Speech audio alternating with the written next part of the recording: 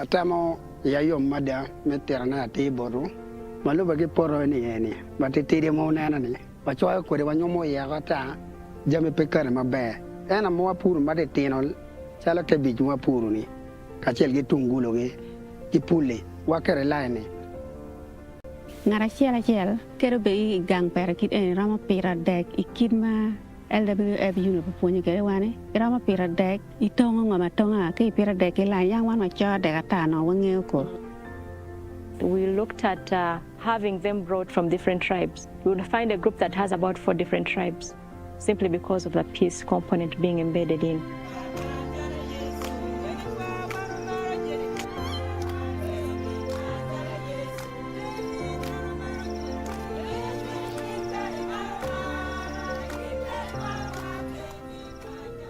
Anyua pala cho chiro marco ti bino ga marco per kuja chao yer chao luani ko ma chi tam en ni no bini wi tam ne anyual ke lo tena ngwen ti kanywa an chirong tuar ba bet pe de logo.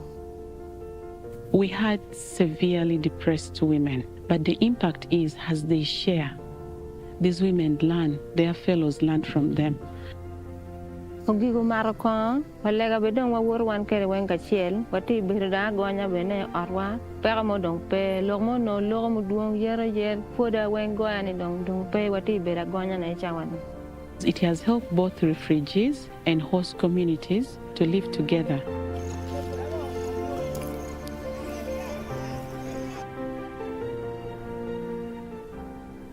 The march actually means a lot to the youth.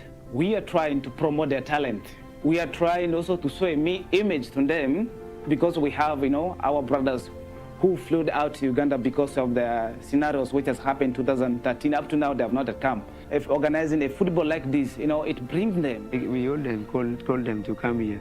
If they come here, we share the idea about the importance of peace, not only football. We finish with football, we will go to the center, we show them about the importance of peace. The peace must mean for me a lot. Yeah, we play good in that game. No fighting there. The project goes ahead to bring peace between South Sudanese and us Ugandans. So whenever they come, these people from South Sudan come, they interact with them.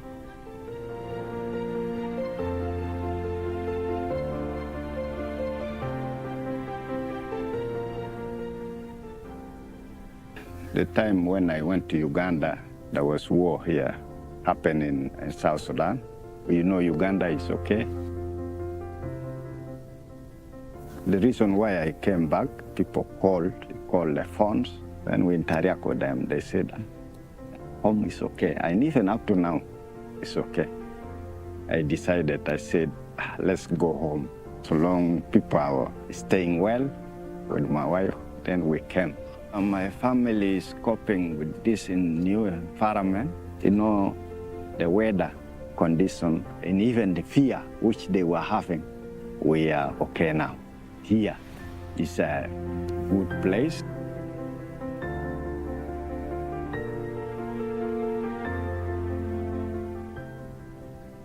We have sorghum and then sweet potatoes. I even put some simsim.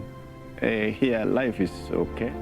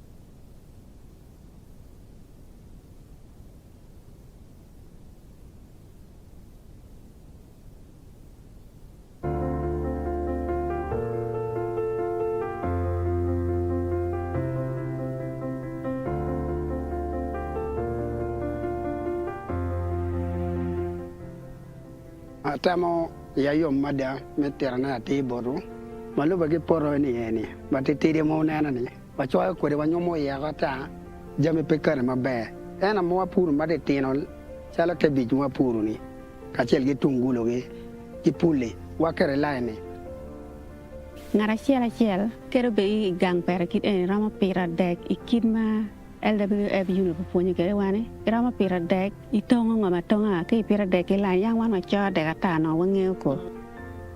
We looked at having them brought from different tribes. We would find a group that has about 4 different tribes, simply because of the peace component being embedded in.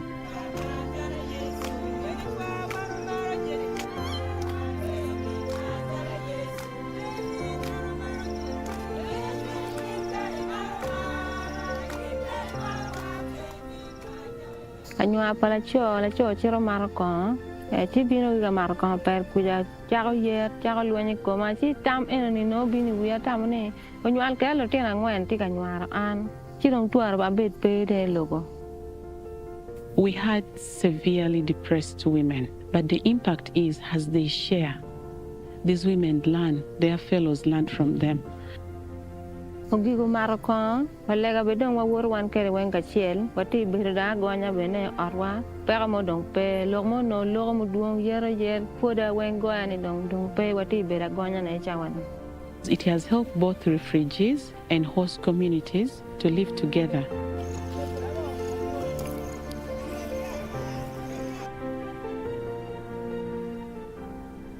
The march actually means a lot to the youth.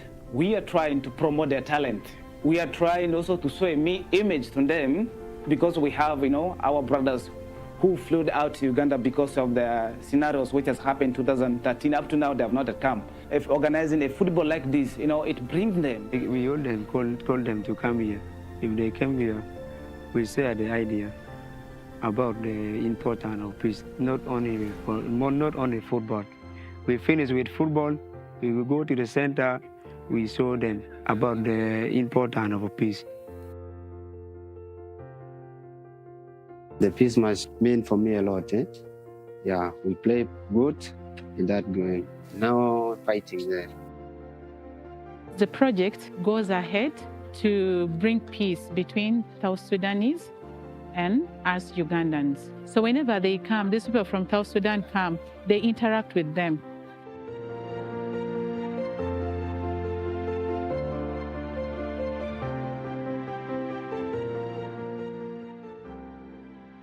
The time when I went to Uganda, there was war here happening in South Sudan. Uganda is okay. The reason why I came back, people called the phones, and we interact with them. They said, home is okay. And even up to now, it's okay. I said, let's go home. So long people are staying well with my wife, then we came.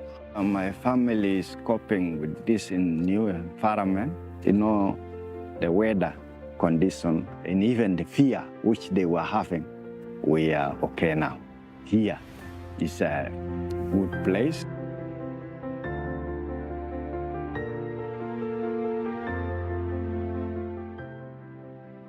We have sorghum and then sweet potatoes. I even put some simsim. Here life is okay.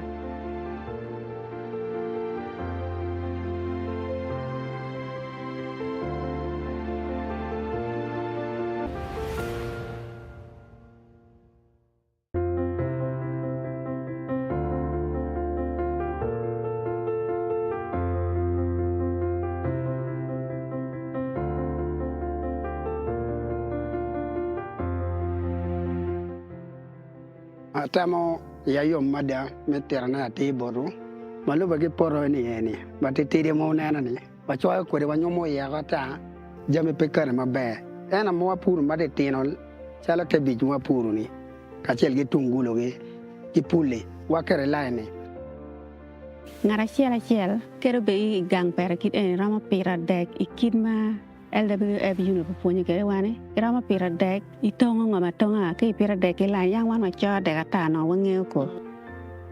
We looked at having them brought from different tribes. We would find a group that has about 4 different tribes, simply because of the peace component being embedded in.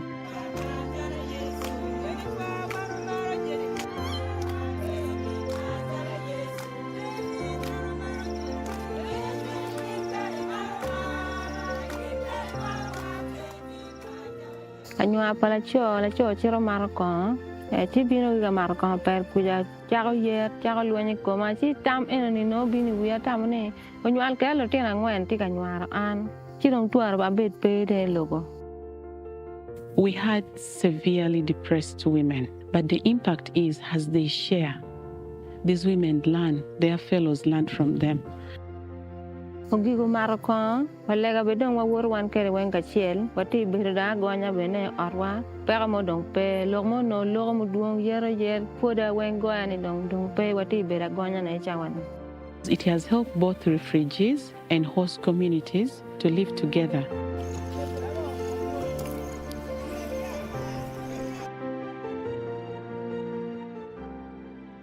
The march actually means a lot to the youth. We are trying to promote their talent.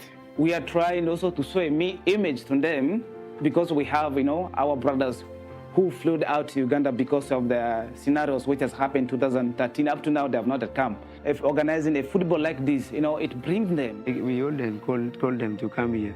If they come here, we share the idea about the importance of peace, not only football. We finish with football, we will go to the center, we show them about the importance of peace. The peace must mean for me a lot. Yeah, we play good in that game. Now fighting there. The project goes ahead to bring peace between South Sudanese and us Ugandans. So whenever they come, these people from South Sudan come, they interact with them.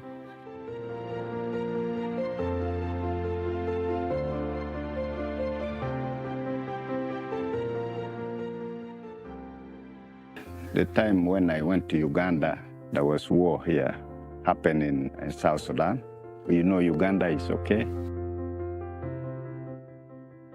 The reason why I came back, people called the phones, and we interact with them. They said, home is okay. And even up to now, it's okay.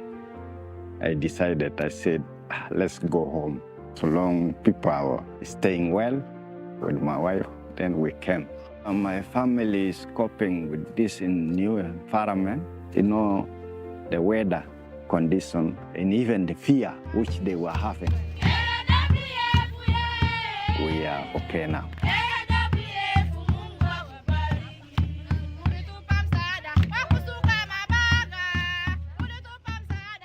Every day, about 200 refugees arrive in Uganda from South Sudan, the DRC, and other neighboring countries. More than 80% of them are women and children. Amidst the various challenges these women face, they also confront gender-based violence, or GBV. In their newly found homes, these women are courageously striving to forge new lives while overcoming the trauma inflicted by GBV. Thanks to the dedicated support of the Lutheran World Federation Uganda, these women are now infused with hope for them and their children's futures.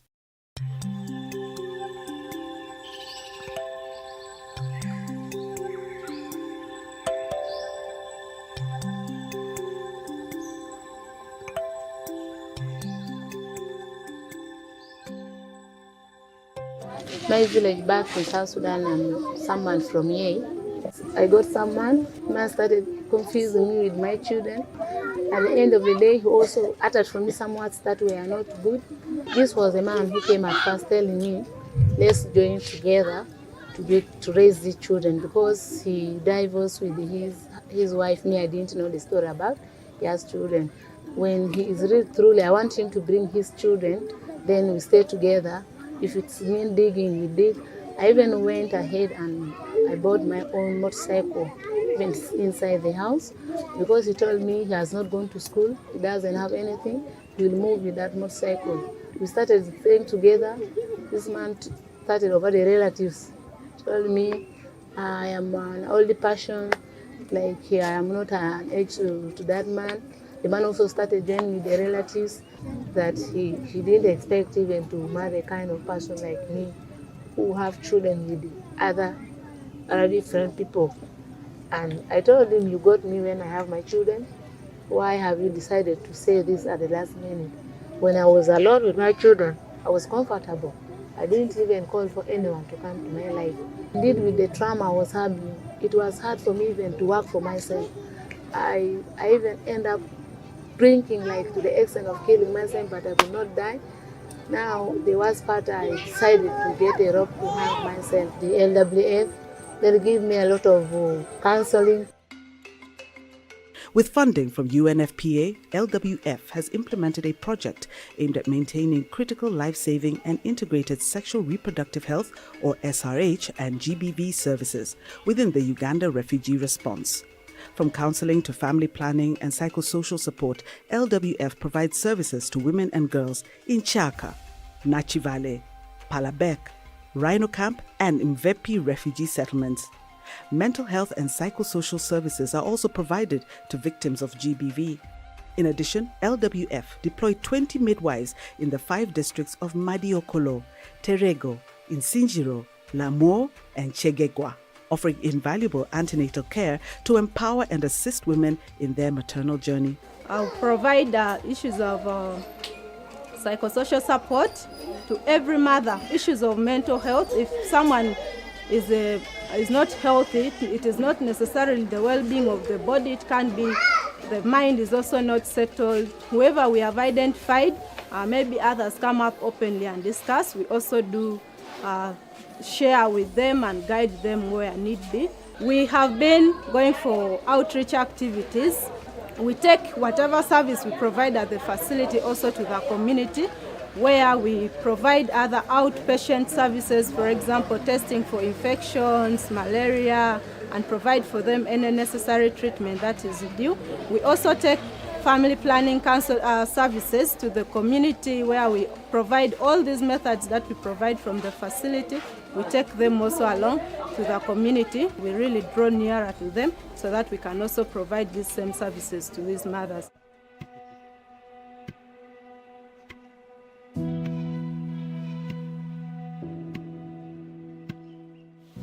Ma jar ka lega the market tek di mugma da do ana da po mugna to di lum kama bo ki mag ni nyar ke di lum tian beru tian duong me ka jar ka lega en wang mer no ang ki market tek no muga da do mugma na de ko ke di lum ngar no me a win no pe na ji wo mugo di lum kama bo no ki diang weng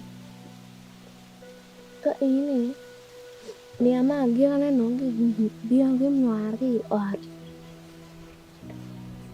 nó cái nhòa cái ọt đấy ý là beru ở trên phá nó còn nó trên mình đờ nó còn nó trên mình lại có cha là lại bên lại cho bên gì thế bây giờ là game malaria mẹ ra gọi à nó mà nó malaria bị bê cả gọi nó à.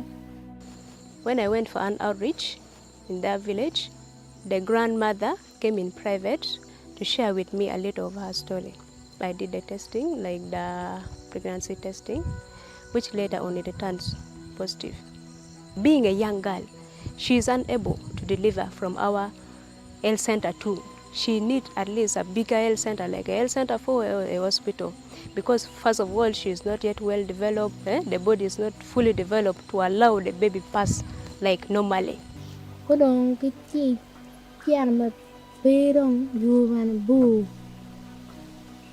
gen word mà nó baka đồng word da ariara naka da ta charo pimunu you know il romu nyole ariara ka yuro ya pe romu twala wa ka mon da ta we pimu da mara re mo tan non da ta we anang na tian chok ku ngai ra nak ai quảng du già pe đồng ở đó nhớ mới là đem nó về đừng cậu đang tao ngồi đằng tao quỳ đoạt chân mua bạc đằng ở nhớ lượng là đem mày nó phụ kỳ bê mà qua cái màn đo nó có một đông mày giọt Ano yot ko manong timo be. Idong pi tama dak ta bergamina. Ni mo la tian im do mana. Idong kon madak ta bergamina ki aryat. Bakergi jale bakergi besen wen no ki aryat. Ka ami ara fo WF. Kon magukelo. Dak ta mo kele gukele ya yu anaka. Kon magi madak ta no konya kere mi ata fo dak ta ni matek. We provide these dignity kits that would help us provide the warmth for the baby as well as give some sanitary care for the mother as well. Saa yenye nilienda Bujumbura nilikuwa na nilishauza himango hidogo. Saa yenye nilifika kitongole cha WF kikanisaidia na himango ya mtoto na akakumfunika na makareso na sabuni na mbegeti nikefurahi. I also got employed after the counseling with LWF. They are paying me, but their payment is done through the bank. Okay, the training that I received is for tailoring. The reason why I also wanted that training because I've decided to take an IG of selling clothing. I've decided wisely to get that training so that I'll do it on my own. So that also sometimes I show clothing that I sell in my place on my own. Now fully resettled, these resilient women have been equipped with skills in tailoring, knitting, shoemaking, art, craft, hairdressing, amongst others, to enable them to source sustainable incomes and provide for themselves and their families. As they focus on empowering themselves, the future of these women shines brighter, transforming them into productive members of their new communities within a safe and secure environment. Hapa make ginzi nilijua LWF walifanyaka meeting ya kutufundisha ginzi ya kupiganisha unyanyasaji na ginzi watafundisha kazi za mikono kwa wamama. Ndio nilikuwa mkikundi ya kutengeneza viatu. Tulijifunza kutengeneza. Sasa yenyewe tulimaliza. Walitupatia vifaa vyote. Sasa hii tunaanza kutengeneza.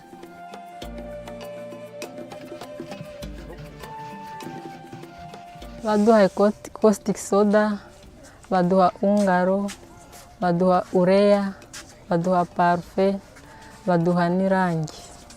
None maze kumenya kwiga ndakora ngatembeza ngagurisha marakini ibiryo bimfashije mu buryo byinshi cyane.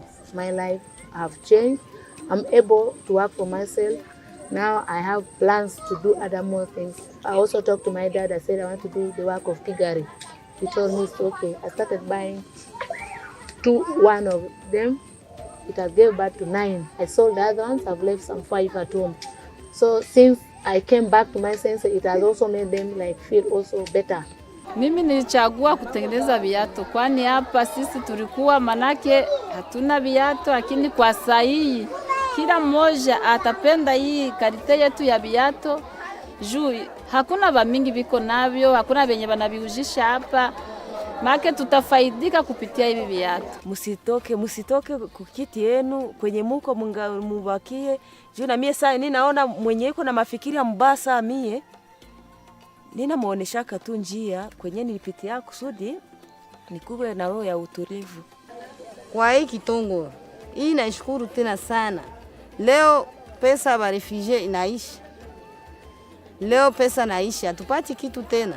Batu 10 kwa napata mtwaro 12, batu 10. Lakini juu niko hapa kwa hii kitongo, iko nanisaidia ile pesa. Nachanga kwa ile mtwaro 12, maisha yanaendelea, niko bien. UNFPA sukran sedit masadana lo sadana kalis marhala kana na fogode. Lakini sadana sukran to kalis. Asante sana LWF, asante sana UNFPA.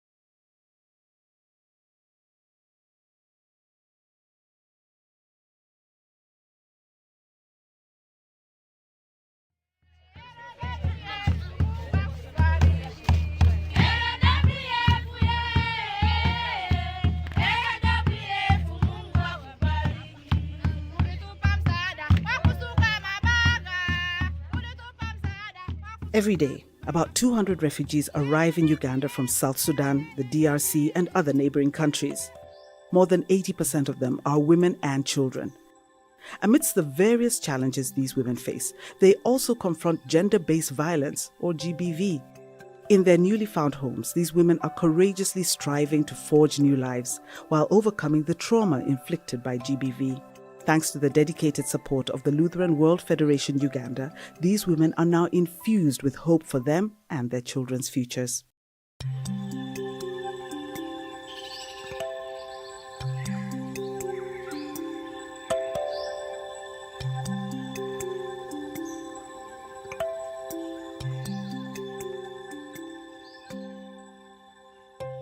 My village back in South Sudan, and someone from here. I got someone, man started confusing me with my children. At the end of the day, he also uttered from me some words that were not good. This was a man who came at first telling me, let's join together to raise these children, because he divorced with his wife. Me, I didn't know the story about. He has children. When he is really truly, I want him to bring his children, then we stay together. If it's mean digging, we dig. I even went ahead and I bought my own motorcycle, even inside the house, because he told me he has not gone to school, he doesn't have anything, he will move with that motorcycle. We started staying together. This man started over the relatives. He told me I am an old person, like I am not an age to that man. The man also started joining with the relatives that he didn't expect even to marry a kind of person like me, who have children with other different people. And I told him, you got me when I have my children. Why have you decided to say this at the last minute? When I was alone with my children, I was comfortable. I didn't even call for anyone to come to my life. Indeed, with the trauma I was having, it was hard for me even to work for myself. I even end up drinking, like to the extent of killing myself, but I could not die. Now, the worst part, I decided to get a rope to hang myself. The LWF, they'll give me a lot of counseling. With funding from UNFPA, LWF has implemented a project aimed at maintaining critical life-saving and integrated sexual reproductive health, or SRH, and GBV services within the Uganda refugee response. From counseling to family planning and psychosocial support, LWF provides services to women and girls in Chaka, Nachivale, Palabek, Rhino Camp, and Mvepi refugee settlements. Mental health and psychosocial services are also provided to victims of GBV. In addition, LWF deployed 20 midwives in the 5 districts of Madiokolo, Terego, Insinjiro, Lamour, and Chegegwa, offering invaluable antenatal care to empower and assist women in their maternal journey. I'll provide issues of psychosocial support to every mother, issues of mental health. If someone is not healthy, it is not necessarily the well-being of the body, it can be the mind is also not settled. Whoever we have identified, maybe others come up openly and discuss. We also do share with them and guide them where need be. We have been going for outreach activities. We take whatever service we provide at the facility also to the community, where we provide other outpatient services, for example, testing for infections, malaria, and provide for them any necessary treatment that is due. We also take family planning council services to the community, where we provide all these methods that we provide from the facility. We take them also along to the community. We really draw nearer to them so that we can also provide these same services to these mothers.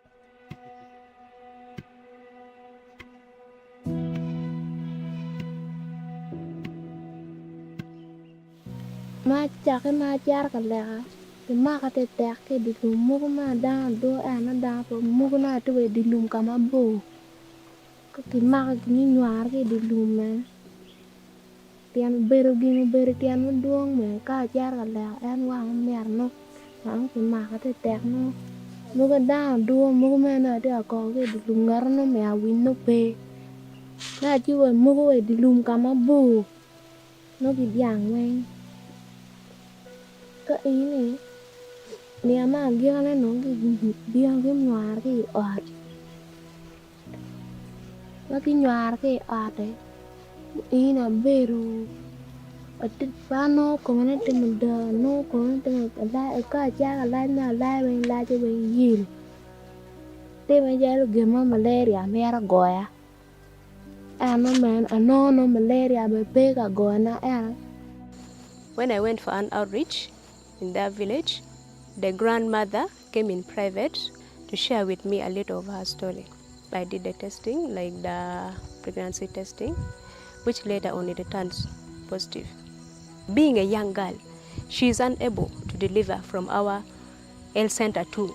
She needs at least a bigger health center, like a health center for a hospital, because first of all, she is not yet well developed. The body is not fully developed to allow the baby pass like normally. Kodong kichi kian ma perong yu man bu. Gen word man paka. Dong wada ariara naka. Data jar pimunu you know. Il romu yole ariaka yuro yape pe romu twala wa kamona. Data we pimu da mara remu tanwan. Data we anang na tiam chok tu ngare manak. Ai quảng dù già bé rồi ở đây nhớ mới là đem nó về đừng cậu đang tao ngồi đằng tao quỳ đoạt chân mơ ba đằng và nhớ lần là đem mày nó phụ kỳ bê mà qua cái màn đo mà con đông mày giọt và nơi giọt con nó tìm một bè cái đông bị ta mà đặt ta bê cả mì na nhưng mà là đem im đo mà này. Idong kon madagta bergamina ki aryat bakergi jale bakergi besen wen no ki aryat ka amir fo LWF kon magukelo dagta mo kele gukele ya yu anaka kon magi madagta no konya kere miata fo dagta ma tek. We provide these dignity kits that would help us provide the warmth for the baby as well as give some sanitary care for the mother as well. Saa yenye nilienda Bujumbura nilikuwa na nilishauza himango hidogo. Saa yenye nilifika kitongole cha WF kikanisaidia na himango ya mtoto na akakumfunika na makareso na sabuni na mbegeti nikefurahi. I also got employed after the counseling with LWF. They are paying me, but their payment is done through the bank. Okay, the training that I received is for tailoring. The reason why I also wanted that training because I've decided to take an IG of selling clothing. I've decided wisely to get that training so that I'll do it on my own. So that also sometimes I show clothing that I sell in my place on my own. Now fully resettled, these resilient women have been equipped with skills in tailoring, knitting, shoemaking, art, craft, hairdressing, amongst others, to enable them to source sustainable incomes and provide for themselves and their families. As they focus on empowering themselves, the future of these women shines brighter, transforming them into productive members of their new communities within a safe and secure environment. Hapa make ginzi nilijua LWF walifanya meeting ya kutufundisha ginzi ya kupiganisha unyanyasaji na ginzi watafundisha kazi za mikono kwa wamama. Ndio nilikuwa mkikundi ya kutengeneza viatu. Tulijifunza kutengeneza. Sasa nye tulimaliza. Walitupatia vifaa vyote. Saa hii tunaanza tekeleza.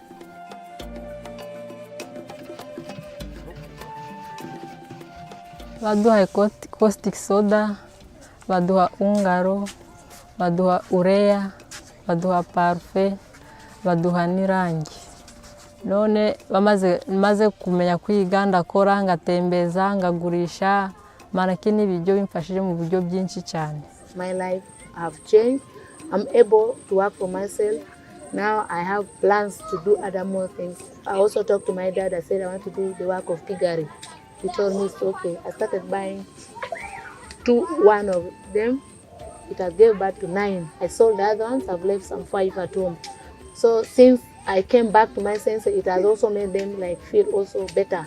Mimi nilichagua kutengeneza viatu kwani hapa sisi tulikuwa manake hatuna viatu, lakini kwa saa hii kila mmoja atapenda hii karite yetu ya viatu juu hakuna vamingi viko navyo, hakuna venye wanaviujisha hapa.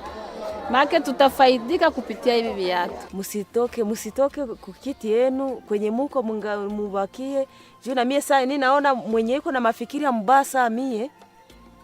Nina muoneshaka tu njia kwenye nilipitia kusudi nikuwe na roho ya utulivu. Kwa hii Kitongo, hii naishukuru tena sana.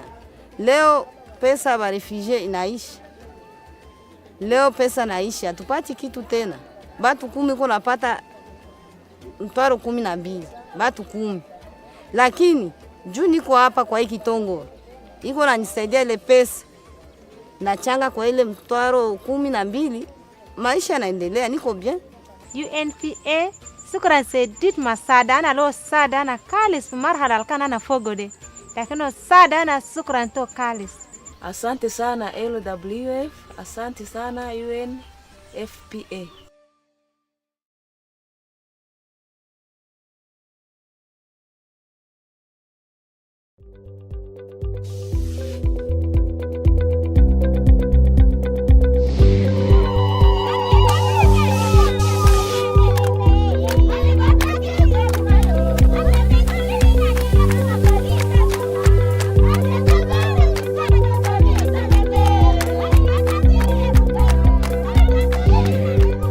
Adjumani district in the West Nile region of Uganda hosts the highest number of refugee settlements in the country. The 19 settlements have become home to over 200,000 refugees. These refugees have been highly dependent on food rations provided by World Food Programme. However, these rations have dwindled over time due to funding gaps. This significantly affected the livelihoods of many refugees. To bridge this gap, the Lutheran World Federation, LWF, with funding from Bread for the World, started implementing a 3-year project to enhance sustainable livelihoods, environment and promotion of reproductive health needs and psychosocial well-being of refugees and the host communities. 50% of the project beneficiaries are refugees and the other 50% the host community.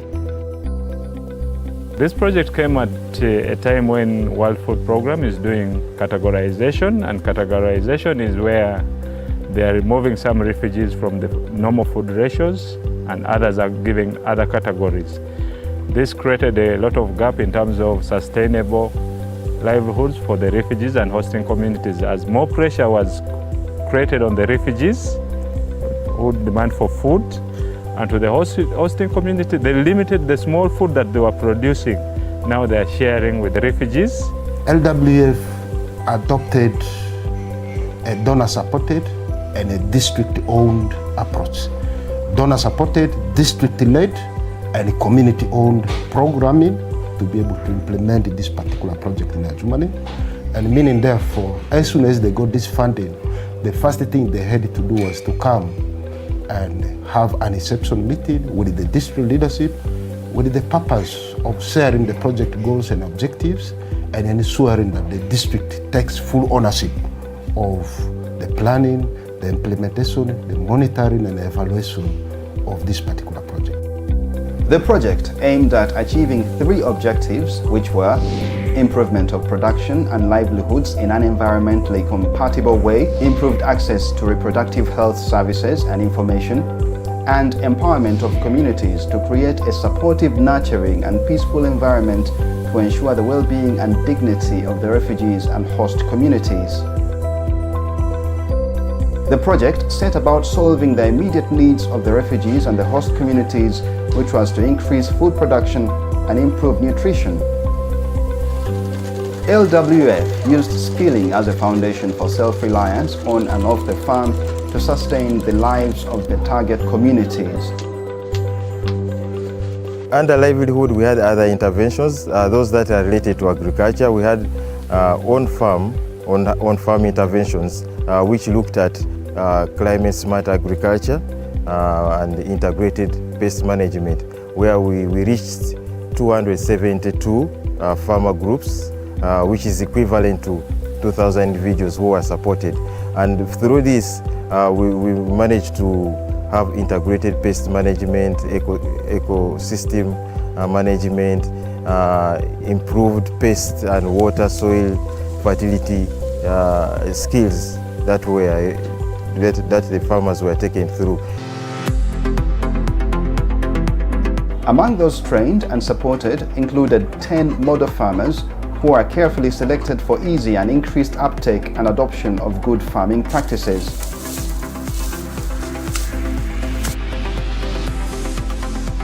Ojawadi Charles is one of the 10 model farmers selected and trained. He has been able to use the knowledge and seeds he got to transform from a subsistence farmer to a commercial farmer, dealing in many enterprises.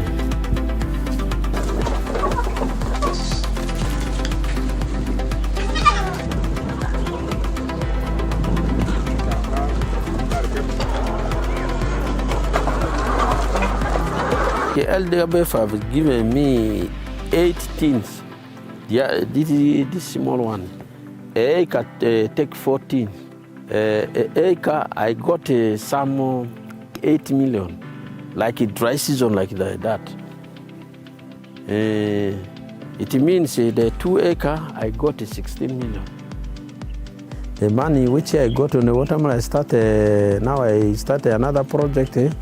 Right now I have a goat project. I have 28 goats. And the other one I have also, I start a chicken project, poultry. I have now 700.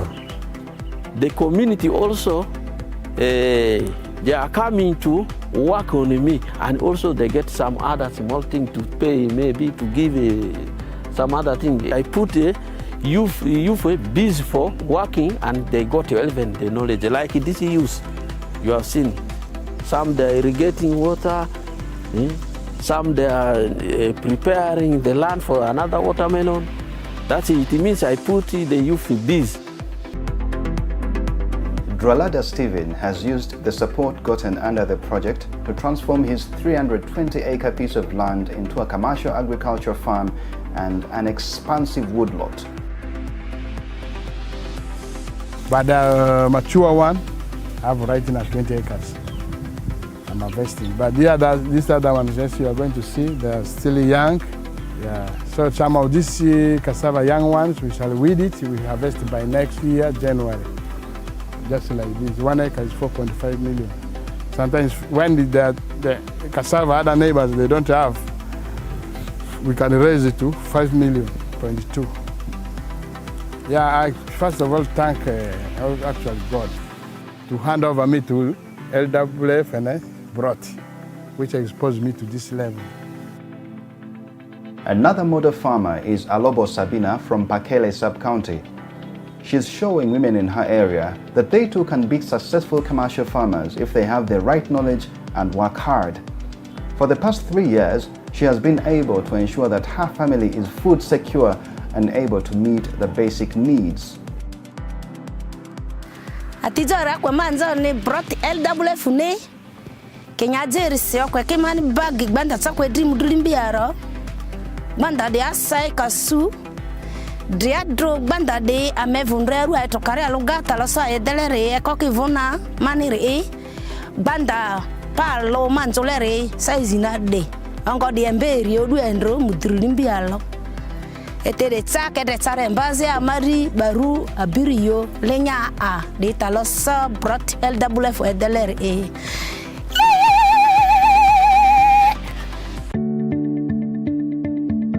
She was also given beehives by LWF to start an apiary project as a form of diversification and for income generation. Sabina is optimistic that these enterprises will ensure that her family is food secure for many years to come.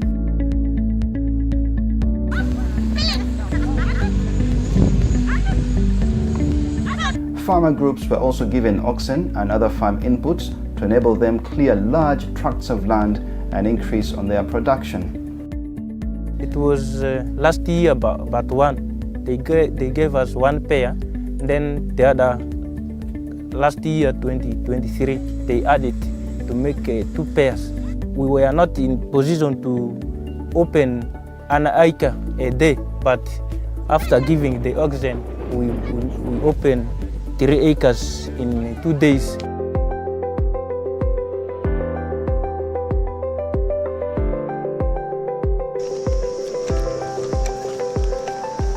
To support farmers handle the increased production, they were trained on proper post-harvest handling techniques and encouraged to bulk their produce to increase their bargaining power for better prices.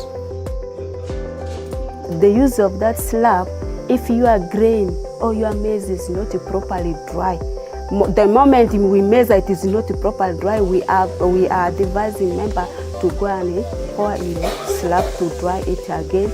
That is the very good support we receive from LWF here in this community. And this store has been constructed for the communities. This is the community store. Any group which they do produce and is saving during the time of harvest, they are coming to bulk here in the store. The reason why we do the bulking here is we are just waiting at least the price to increase a bit so that we sell it jointly as a group. Increase in crop production has been because of groups accessing certified affordable seeds. To achieve this, LWF trained 10 local seed farmers on seed multiplication of local seed varieties. Farmers have been able to produce certified seeds, eliminating unreliable seeds from the local market. LWF gave me 90 kg. They bought from Serere there. So I tried to multiply that seed. Then that time, the seeds does well.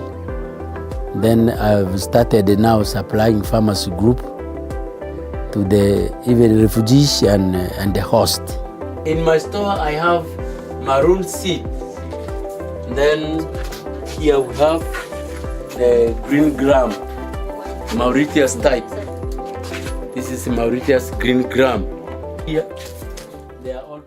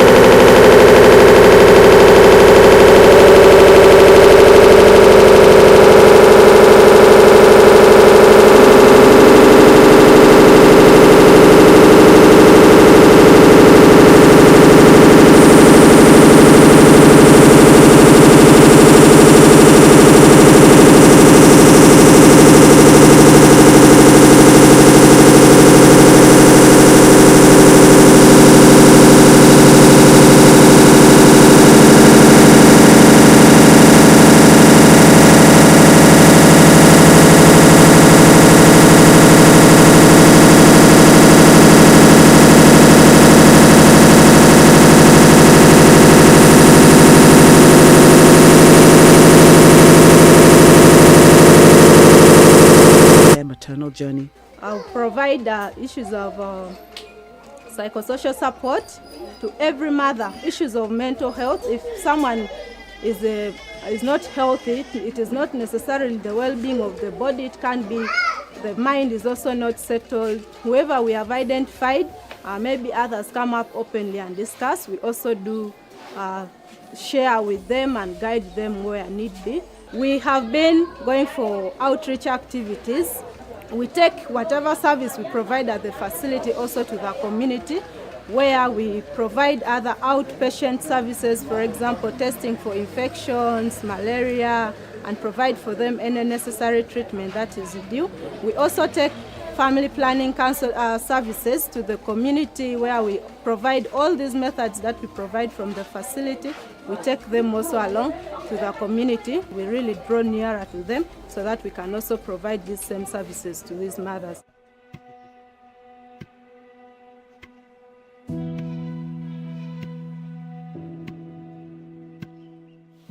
Ma chaka ma jar ka lega the market tek di lum ma da do ana da po mugna to di lum kama bo ko ki ma ni nyar ke di lum me tian beru gi beru tian mo duong me ka jar ka lega en wa mer no ang ki ma ka tek no muga da do mugma na de ko ke di lum ngar no me a win no pe na ji wo mugo di lum kama bo no ki yang we cái ý này nếu mà kia này nó cái bia cái nhòa cái ọt và cái nhòa cái ọt đấy ý là beru ở trên pha nó có mấy cái mình đờ nó có mấy cái lại ở cái cha cái lại nào lại bên lại cho bên gì thế mà giờ lúc game malaria mẹ ra gọi à nó mà nó malaria bị bê cả gọi na à. When I went for an outreach in their village, the grandmother came in private to share with me a little of her story. I did the testing, like the pregnancy testing, which later on it turns positive. Being a young girl, she is unable to deliver from our health center too. She needs at least a bigger health center, like a health center for a hospital, because first of all, she is not yet well developed. The body is not fully developed to allow the baby pass like normally. Có đồng cái chi mà bê đồng dù mà bù gen word mà baka đồng word da ariara naka da ta jaro pimunu you know il romu nyole aria ka juro ya pe romu twala wa ka mon da ta we pimu da mara re mu tan non da ta we anang ma tian chok ngai re nak ai quảng dù già bé đồng ở đó nhon mới là đem mình về đừng cậu đang tao ngồi đằng tao quỳ đoạt chân mua bạc đằng ở nhon lần là đem mày nông phu kỳ bê mà qua cái màn đo mà con đông mày giọt ở nơi giọt con nó không tìm một bè đông bị ta mà đặt ta bê cả mì na nhưng mà là đem im đo mà này cái đông con mà đặt ta bergamina cái ariat bác kẹt gì cha là bác kẹt gì với sàn quen nó cái ariat cái amir for LWF cái con mà kêu là đặt ta một kêu là ya Uganda cái con mà đặt ta nó con nhà kêu mẹ ta for đặt ta mà tẹt. We provide these dignity kits that would help us provide the warmth for the baby, as well as give some sanitary care for the mother as well. Saa nilienda Bujumbura, nilikuwa na nilishauza himango hidogo. Sasa nilifika kitongole cha WF, kikanisaidia na himango ya mtoto na akakumfunika na makareso na sabuni na mbegeti, nikefurahi. I also got employed after the counseling with LWF.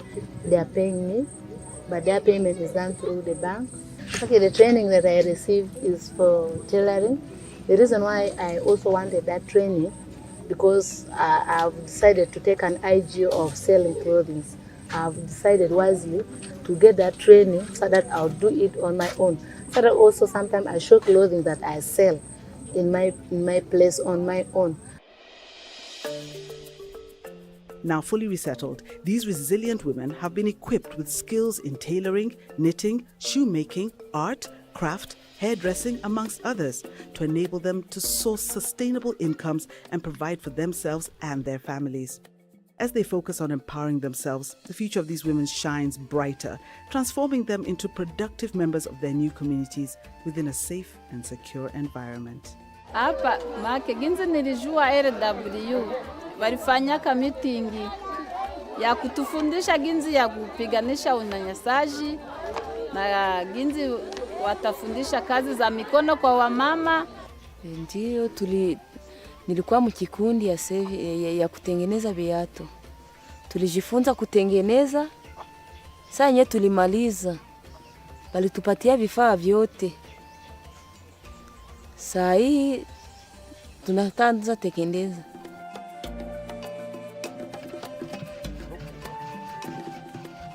Baduha caustic soda, baduha ungaro, baduha urea, baduha parfait, baduha n'irangi. None bamaze kumenya kwiga ndakora ngatembeza ngagurisha marakini ibiryo bimfashije mu buryo byinshi cyane. My life have changed. I'm able to work for myself. Now I have plans to do other more things. I also talked to my dad. I said I want to do the work of piggery. He told me it's okay. I started buying one of them. It has gave birth to 9. I sold the other ones. I've left some 5 at home. So since I came back to my senses, it has also made them feel also better. Mimi nilichagua kutengeneza viatu kwani hapa sisi tulikuwa manake hatuna viatu, lakini kwa sahihi kila mmoja atapenda hii kalite yetu ya viatu. Juu hakuna bamingi biko navyo, hakuna benye banabiujisha hapa. Make tutafaidika kupitia hivi viatu. Musitoke kukiti yenu kwenye muko mubakie. Juu na mie saa ninaona mwenye iko na mafikiri mbasa mie. Nina muoneshaka tu njia kwenye nilipitia kusudi nikuwe na roho ya utulivu. Kwa hii kitongo, hii naishukuru tena sana. Leo pesa ba refugee inaishi. Leo pesa naishi, hatupati kitu tena. Batu 10 kuna pata mtwaro 12, batu 10. Lakini juu niko hapa kwa hii kitongo, iko na nisaidia ile pesa. Nachanga kwa ile mtwaro 12, maisha yanaendelea, niko bien. UNFPA sukran sedit masada ana lo sada ana kalis marhala alkana na fogode. Lakini sada ana sukran to kalis. Asante sana LWF, asante sana UNFPA.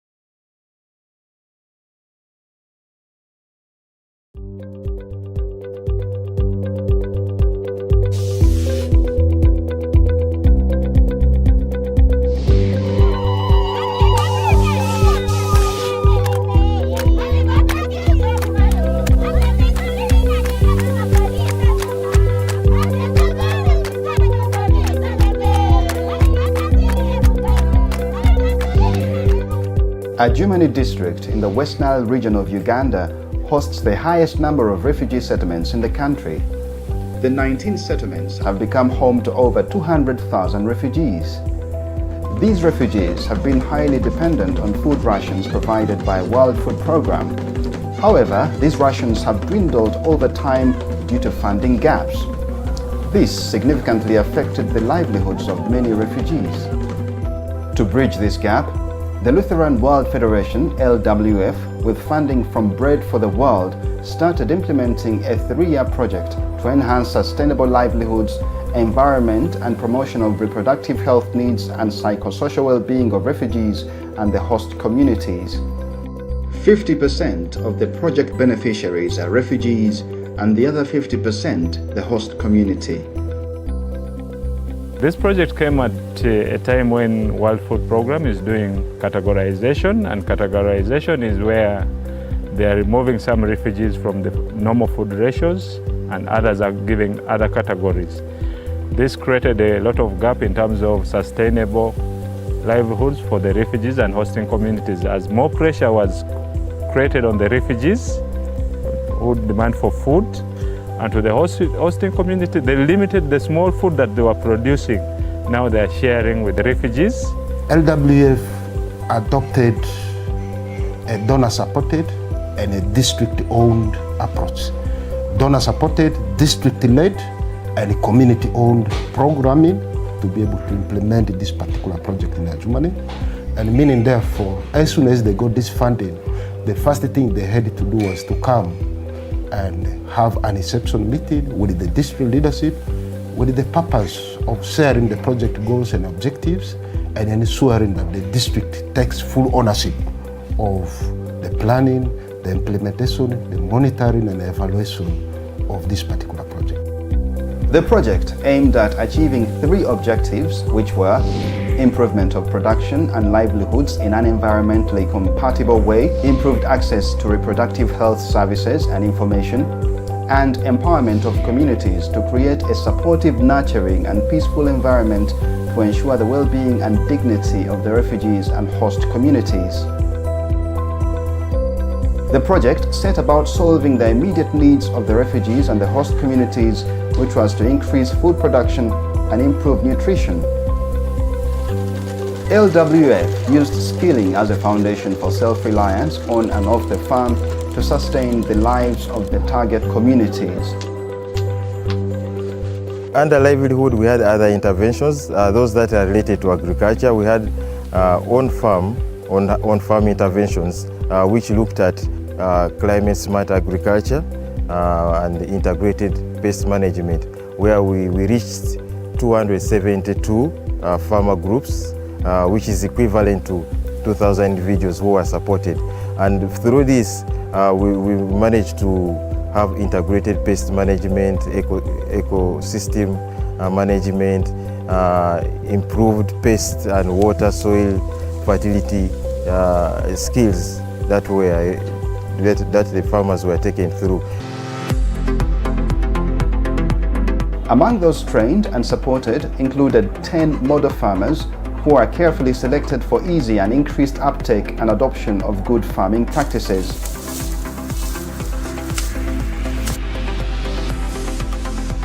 Ojawadi Charles is one of the 10 model farmers selected and trained. He has been able to use the knowledge and seeds he got to transform from a subsistence farmer to a commercial farmer, dealing in many enterprises.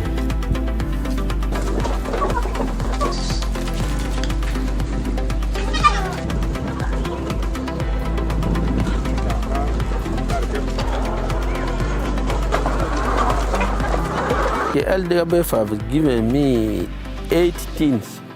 Yeah, this small one. An acre take 14. An acre I got some 8 million, like a dry season like that. It means the 2 acre I got 16 million. The money which I got on the watermelon, now I started another project. Right now I have a goat project. I have 28 goats.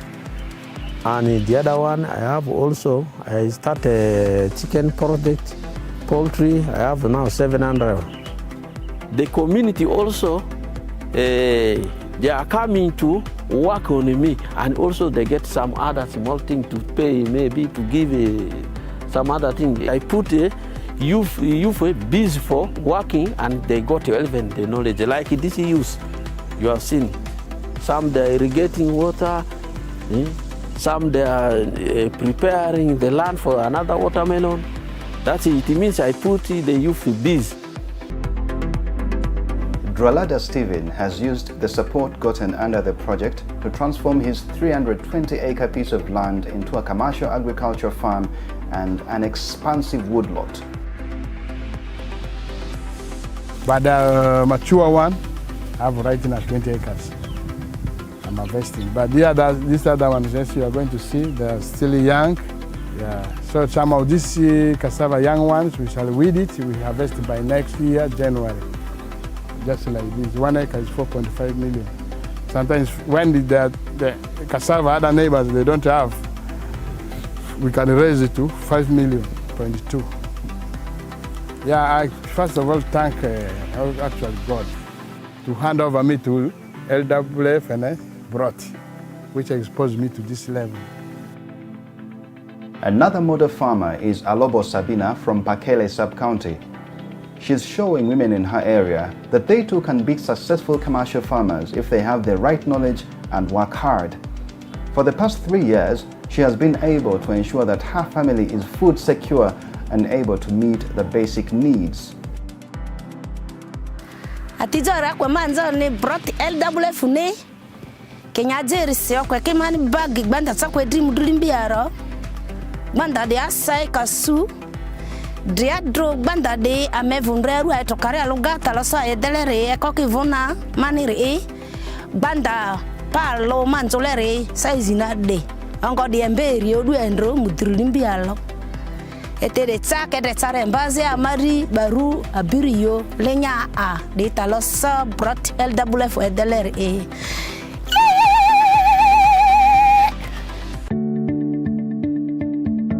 She was also given beehives by LWF to start an apiary project as a form of diversification and for income generation. Sabina is optimistic that these enterprises will ensure that her family is food secure for many years to come.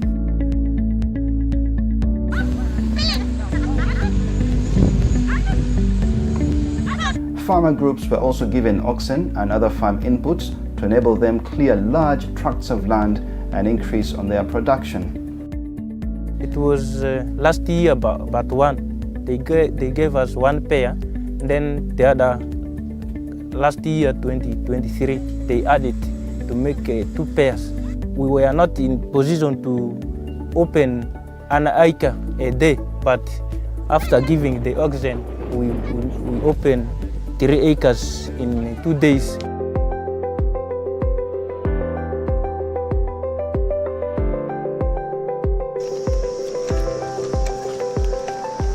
To support farmers handle the increased production, they were trained on proper post-harvest handling techniques and encouraged to bulk their produce to increase their bargaining power for better prices.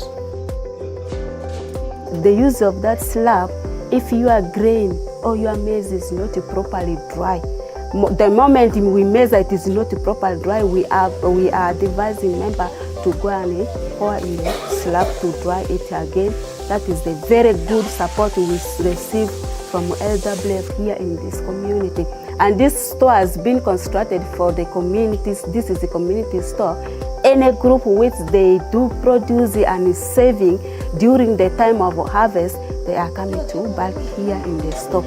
The reason why we do the bulking here is we are just waiting at least the price to increase a bit so that we sell it jointly as a group. Increase in crop production has been because of groups accessing certified affordable seeds. To achieve this, LWF trained 10 local seed farmers on seed multiplication of local seed varieties. Farmers have been able to produce certified seeds, eliminating unreliable seeds from the local market. LWF gave me 90 kg. They bought from Serere there. So I tried to multiply that seed. Then that time the seeds does well. Then I've started now supplying farmers group to the even refugees and the host. In my store I have maroon seed. Then here we have the green gram. Mauritius type. This is Mauritius green gram. Here, they are all treated seeds now, ready for farmers. This is Serenat 11. Increased production led to increased incomes, and this called for savings and engaging in business enterprises by the different group members. LWF, under the Bread for the World project, supported the formation of village savings and loans associations, VSLAs, and training in financial literacy, business skills and marketing. This has led to an increasing number of small businesses operated especially by women.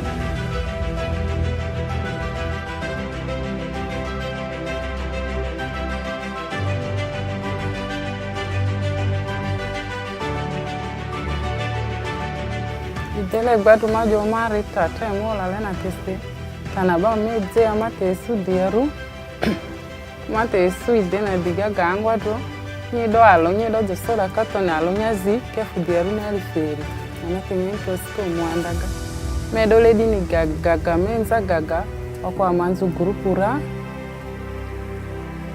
site yangwa zimedu mabadia sina manzu bate difonyaga okozole sama sima mukoko my deni oyanga gaga ledini saving a metala kinyantini manzura aya inzamuti oko kinyandisa dia stella magurupua.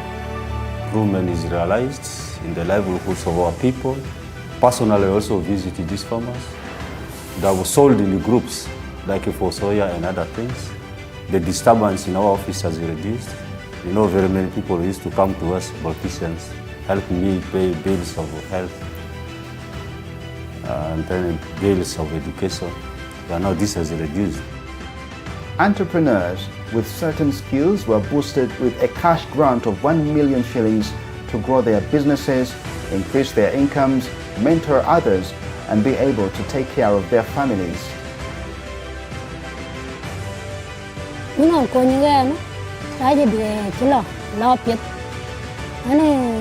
Kakak agak ban ku ke kucuat, ane la cuat, ku kon tu la uji tu kopi ada mbak, kan le kerja, tu beli ada, kan le kerja tu ada, nggak wan cina tu nak cita ada wan, kayak gua cikam kerja kayak kalau kerja Kampala, buku dia nak tahu ketina, kuning ketina kontu, jat kayak keben, kata nggak ben.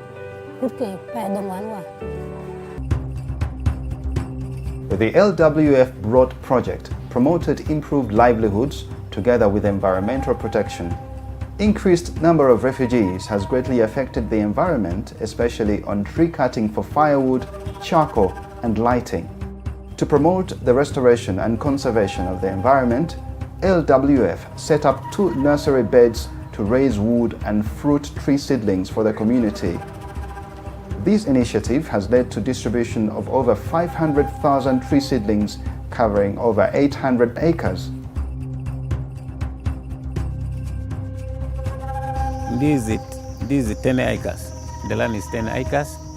I think the seedling is like 6,000 plus because I planted a 250. The money, how much I can get because I never calculate that because this tree, the price depends how the size of the trees.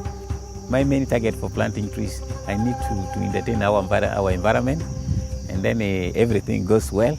So money automatically it will come. My plan is when I'm going to start using this tree, like selling it away, I have another one already. My plan, I plant another one. When I start cutting this one, the other one will grow and replace this. So many people, they have picked now interest because of what they have seen in me. I take myself as an example, and I go on preaching to people that tree planting is the best. I am so happy to the Lutheran World Federation. With their support, I have no challenges in paying fees. All the groups were also trained on how to make energy-saving stoves. Close to 1,500 households now have these energy stoves because of their advantages over the traditional one.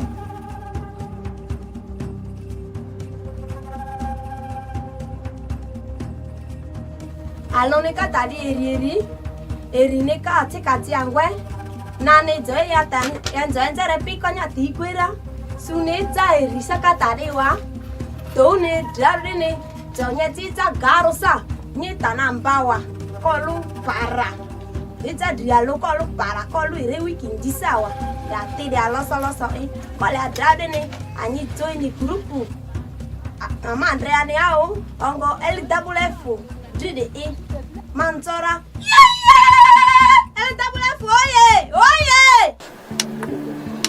Households were supported with solar lighting to ensure access to clean energy. This has improved on the quality of life of the targeted households and reduced dependence on candles and kerosene. Refugees and the host communities do not only face livelihood challenges, but also face health challenges like inadequate access to reproductive health and psychosocial services, which affects their well-being. The LWF Road project also addressed the reproductive health and psychosocial needs of the target communities.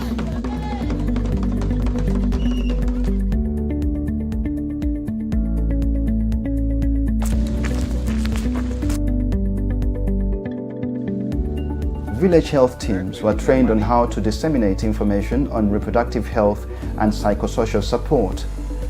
These village health teams, VHTs, have become vital in linking communities to the health facilities.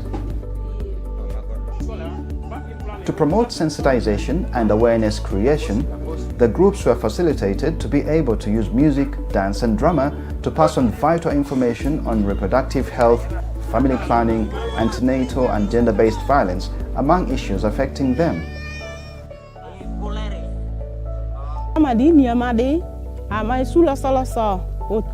La photo rega oko lejo zirani tro e group wade aresa miko walongo zoro ama group wade sa miko we ile fosir e de amatanze drama na katanze drieru yani bang ni ang ni tiana i group ni na psychosocial ni na angara kindai ari dizingo zipipila apoka kobong medeyu koda ponda medeyu kwasasanya si kodeta mero kodeta bang kawaran koda ke po group ni tade ko sida ni gurum ni ata kukuji beri kata sida dinyo kata gbong dinyo kata mere tu mere na kalita ke ata ko ikukuju na beri do de fonda me de ko waran lain na ko iteni do iteni ko ngok be bakani do be teli le lu ke lagbo ko ne na do di fonde waran ko ne na ha usan na sai ko so na ngara hindi gurum ni na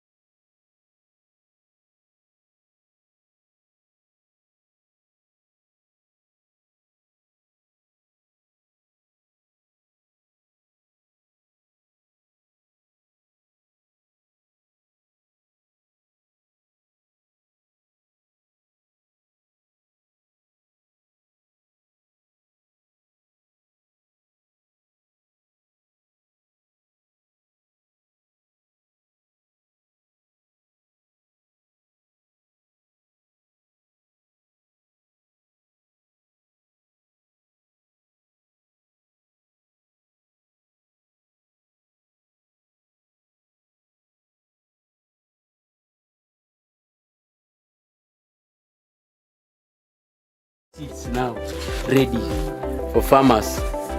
This is Serenat 11. Increased production led to increased incomes, and this called for savings and engaging in business enterprises by the different group members. LWF, under the Bread for the World project, supported the formation of village savings and loans associations, VSLAs, and training in financial literacy, business skills and marketing. This has led to an increasing number of small businesses operated especially by women.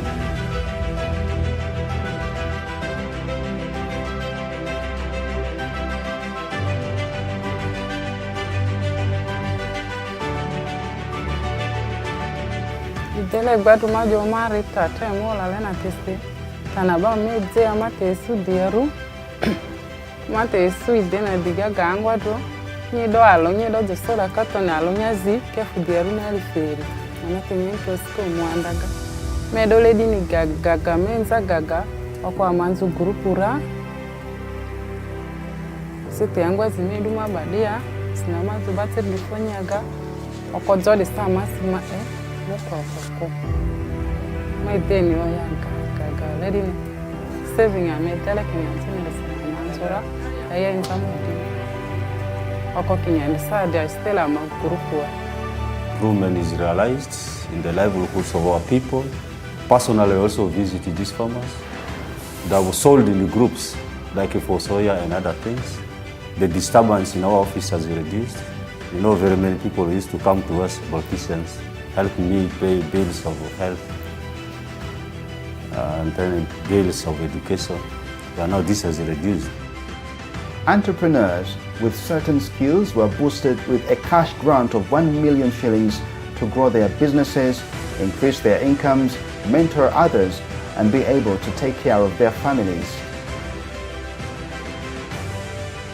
Ngon ko ni ga no ta je de chlo lo pit ani kaka ya ga ban ku ga ke ku chwa ani la chwa ku kon ti la wu chi to ko ya dan ba ka le ko ji ko ji we ya dan ka le ga ji ya dan ga ya wan chi na to na ko chi pa dan wan ke ya go chi kam ka di ke ka la ga di Kampala bu ku de na ta ko ti na ini ke tina kontra jat ke ben katanga ben kut ke pa dongwan wa.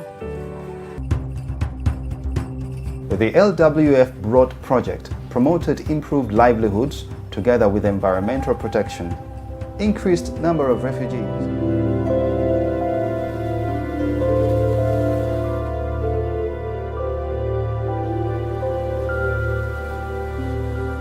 It was May 2012 when I received a call from a colleague at Office of the Prime Minister notifying me of an upcoming crisis.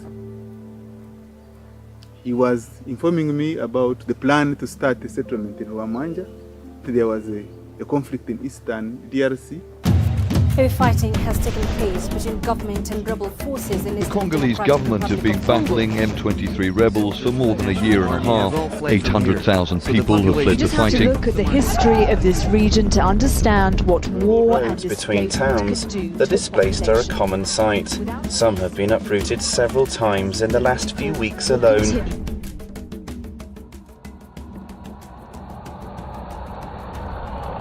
This whole area was the first reception center. It was an open place, and the refugees would be brought here first, stay here for about 2 to 3 days, maximum 4, before they could be given plots. At that time, the critical need was water. I met 3 partners on ground, Uganda Red Cross Society, there was UNHCR, and of course OPM. And they had already erected their tents. They were staying in Rwanda. So we also decided the best would be now also for me to put my tent, and I stay with these other people who were already on ground. By that time, the refugees had arrived. They had put people already in that area. So we continued with borehole drilling. Our initial target was 8, but then I received another communication from Paul in Kampala that we got additional funds so we could do additional 6 boreholes. Now in the process of our hygiene promotion activities, I also came across another refugee who was able to speak English. And when I interacted with him, I learned from him that back in Congo, he was actually lecturing in Goma University. And because he was able to speak English, we also hired him. He was one of our hygiene promoters. We started working with him. Good to see you. Good to see you too. How are you? I'm okay. How are you? Good. Good to meet you. How is life?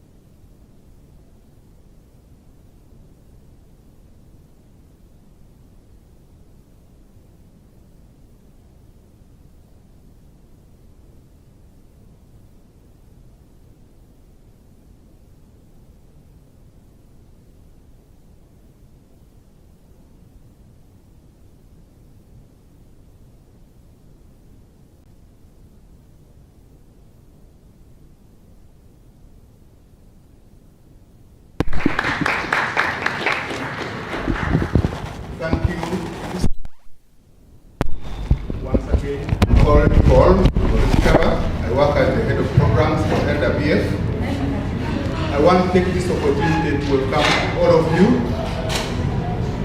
to this very important milestone. This function may appear just a symbolic function, but it marks a lot of achievement, a lot of hard work, and people can attest to that. As LWF, we are very, very excited to have reached this far. 45 years, oh my God, it's a long time.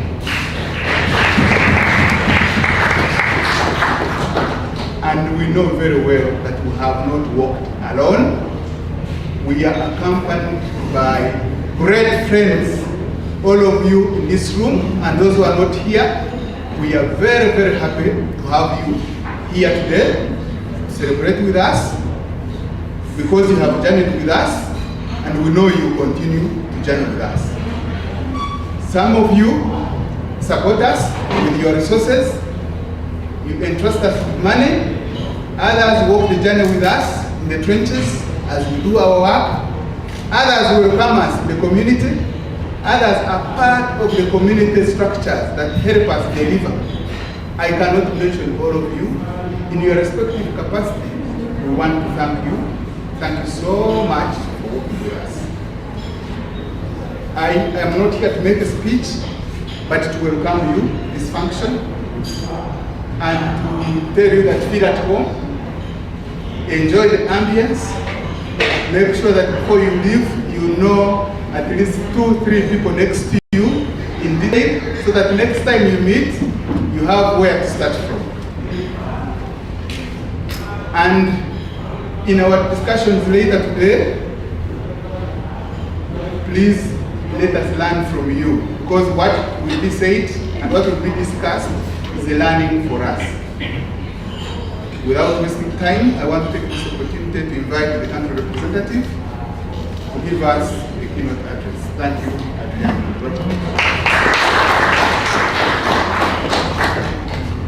Thank you so much, Paul. Good morning, everyone. It's so lovely to see everyone today.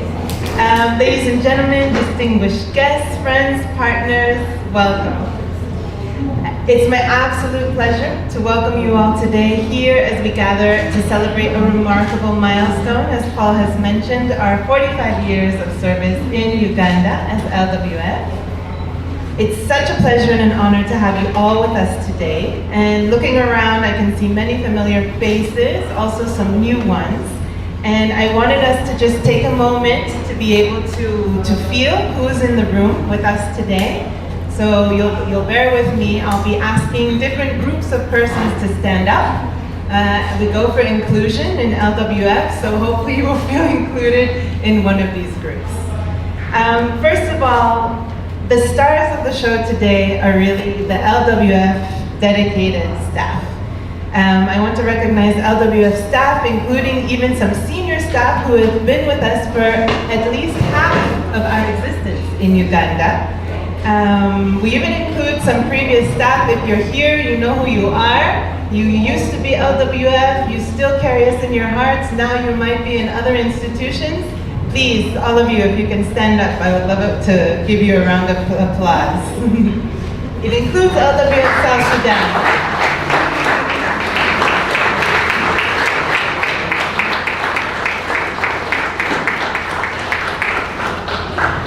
Thank you. I also want to thank our related agencies. As the Lutheran World Federation, we have different organizations which are our family. They are our mothers, our sisters, our brothers, and our uncles, and we're very happy to have some of them here with us today, and namely the Bread for the World team and Canadian Lutheran World Relief, as well as Dan Church Aid and Finn Church Aid. Please stand up.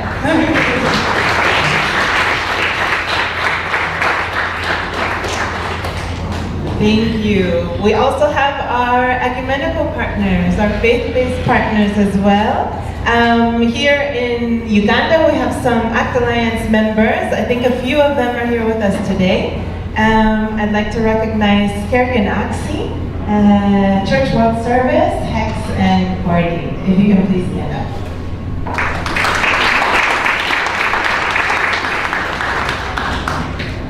So, I'd also like to thank very much all of the district authorities, community leaders, and refugee leaders who are here with us in the room today from different parts of Uganda. You're welcome.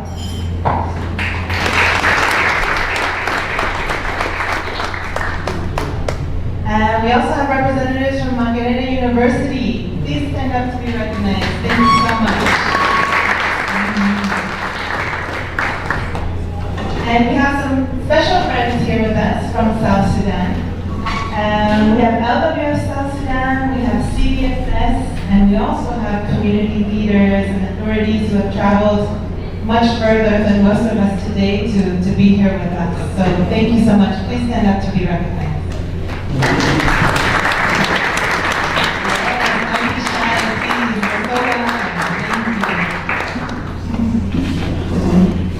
Well, many friends are here as well, fellow CDs, other representatives from the NGO and INGO community. It's great to have you here. I invite you to also please stand up.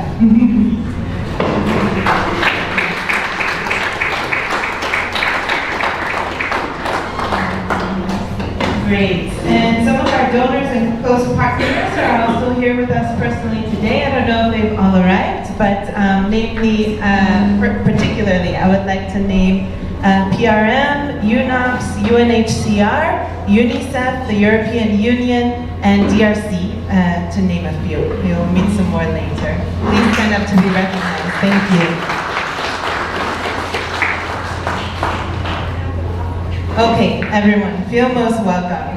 So, 45 years, it's no small feat. It's not 50, but it really is something. I think there's some of us in the room that can feel that, even personally, right? Not yet 50, but something. Our presence in Uganda as LWF began, of course, out of necessity in 1979. We were driven by the dire needs of communities in crisis, and what started as emergency relief has blossomed into a long-term commitment to resilience, empowerment of women, youth, and children, and social cohesion within and across the communities that we serve. Today, we're proud of how far we've come, and we continue our contribution with hope and determination.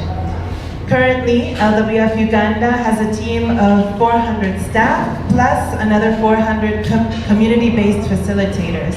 With a budget of 13 million euros annually, LWF is able to serve more than 600,000 persons each year in Uganda. Thank you. We are working in the north, in Adjumani, Moyo, Obongi, Lamo, Kikum, Pader, Agago. We're also working in the west and southwest in Kamwenge, Chikube, Chirianidongo, Lamo, Luka, and Nakivale. And also in eastern Uganda, in Luka, Mayuge, and Kamuli. And of course, here in Kampala as well. So that's where you can see us in Uganda. Soon, we're going to hear from several panelists about the history of LWF in Uganda over the past 45 years, and several topics that we're grappling with as a community of service to the people here in Uganda. The milestone represents decades of compassion, resilience, and hope, not just from our teams, but from every individual and community that we've partnered with. And this is, of course, a shared achievement, and I want to emphasize that. You all deserve to be celebrated for playing a part in it. So let's give ourselves a big round of applause for that. Thank you for everything that all of you do in this room. Thank you. As we move together through the day, I encourage each of you to reflect on how far we've come, not just as an organization, but as a community. And this community, of course, we're people who are striving for a better and more inclusive world. We've got a lot to be proud of. Today is about sharing that pride, sharing stories, sharing our hopes for the future. And as we reflect together, let's look forward to the challenges ahead, to new partnerships, and in respect of the people for whom we strive to make a more positive and long-lasting contribution and a better future. So let's connect, let's learn, let's celebrate together. And speaking of celebrations, if you're waiting for a dance, that dance is going to happen later this evening, so please stay with us. Yeah. And in the meantime, today, we're all part of the LWF family, so don't be shy. If you haven't found someone to share a good story with, don't worry, the day is still young. And I truly hope that you enjoy what we've prepared, the stories that you'll hear, and the memories that we'll create together. Before closing, I also wanted to share special greetings from our headquarters in Geneva. They also send their apologies due to an inconvenience. They weren't able to attend here at the very last minute, but they're thinking of us, they're watching the live stream, and they send us big congratulations and all the best. So thank you so much, and back over to you, Apollo.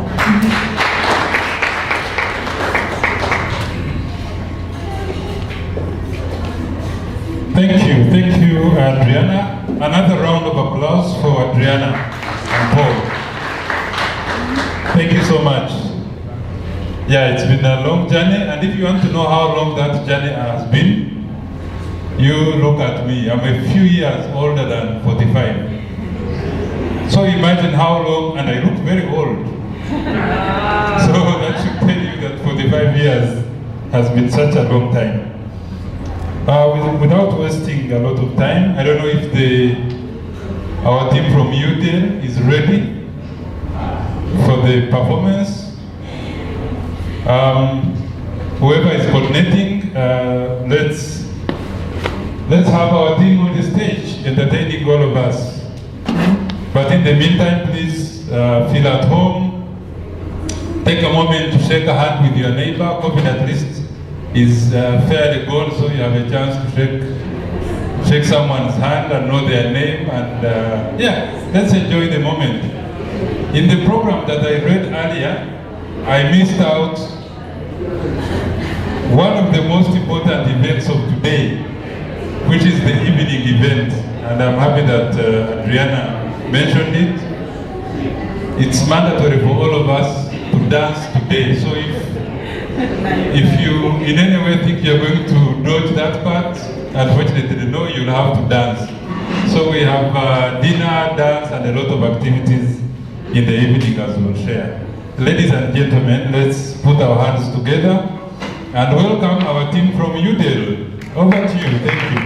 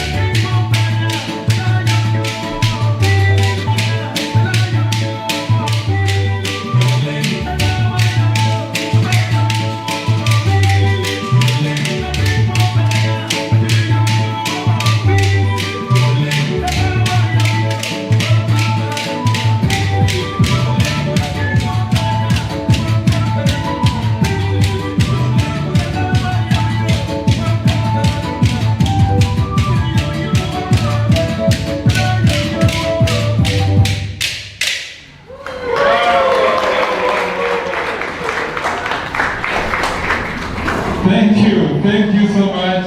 You there? Please let's put our hands together once again for you there. Excellent. Ailing is always one of the best dancers. Unfortunately, I didn't see any of you dance. You should have danced. Ladies and gentlemen, like I mentioned, time is not on our side.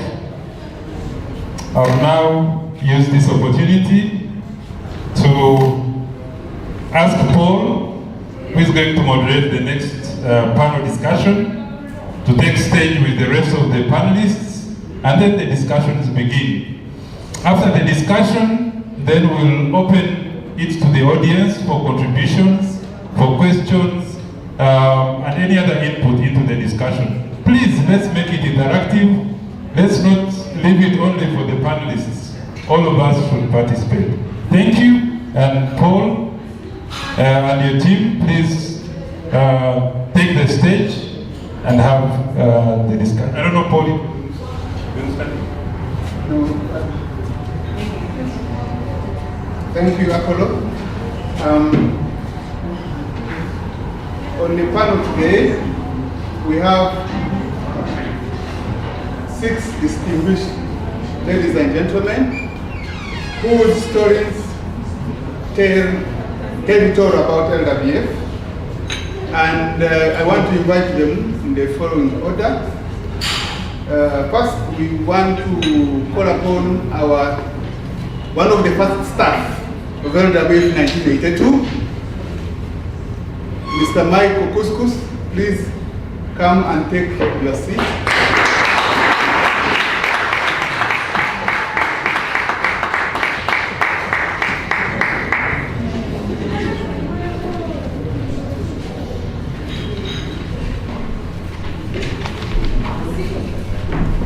And then next, I want to invite a member of the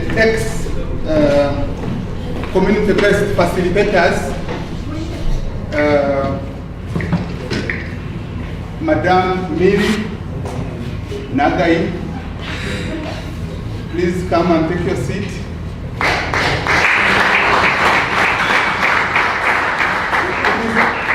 It is Miri Mugans, not Nagai, sorry. Miri is a member of the of the 1998 cohort of volunteer counselors, and she's here to tell her story. Next, I want to invite a representative of our beneficiary community, or the rights holders then, Madame Merab. She's a member of the 2002 cohort of sponsored.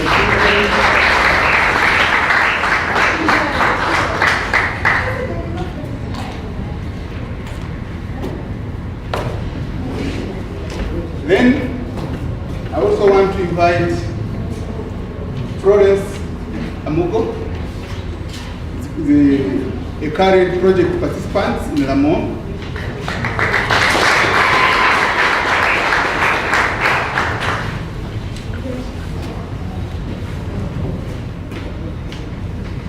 Then we also have the people we work with, the organizations we work with, represented by the current local partner, UDEL, that supports the children who have just been performing for us. Mr. Rogers Kasige,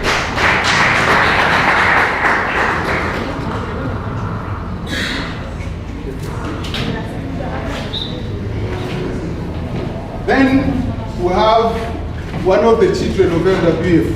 When I say children, I mean an organization born out of one of the LWF sub-programs, Rakobao, represented by the director, Rakobao. Please come and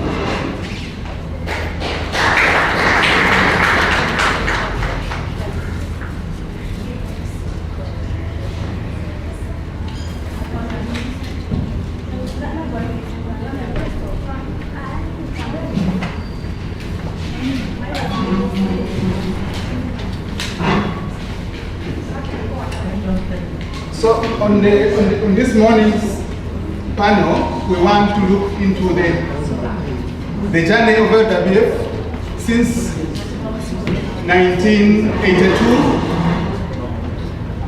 and I want the panelists who are here with me to feel free and give us what they think the journey of LWF has been. I want to give a brief history of each one of them. Rogers Kasige, doctor, is the director of UDEL. It's a local NGO working with LWF in the urban centers of Kampala Metropolitan, and they are supporting young children, the youth, who have dropped out of school, who are struggling with different problems to regain themselves, gain skills, and contribute to society. You're welcome, Rogers. Then Mr. Michael Couscous is from Karamoja. He joined LWF as a staff in 1982 and grew in the ranks until the time of his retirement. He will be able to talk about it later. Welcome, Michael. Hart Makumbi is the director of Rakobao, which is the local organization that was born out of the LWF sub-program, actually LWF project in Rakai. He is also a former staff because when LWF exited Rakai, it left an organization which he continued to work with. You're welcome, Hart. I've already talked about Miri Muganzi. Then Merab is representing a cohort of sponsored children in 2002. She's now employed. She's working with the government of Uganda. She'll be able to talk to us later. And Florence Amuto is a leader, a woman leader in Lamour, currently supporting LWF in its work. You are very, very welcome. So I want to start with you, Michael.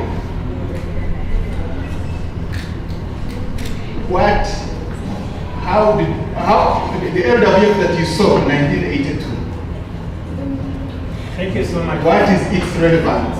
Thank you so much. You want to use this or? You can use it. Yes. Thank you so much, Paul. I am by name Michael. Other names are Upeyon. But there is one which I didn't want to add people. But it's a common name in Karamoja, right from extreme up to Kenya, Tanganyika, called couscous. But the meaning in our language is the only. I was born in a crowd, not in the village, not in the hospital.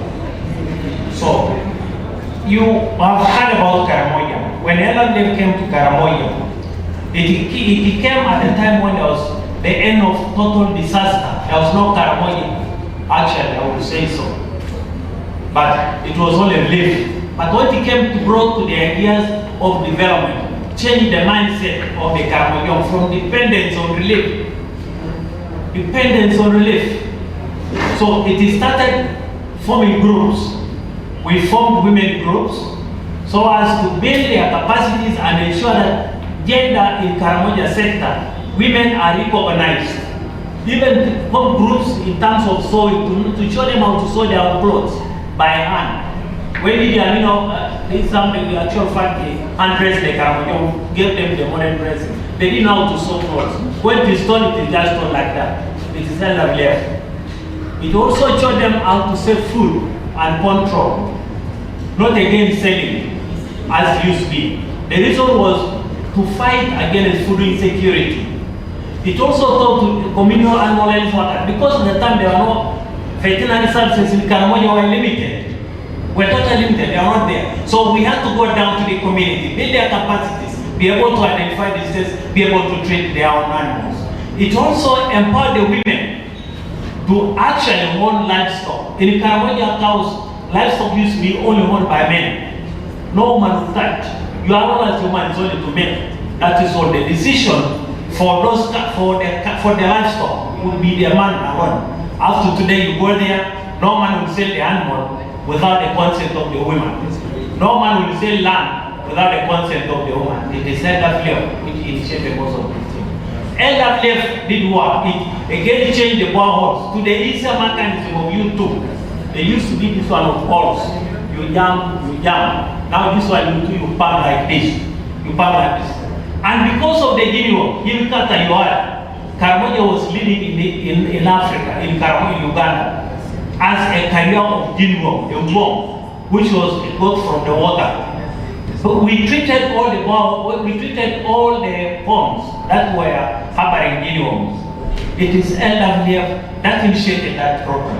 But because Morocco Hospital did not have the outpatient center, it put up the outpatient center, which is now being used by the staff as the houses. When the government of Uganda, the current government of EU7, came in and built a bigger one. Now, I must tell you, it also thought, when it went down to take statistic research, it found there were few Karamoja handling government jobs in Karamoja. It then introduced a program of sponsoring the vulnerable children in Karamoja through the university. As I speak now, we have Dr. Loki, who is a member of parliament for Mazeniko County in Moroto district. So if he's here in Kampala, you can contact and give you his contact if you wish to confirm. And many other girls. And that is when the Karamoja started laughing, really looking to that a gun is very important. A gun was used as a resource for bringing livestock to the family. So LWF brought that initiative, said, let's not sponsor boys. Let's look at the girl child. There were some communities in Karamoja that did not even have any child up to senior 4. Look at that. For many years, when did Uganda become independent? Until 1982. That's when we sponsored some of the children. Currently, some of them, one of them is the senior community development officer in Napa. Others are CEO, others are cows, and so many others. Now, any other question you wish to have? Thank you so much, Michael. Thank you so much for telling us about. For me, I too benefited from LWF. I went up to Denmark, a 3-month training on international NGO management. That's why my skill is out there, and that skill extended. I'm proud about it. After Ethiopia, after Kenya, the peace the Kenyan people have with the Karamoja is out of my hands. It's out of LWF. Thank you so much, Michael. Thank you so much for sharing your story. I want to come to you, Millie. Please sit. Thank you. Millie, you were part of the 1998 cohort of community resource persons, or to be specific, the volunteer counselors. Tell us, what did LWF mean to your community, and how does it compare with it today? My name is Miriam Gazi, and I worked as a volunteer counselor. So I benefited from LWF. I was chosen as one of the people to present my sub-county at Uganda. Now I trained as a counselor 1998 through 99. So what I Rakai was LWF Rakai dealing with AIDS, HIV. So I tried to benefit from it. I was trained as a volunteer counselor, and I'm still volunteer counselor now. Until my death, I will be a counselor. So what I got from LWF, it meant a lot to me. Forgive me for my broken English.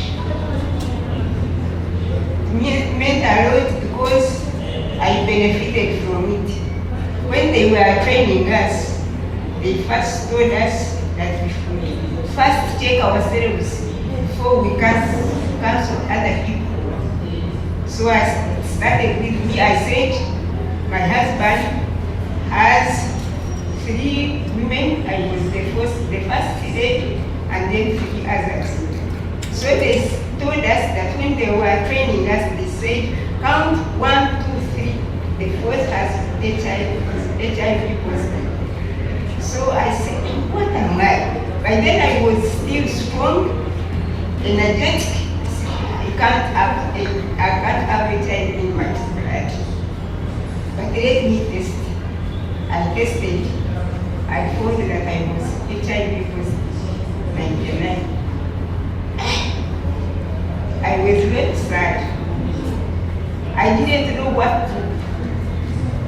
to do, what to continue with. I didn't know how I would tell my husband that I am HIV positive. It was a group. I said, I kept quiet. I didn't say anything. When I found it, because I had 4 wives. I'm the first lady. They will say that I'm breaking the family when I say I'm HIV positive. So I kept quiet, and then I told the husband, when I saw that he was almost dying, he was on the last card dying, had rashes all the body. I said, no, this man will give children, young children in his wives, and they will.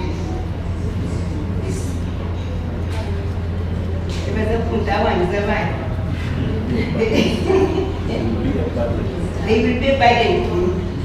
So I told the husband, I brought him, and cancer slowly. I took him. By then it was mobile who came to our hospital. I said, these rashes will be cured when you go to those people coming from school. They have a good beds. They have cured people, which I have seen. And when you go there, you will get better. So he went there, and then they worked upon him. He was very serious. He had 27 blood cells fighting for CD27. CD4 count. CD4 count 27. They started him with medicine. He got cured. Now I'm with him. Our children have grown up. So from being a volunteer cancer, I benefited from it. I even got, when I was a cancer scientist, I got a Muslim, which stayed at my home for a month. And that Muslim helped my child who had university, who was going to university and got stuck, but he helped her. She studied university, all paid for her. That's what I benefited from everybody. Thank you so much. Thank you so much, Miri, for your story. And she's a testimony to what being a community leader means, both to herself, but also to the people that she serves. Back to you, Mr. Michael. Maybe for this one, I will give you only 4 minutes to respond to it. Now, you have said LWF made impact in Karamoja. How can that impact be seen? Just in 4 minutes. Yeah, thank you. One of the critical things that the LWF did, which impact is still there, is capacity development of human people. If you go to Karamoja now and ask the elders, they will say, are you LWF? It is already in their mind. Karamoja brought pastoral development program called CADEP. It is what LWF initiated and left in Karamoja when he left Karamoja. Another organization continued being funded by 3 partners through LWF consultations, ICCO, ECO, CODE, the major donor was CODE, then ECO, then the 3 of them. They were the ones. So if you went there now, the schools LWF put down, you will find the government has taken over. They were that time built, they were built using workers. The wall seemed permanent. But the government is now running the whole area. And that's why the government developed the skill of really having each village, each parish a school. It is the brain of LWF.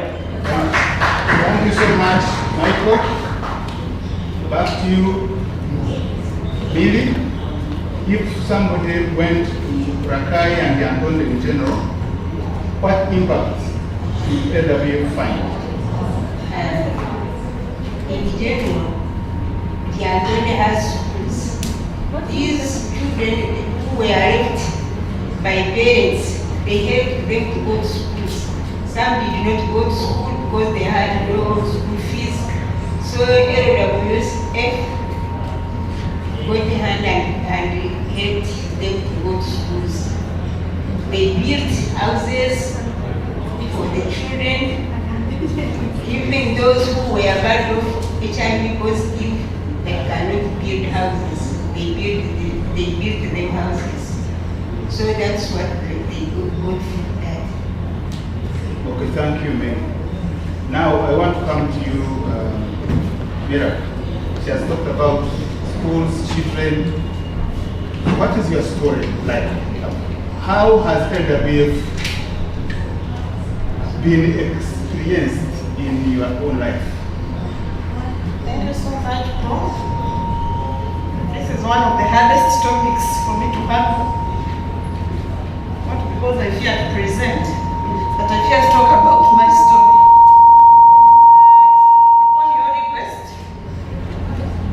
Upon your request, my name is Smera.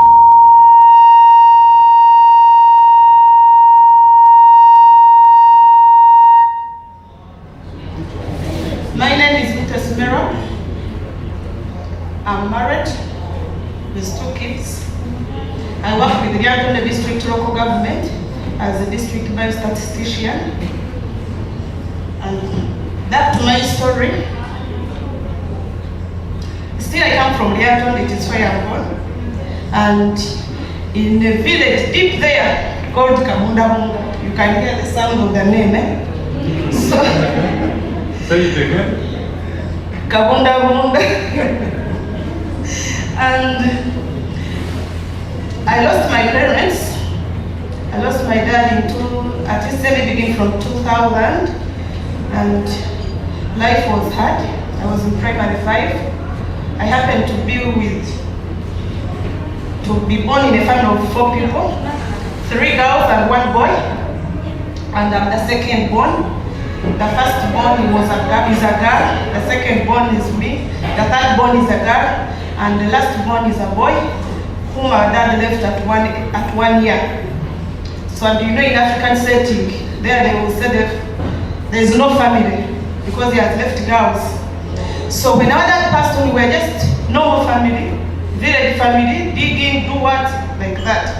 But because of that umbrella of a parent, we wouldn't realize we were poor, we wouldn't realize something was hard until they passed on, and we realized the other side of the story. We realized how hard it was to get food. We realized how hard it was to get a book. We reached the extent of not thinking about education, though we loved it so much. Our dad wasn't educated at all, but he loved education. So he would toil at least to see us going to school. Actually, one story I remember about him, he loved English news, yet he didn't know any word in English. So whenever I would be with his radio, we put on English news. So that manifested to us how he loved education. So when he passed on, things were hard, but we struggled. My sister was in senior 1, my elder sister. So the school opted her up to senior 4. Mary was in primary in a government school. We struggled and I finished primary. And then of course it was the highest level we expected for us. And the young sister was in P2 and the boy was just a young. So after P7, I think I was around 12, and the only option was someone who wanted to take me to be a caretaker for his children. So but we had a volunteer counselor like her. She was in a different sub-county, but we have one who was in our sub-county. And actually currently it's our LC5, Gantonde. So when we talked, but I think because he was not a decision maker, that he told me LWF is coming to your village. They were constructing for a certain family a house. So he told me that they go there and see, because I had excelled, but no plan, no plan forward. So that was P7 back, and I was almost nine chances of becoming a dropout at P7. And the only option, as I said, it was just being a caretaker, a maid. So when I went to, they told me that when the LWF staff, maybe big people who were bigger than her came in ranks. So when they came to that family, I happened to be there because they had told me the time and the day. So when I went there, actually, I always asked that man, whoever I said I was young, but at least I remember the man called Sedia David. He's the one I talked to. He interviewed me. I told him the only thing I want in this world is education. Because he told me, can I do this? Can we do for you a shop? I said, no. What I want is education. It was a Thursday. And trust me, on Tuesday, Mr. Muhammad Fred, who is currently our LC5, brought for me the admission, the school direction where to go. And it was a dream. Actually, I didn't believe at the moment. It was Tuesday, he told me they want you. I think it was Tuesday when he came home and he told me on Thursday, go to school. It was my first time to go to see a tarmac road, everything I was just excited. I went to the school, I started senior one, and I think I have a few minutes. So when I started senior one, at least I knew the component of education. I would struggle maybe with other things, but I was not chased at school because of school fees. I started senior one, senior 4, I excelled well. And when I excelled, of course, when I was starting senior 1, my sister had stopped in senior 4 and had no plan. She had to sit and toil. And my siblings, this was, we were still in government school, primary, and we were forging life. So after senior 4, I remember I took my papers to where Rakobao sits, that's where LWF was. And when they saw my performance, they changed me from year school because I wanted to do sciences. They took me to Masakasek. By then, to me, it was the best in the world, I think. I went to Masakasek. Still, it was kind of expensive, but I didn't feel it because I was not chased at all. I paid after senior 6. This volunteer counselor, who was a counselor, had become LC5 now. And we had created that bond. Whenever I would cross school, I would take my report to him, and he used to call me my daughter, and that was the best word I wanted to hear. So when he had become LC5, actually when I took, after senior 6, actually I did physics, economics, math. When I took my papers to him, he told me there are bursaries at the district. KIU wants 2 people, and I think you were one of them. So I went, I did my Bachelor of Statistics, and after that, remember as I told you my elder sister had dropped. After campus, I got a job with Exim Bank, and I was here around Huntington. So I took my sister to school, the elder one, because she loved the school also. She started with a certificate, her diploma. Actually, she got married after certificate, but we continued because her vision was to study. And currently, she's working at MOOCs. She's also doing her bachelor's at MOOCs. Then my young sister, she loved education, like teaching. After senior 4, actually when he was joining senior 1, I was a guild leader at the campus, and they were paying me some little hours. I was the finance minister. So that little hours took her to senior 1.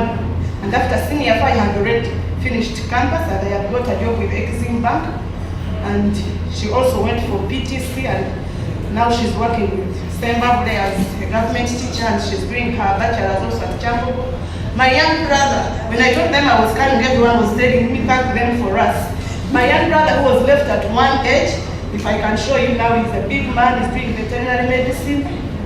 And that's what has impacted us, not only in the family. I know you're almost telling me 5 minutes are over, but at least I learned a lot from LWF. I learned a lot that you can help someone you don't know. At least even a maid who comes to me, at least I want that person to go back with something. I have a photo of my maids. They also gave me a maid of 11 years, and I remembered how I was going to be taken as a maid at 11 years. And that girl was in P4, but I stay with her. She's part of my family. Now she's in senior 2. Her dreams have changed. She's telling me how she wants to be a doctor, a person who came in as a maid. So we can impact someone. I know the importance of being helped. I know the importance of being supported. I know how you can help the rest. Thank you so much.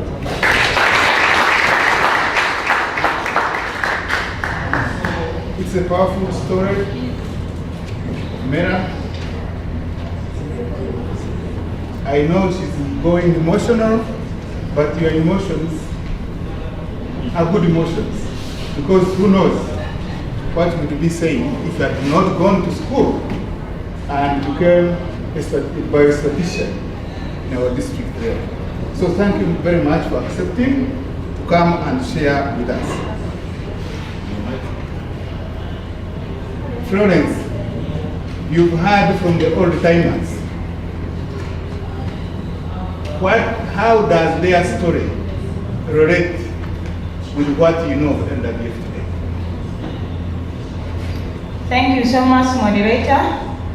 I'm Florence Tamungo, the women's representative for Malawi Settlement Amo district. I'm a married woman. I have 5 children, 2 boys and 3 girls.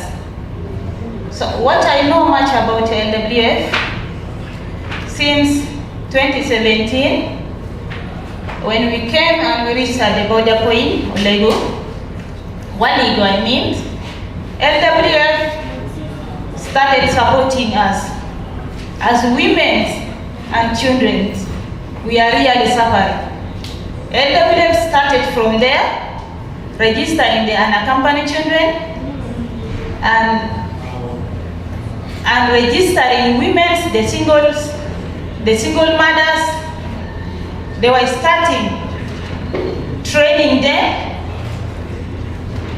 in livelihood, building their capacity, changing their mindset, because we were traumatized with war. Some of our husbands, the relatives, and the children have died. So they have started with the changing of the mindset. And when we reached the 2017 to 2018-19, people started revealing. There is a higher peace in them. So from there, they started building capacity of the people, training them, skilling them in livelihood. So from there, I'm also one of the beneficiaries. They have supported me with the grant. I put the grant in business. Now I'm okay with the business. I can support my children. I can pay them in the school. And from the border side, they have given me some children, the accompanied children. 4 of them, I add to mine. So I'm taking care of them. They continue supporting me. From there, I thank LWF so much for their support. I come to realize that from the South Sudan have been a leader. What can I do? My community are here, and I have the knowledge, but I was traumatized. Now LWF, they have trained me. They changed the mindset that I have. The trauma that I have has reduced. In 2021, I picked a nomination form for being a women leader for the zone. And from there, I continue leading people, training them, And in 2023, I pick another nomination for being a women leader for the settlement through the effort of the LWF. And here, today I'm talking as a leader. LWF trained me on conflict management, on peace building, and referral pathway. So that is all about me, the support that I got from LWF. And LWF have a multi-sectoral intervention in livelihood, in protection, in environment, and WASH. Under WASH, LWF constructed boreholes and tap. At first we have a lot of challenges in the water, but now the water are there. The clean water people are getting, so at least LWF have done something in water. And also, in livelihood, they have done a lot, supported women and girls, youth, now building their capacity. Most of the youth are now doing well. They are not like before. And even women, most of young men and women are now doing business like me, as I said before. And not only that, LWF also, in protections, they provided trees and environment, not in protections. And the environment, most of the community, they have planted tree. I'm sure very soon, Lamore district or Lamore settlement will start eating the fruit through the effort of the LWF. And not only that, they also, under protection, they look at the PSN. They constructed their house and also TVV cases. They talk to people, they bring them, they empower women, they counsel them. Now, the TVV cases, when I look, or I measure in the settlement where I'm from, there is at least the TVV cases reduced. So that is all about what I know. Thank you. Thank you, Florence. And from what you have heard, from all of them, the old-timers and the current ones, I think, if I'm not mistaken, LWF is still alive and continues moving, and its impact is demonstrated by the people seated here. But now, I want to come to you, Huck and Rogers. The conversations on aid today are dominated by localization. It's called the localization agenda, From your own experiences, is localization new? Maybe I start with you, Huck. Thank you very much, Paul. Number one, for the invitation, but also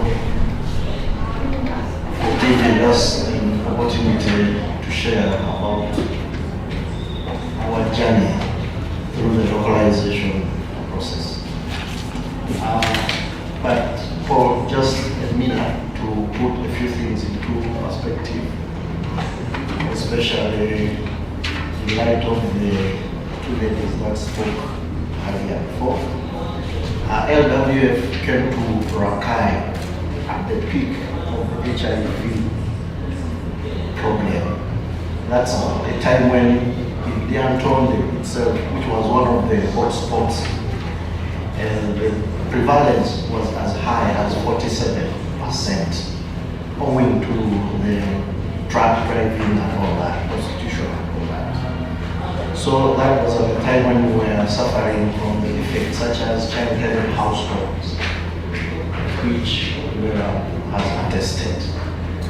And when LWF came, because of the enormity of the problem, we could not do it alone. We had to create a front line of volunteers, of which really was and still is.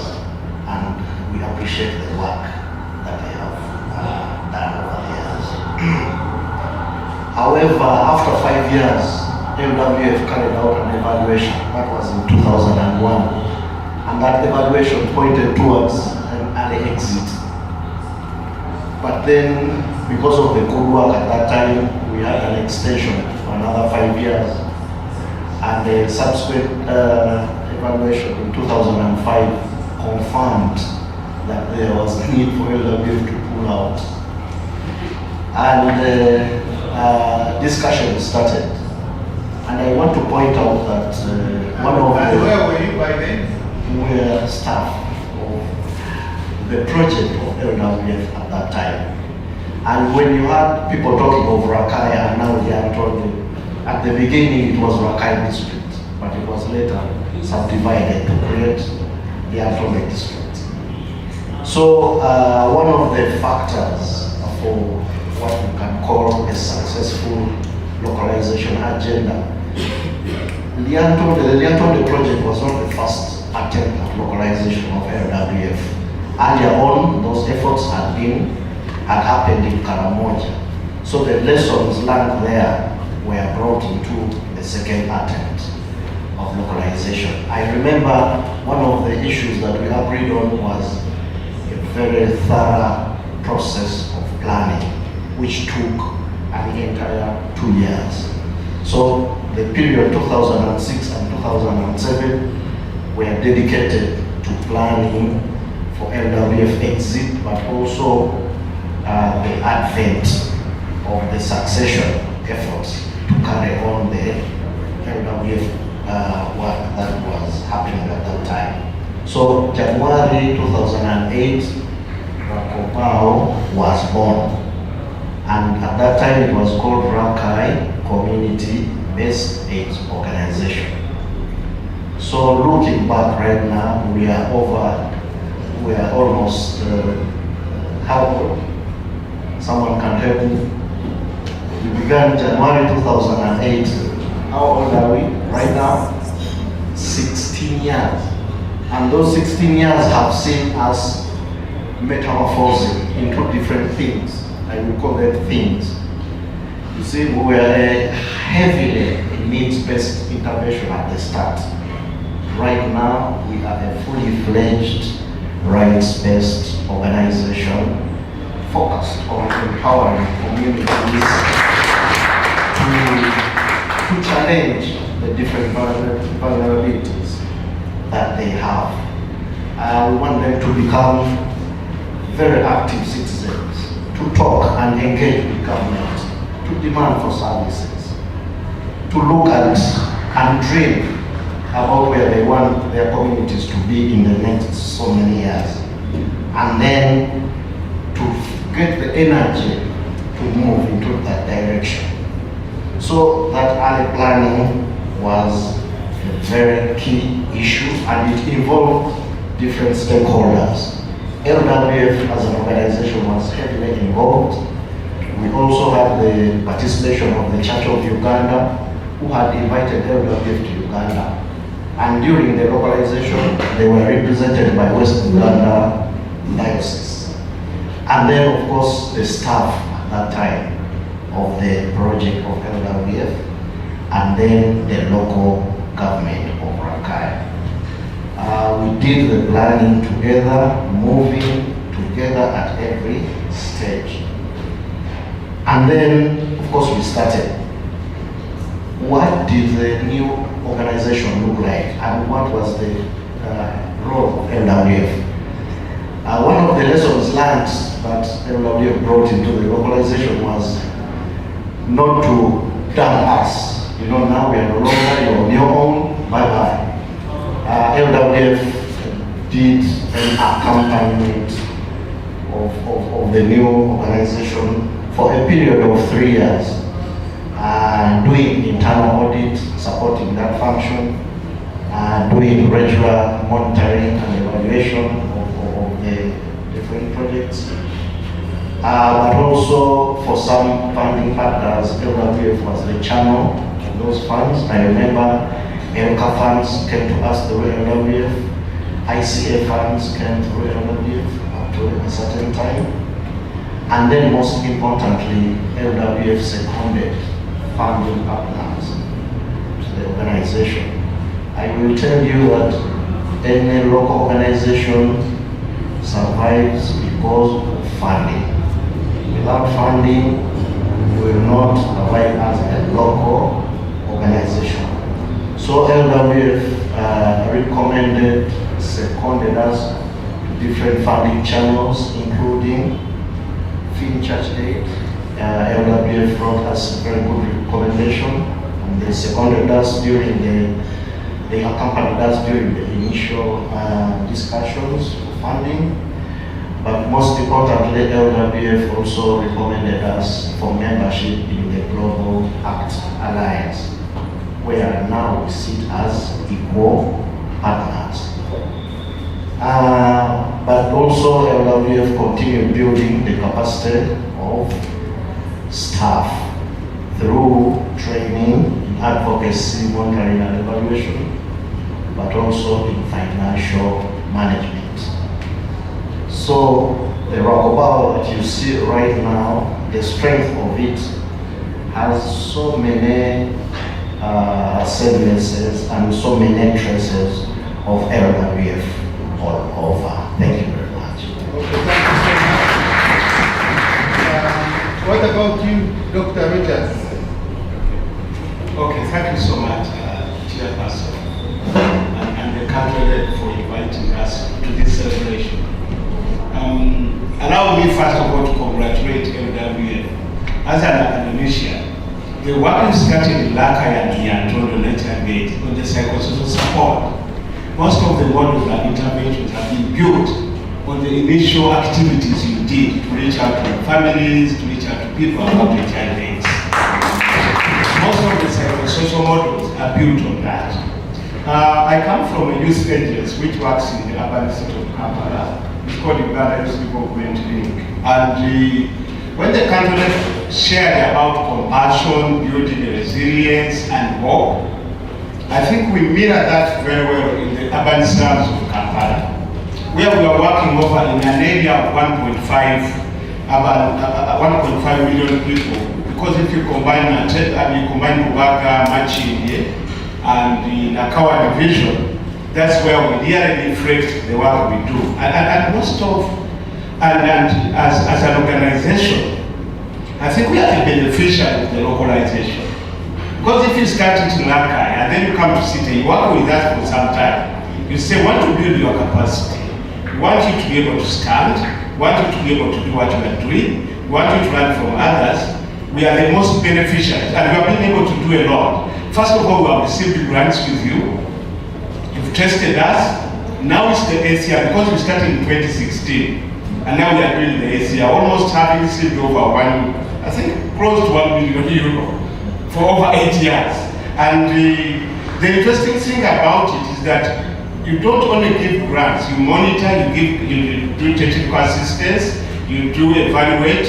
You want the work to be done based on evidence, based on their problems and the needs, which must be presented by the beneficiaries, but also the local government. The other way how we are translating localization, aware that funding is reducing. One of the elements, me and my colleagues whom we work with, Anna is here, is now the beneficiaries, how are they going to participate in in contributing to this? One of the areas which we have come up with your support and the monitoring has been to how are the beneficiaries of our programs? Because most of our young people are out of school, have a history of gender-based violence, have a history of alcohol use, have a history of suicide and trauma. And there are many others whom we cannot reach. And the localization perspective, which also leads to sustainability of activities and programs, how are the alumni, the beneficiaries of our programs healthy? Now, when you visit, when the donors visit, whether from LWF, whether from ICA, thanks to the Bread for the World also who have been supporting our work, is to see exactly how a young person who was helped to become a hairdresser, a young person who has now become a carpenter, who has become an electronic mechanic, a young person now who is in MDD, how is he helping to, first of all, to prevent exploitation, prevent abuse, but also take on another young person in the same situation and vulnerability and help them without necessarily coming to our centers. And this is where it is really very amazing. You visit them, a young person has taken on 2 young people. Right now we talk of, through the grants we've given, we are talking about 6,000 who have directly benefited from the grants. But if you multiply, the multiply effect, which strengthens the localization that the people themselves must take over the issues and the problems, you really find that it's very amazing. You find one has 2, one has 3, one has 4. They come back to the facilities and pick their friends and give them jobs. I think when you talk about compassion and talk about building resilience so that people are able to do this, I think we are true reflection from the urban facilities. And we are very grateful. The children are very grateful. Some of our children whom you saw here dancing one of the best dancing cultural groups around here. And it starts like this, it starts elementary. After some of them come to our facilities because they want to do hair, you want to do their hair and look nice, look beautiful, but eventually end up participating in life skills, psychosocial support, and all that. So, thank you so much. Localization works. It can also be replicated by the people if they see that they can do more. So that's the message of love and hope. Thank you very much. Before you go, what does LWF need to look into to make local partnership more meaningful? Just 3 minutes. In three ways. One, help people to identify the problems and also help people to identify solutions. Rather than thinking that everything will have to be driven by external people, by LWF or other donors, help them to see and come up with solutions, but also help to fill that small gap which you cannot translate. The other area will be technical. Give technical capacity so that people are able to help others. Even when you leave, that the knowledge and the information is there. The other area would be that, for example, for us who are working with young people, child participation, youth participation. Because if you want to build a nation, build the young people. If you want to destroy a nation, destroy the young people. So give the young people, because they are taking over, they are taking over from us, as you can see. And if you want to look for a happy, a future, a better nation, I think that will be very what? For me, in summary, that's what I'll give. All right, thank you so much.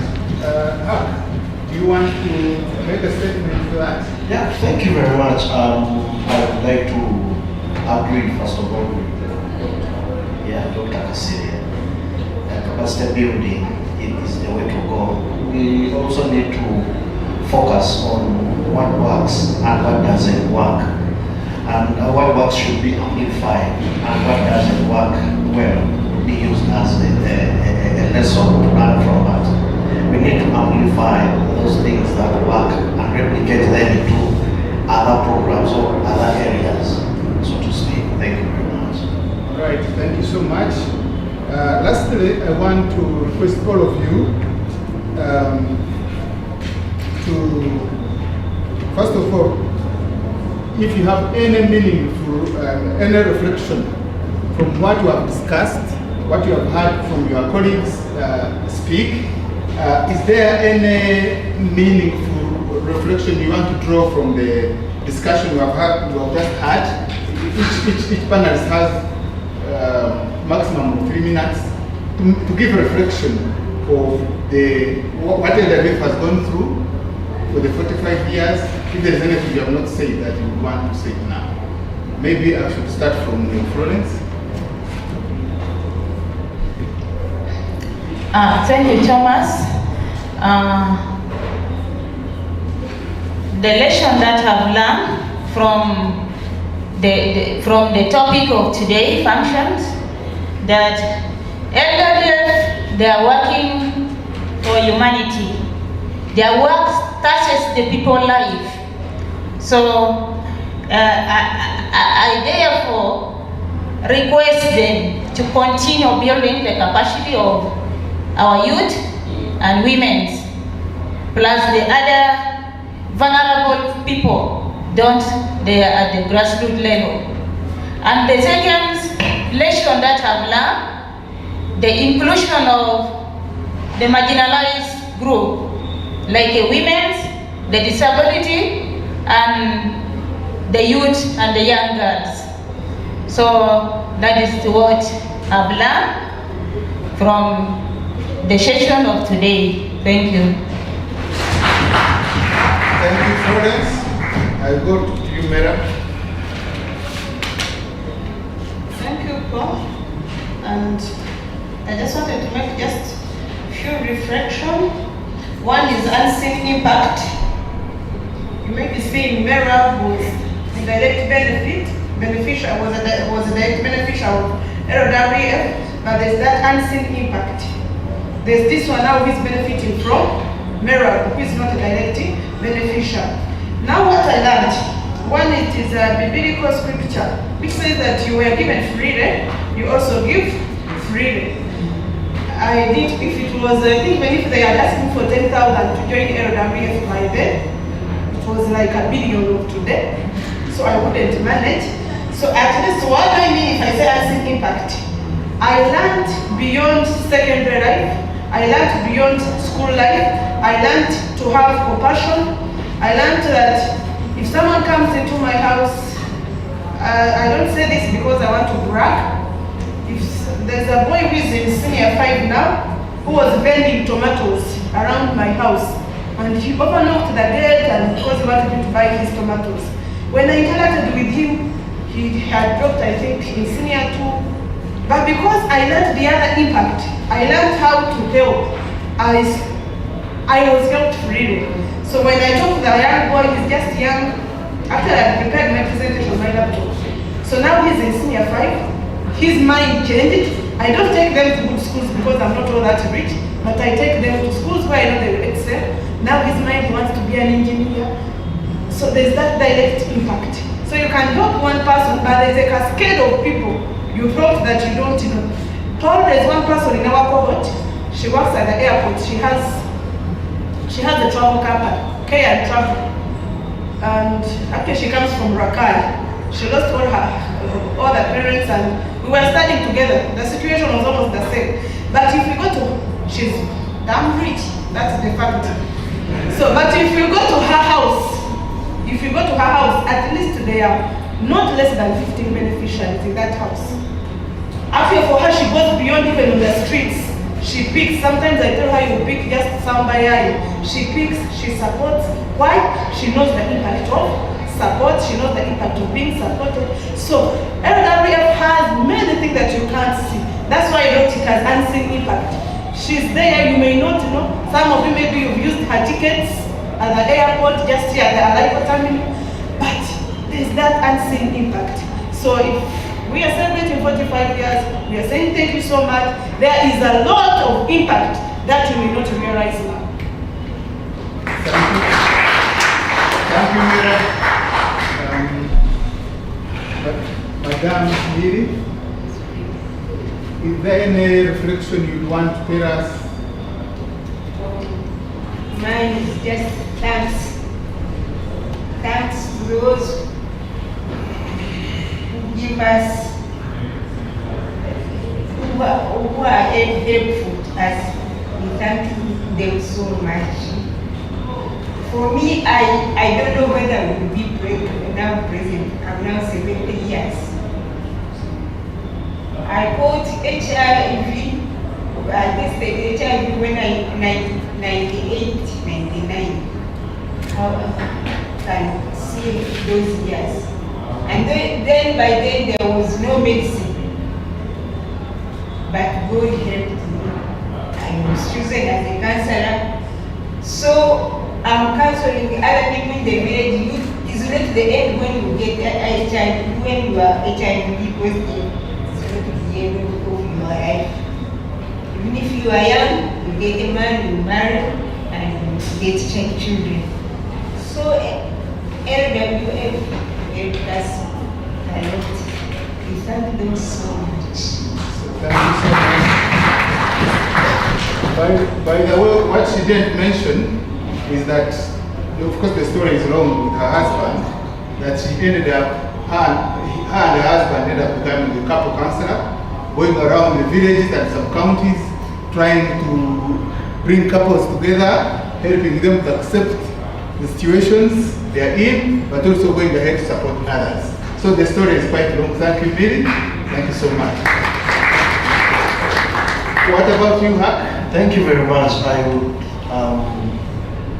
also like to congratulate ourselves for the 45 years. But also, I know so many people, so many offices, so many institutions have played a big role in that journey, and we would like to bring our appreciation. When you go to the local governments where we work, they are playing a facilitating role in one way or the other. Some of us that work with schools, the school administrations, some of us who work in food systems, the district production department, but also the private sector from which we buy the things that we use to facilitate our progress going forward.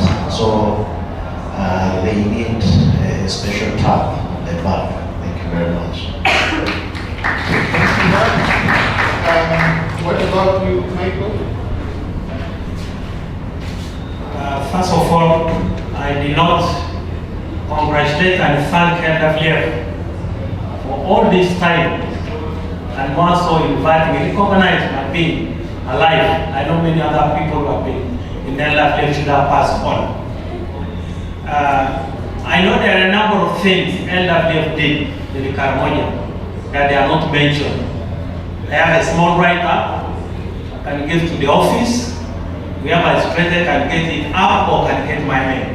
Now, from what has been said all over, the only thing I wish to say is, just as CADEP, our proposal development program, was released to be an independent organization, local organization, it had to build capacities of staff. The following are key LWF should put in place. Networking should be encouraged, even at your local level. Even government has good funds.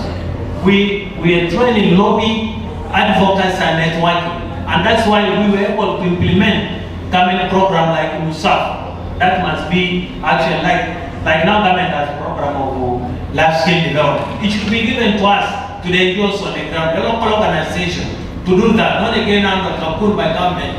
In that way, they ensure the kind of transparency. Now, I would also wish to thank again LWF, but one thing which needs to be done is LWF should put, when we are talking about localization, a tentative program, not only 2 years are enough for you to make a follow-up on how are these people faring, how much is their money, who is funding them, how much of their money comes locally. Make a follow-up routine of checking in, not at least 5 years before you see their own capacity. That is key before you totally withdraw. Even when you withdraw, keep on looking, keep on looking. You have seen Britain, every time when there's a problem in Uganda, it comes. Is it not? Am I wrong? No, you are right. Thank you. Yes, thank you. Thank you, Michael. We take your advice seriously. Dr. Regas? Chair, a few reflections in one or two issues. One, because you are still celebrating 45 years of being off, the question would be, has the seed germinated? I think the seed germinated and the impact can be seen. In other words, when you go and give to people, those people who have been affected also tend to give back to others. So million people have been affected by that seed which started in 1979? Yes. 79. So it is there. You may not write it there, but it's written in the hearts of people. people who have been helped have a tendency to help others. Not only reflected here, but also from the testimony. The second thing is that we need to build capacity so that people are able to move away from the adversities, from the difficulties, and be able to cope and live a meaningful life. Thank you so much for this. Then the last one is we need to document more. You gave us a few minutes. I think we need to document more. Share more. All these compassion stories, put them in a book, avail them on the internet so that people can learn and even do others when we are not there. Last year is, I think LWF answered the question in the Bible, that whom should I say? So in other words, let brother love continue. Thank you. All right, thank you so much, my great panelists. Now the floor is open for questions, inquiries, and and a vote of thanks. Over to you, MC, for the discussion. Thank you.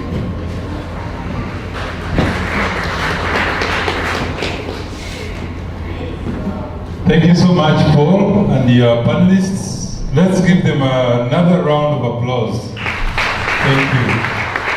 I think the subject has been dealt with precisely and comprehensively. Thank you so much.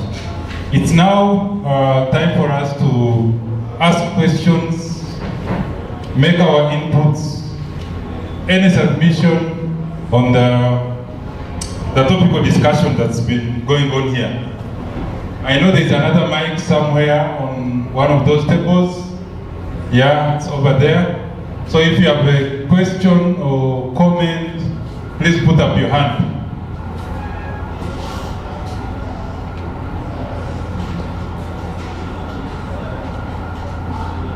Yes, over to you, Ambrose. Good work.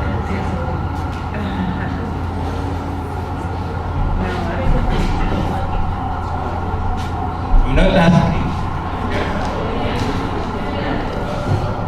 Oh, I thought you were asking.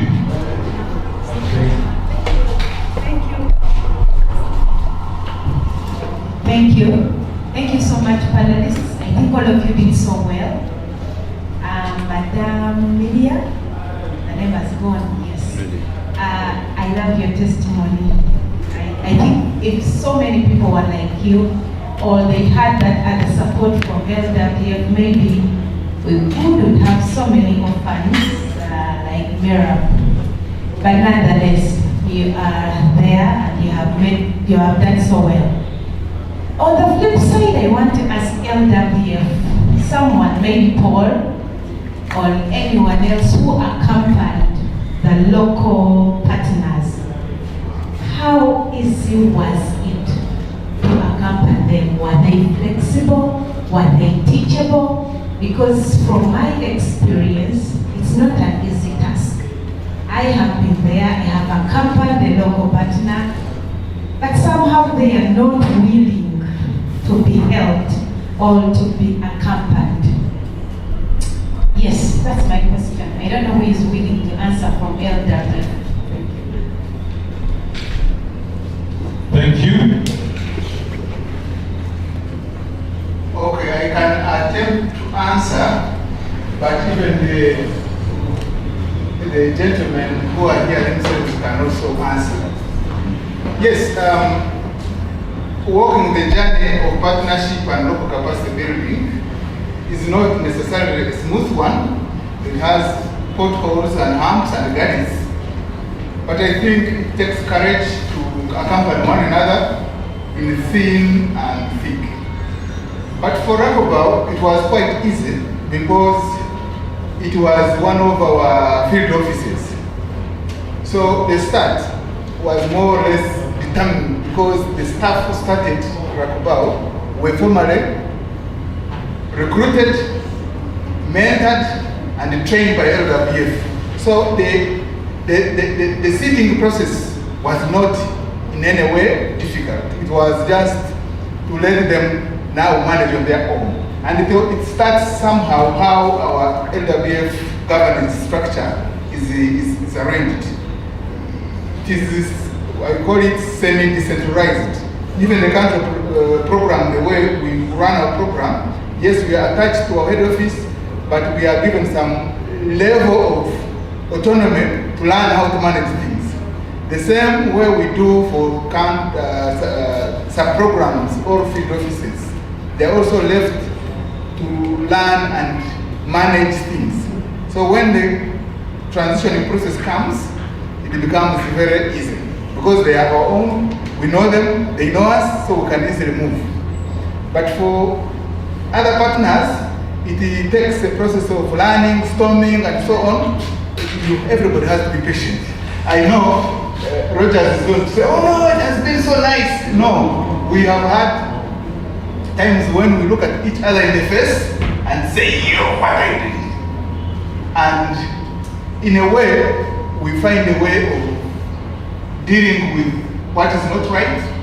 And what I have learned also, when you are dealing with a local partner, it is not smart to assume that you know they don't know.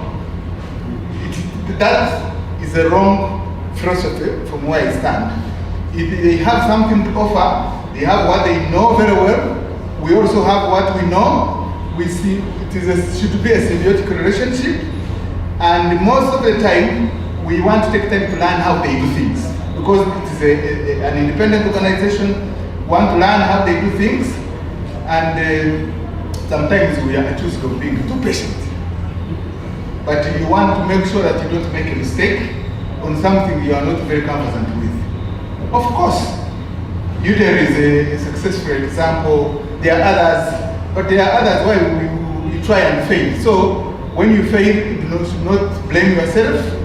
You blame the circumstances that have made the partnership to fail. Not you, not necessarily the partner.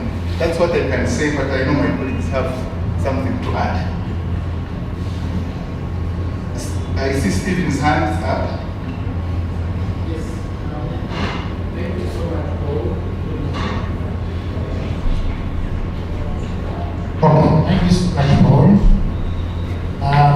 Yes, I'm Stephen and I work with Refugee, and I also work with LWF. And I was part of the transition process for the localization. I think the critical line in Paul is that for company and local organization, for me what I learned is that LWF made sure that the organization that's taking over is part of the transition process, taking decision in the transition process and which kind of path to be taken. I think they recruited a consultant to work with this local office in Rakai, and the staff were part of the decisions in terms of where they want to go. I think that's very critical. So that whatever decision was made was being communicated to the LWF in Kampala, the head office, and the staff managing the process, and LWF was just a company giving guidance on what needs to be done right, but not managing the process. I think that was a winning side on the side of LWF. Secondly, I think the community feedback, I didn't hear about the community feedback, where Paul, LWF made sure that communities evaluate the performance, the programs, giving feedback where things were not going well, sometimes being challenged by the local leadership that LWF has not done in this area. And that was quite critical because it helped in terms of revising the strategies of LWF and enhance community ownership. Because as people criticize you, they get the satisfaction that they have given you feedback. There's that satisfaction they get that yes, we have told them, and then they go to see the improvement. And the critical aspect was that we made improvements actually, whenever possible. There are those things that communities want and you cannot really make an improvement, but there are those where as a program as you have control and you need to take into account for purposes of taking divisions, the satisfaction of those we serve. And that was a critical success point in the LWF programming. I don't know whether it's still happening, but it was a very, very, very impactful in terms of communities giving feedback. We had what we called the community forums every year, annually, where communities give feedback and was purpose. Communities gather stakeholders, beneficiaries, well-wishers, peer agencies to criticize the programs. It was impactful.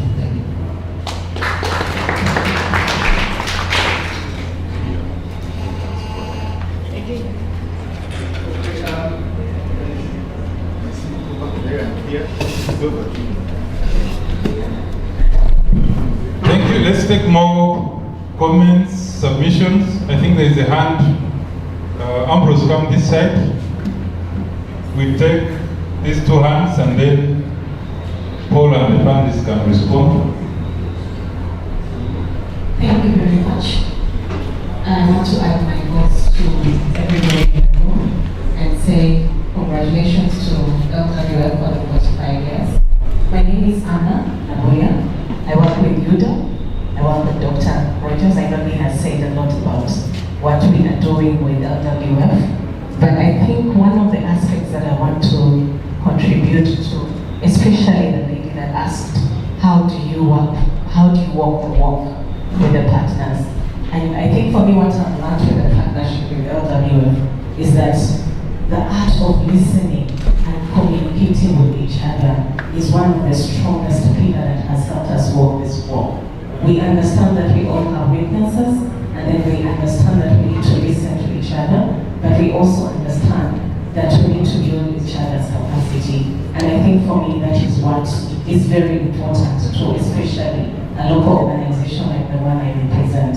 So I think that mutual understanding of each other and listening to each other and allowing each other to make mistakes, but also allowing yourselves times to reflect on those mistakes and being able to understand that we need to build each other's capacity is something that is critical. But I want to also thank LWF for believing in the localization.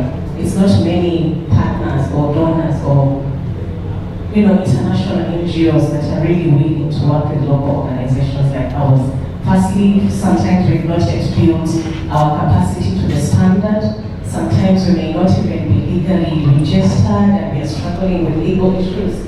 But if we walk that walk together and we are able to reach where we are, and I know right now UDA is also celebrating 30 years in existence, but part of that has been our capacity and our strength has been built basically by the support that we have received from LWF. And I just want to make one plea to Paul. If we can get more programs and less of projects, I think that would be even more impactful. I think this is something that we can reflect on later, because I know with the project work becomes 3 years, 4 years, 5 years, and then it's ending the cycle, sometimes it's continuing. But when we have long-term programs, I think we can make bigger impacts wherever we are operating and wherever we're doing well. Thank you very much. Thank you. Councillor Mike Greece.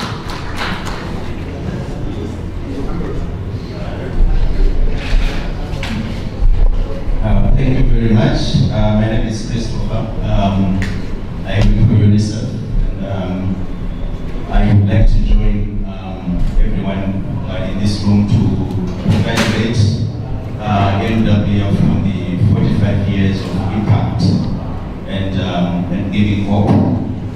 At UNICEF, we are working very closely with LWF to respond to refugee crisis. LWF is a very dependable partner for us at UNICEF, and that's the reason why we had to sign with LWF a contingency agreement, contingency partnership, to say if anything happens, LWF will be there to respond and to be able to make a difference. I would like to appreciate also what the panel has elaborated and articulated. I think very much reflects what LWF is. I like the transition of LWF the regeneration of LWF, not remaining the same organization from 45 years ago. And I see when we look at the spectrum of the presenters and the panelists, we see a generation of innovation, of changing, of regeneration, from a needs-based approach to a rights-based approach.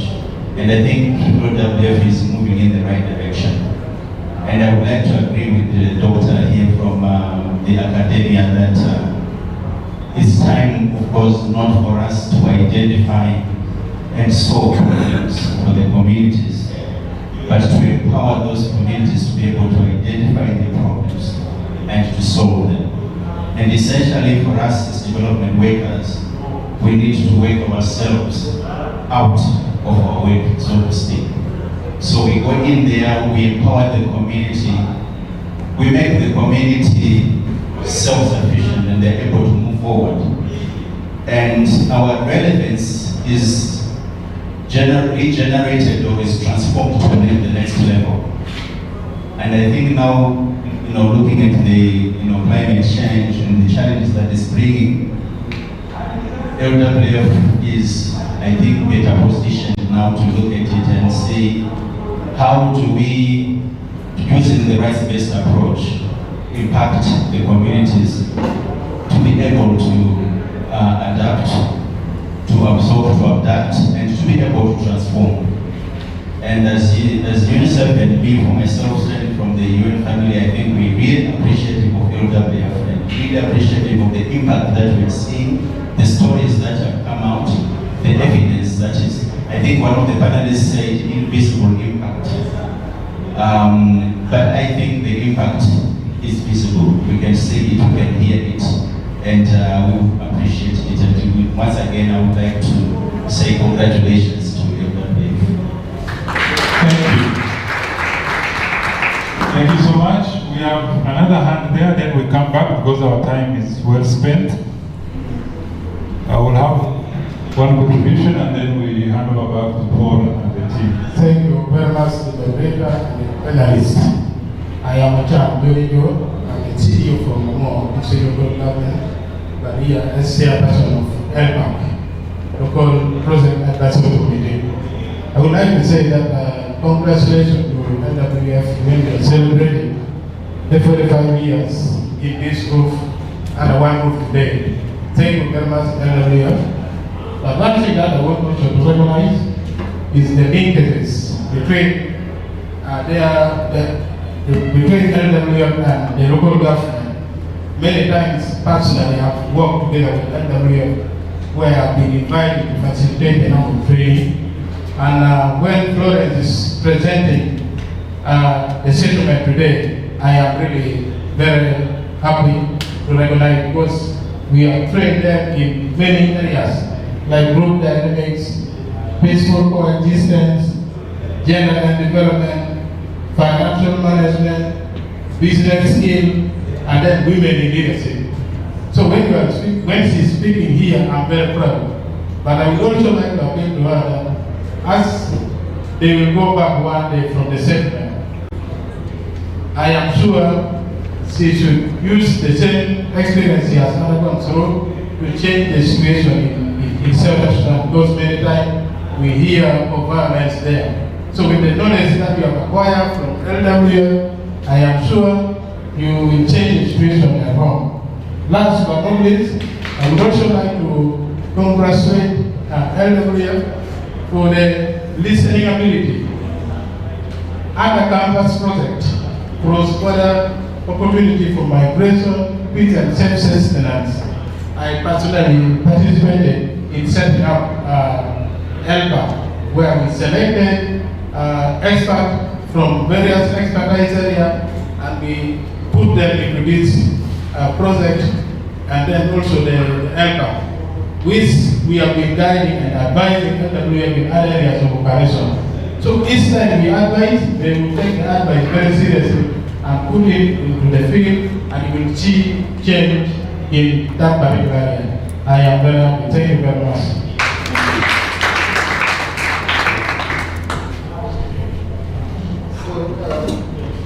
Thank you so much for the feedback. Just heard from you. It is really encouraging. For me, as the head of program, I am taking lessons from this discussion for improvement, for purposes of improvement. But what I have learned from the panelists today, there are so many things we do, but we never follow up to know how far the impact has gone, how far it has rolled down. We keep our eyes on a few people that we touched physically, but Merab has mentioned a few things that touched directly in my heart. Michael has mentioned people who we didn't even know, but they have become important members of society, and I think that's the logic behind our work. I think we need to learn how to document, to follow up these stories, and put them forward as lessons for those who come after us. I want to thank you, panelists, so much for accepting to honor us and celebrate with us. And I thank you, the audience, for giving us a listening ear and giving us feedback on our discussion. Thank you so much. Over to you, Mr. Thank you so much. Before you leave, someone is itching to say something small, so we give a minute. Thank you so much. My name is Joshua Gato. I work with Tutapona. Tutapona is a mental health and psychosocial support organization. LWF, I want to thank you so much. They have mentioned many things. They have not mentioned trauma healing. LWF has contributed much in trauma healing among refugees in the Southwest. I worked with the LWF in Wamanja refugee settlement, not as a staff, but with Tutapona. We do counseling. But it was very difficult to do counseling with a client who is hungry. We built partnership with the LWF, who would do referrals for livelihood. Then the client who is hungry goes to LWF. A client has symptoms of trauma, severe trauma, but when we assess how we see that there is a component of livelihood there. So we had to refer many to LWF. The positive response, the care they gave to our clients in livelihood contributed too much on trauma healing. And that was a credit to LWF. Thank you so much. You made Tutapona's work easier in the Southwest. Thank you. Thank you so much. Thank you for your contributions. Ladies and gentlemen, we've come to the end of the first panel discussion. But before I allow you to go, I'll ask that you stand in front here as a group and they take a picture of you standing. They've been taking picture where you are seated. I don't know how you will compete with Michael in terms of hate, but yeah, that's diversity, that's what we celebrate. Secondly, yeah, there are some people who came in after our country representative had recognized some of the persons in the room. I want to, in a special way, welcome Hilda Timmerman, all the way from the Netherlands. Son of Hilda from the Reproductive, lots from Government Act, and then Jason from MTI, the country rep. Thank you so much for coming.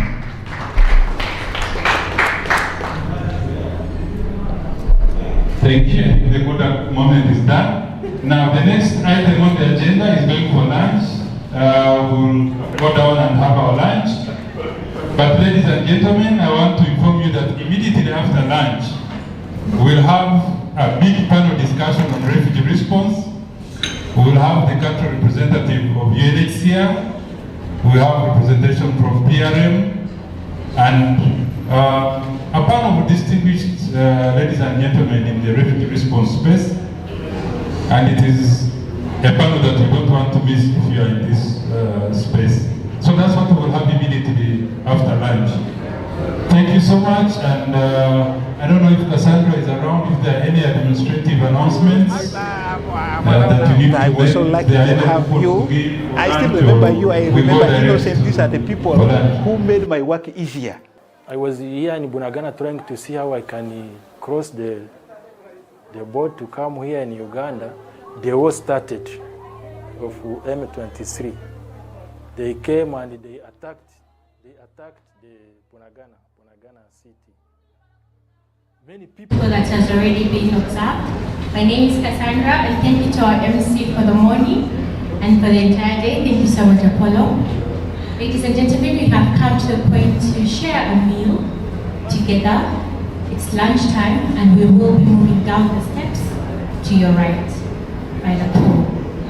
When we come back, and you'd like to go to the little ladies, or Tata, it's on my left, through this door. Okay? So bon appetit, enjoy your lunch, and see you soon. Thank you.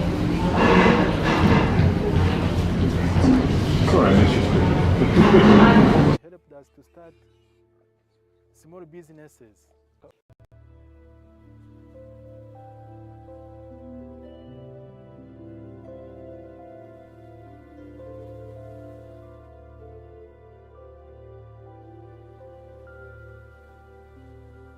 It was May 2012 when I received a call.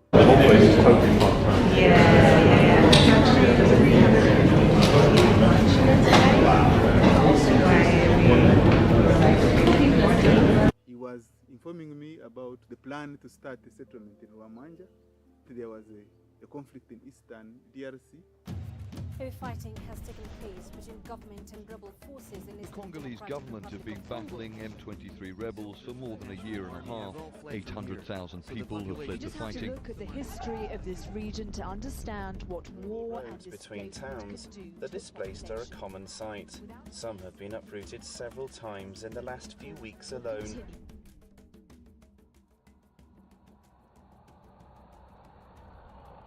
This whole area was the first reception center.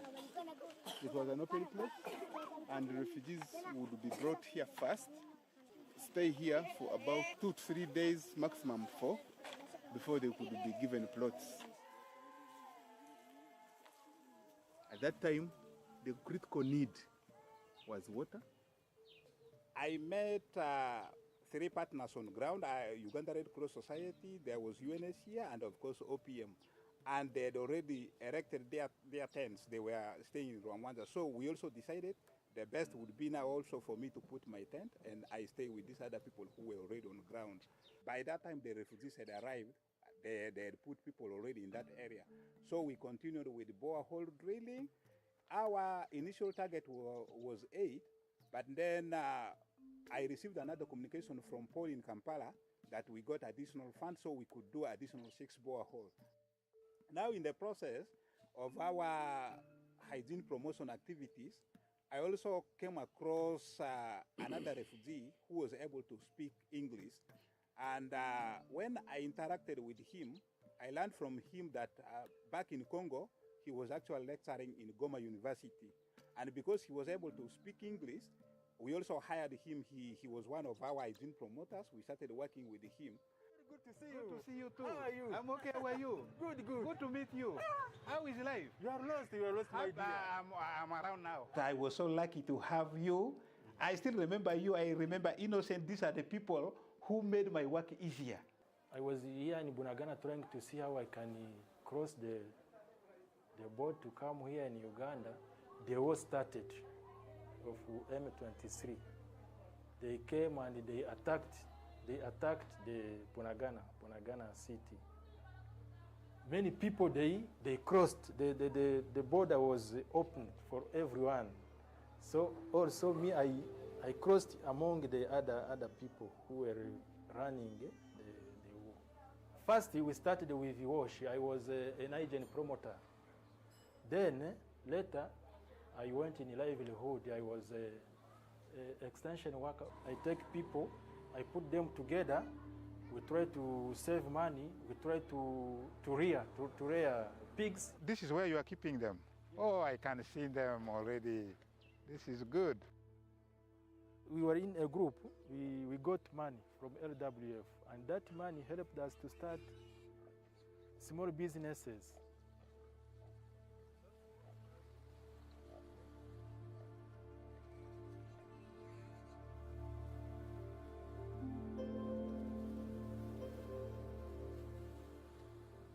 I witnessed the number of people that were being held in Kisoro. It is felt that our operation was not going to be 6 months. It was actually going to be bigger. So we started preparations for a longer term engagement, and we also engaged the UNHCR on the possibility of partnership. I think the first wave of refugees was about 3,000 that crossed from Bunagana into Kisoro, and that is when UNHCR was alerted. For us, we brought in, settled, follow-up, then the partners, and that's when LWF came in. It was a WASH partner by then. It was an operational partner. The WASH sector was quite keen because without the sanitation and hygiene, we were bound to have a very mass epidemic or something like that. The commandant then told us the dynamics of the area, the resistance that was there. I remember seeing a very big battalion of policemen, and I was wondering, and then they explained that the communities are really not welcoming.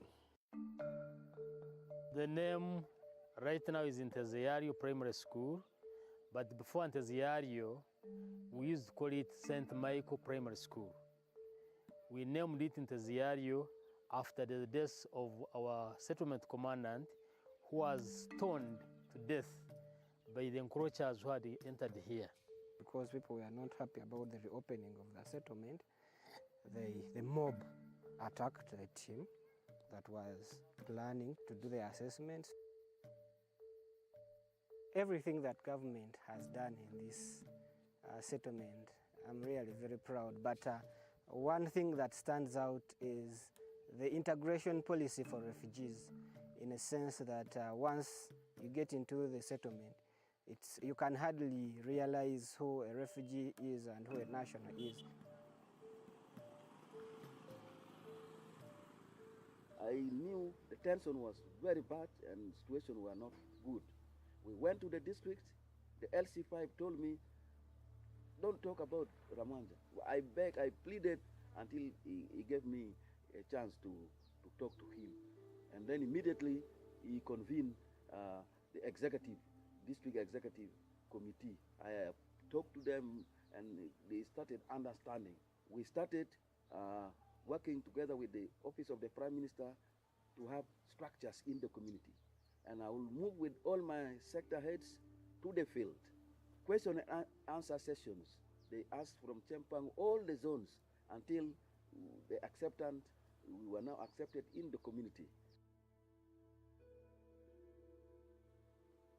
We were struggling with the generators, operation, electrical activities, and others.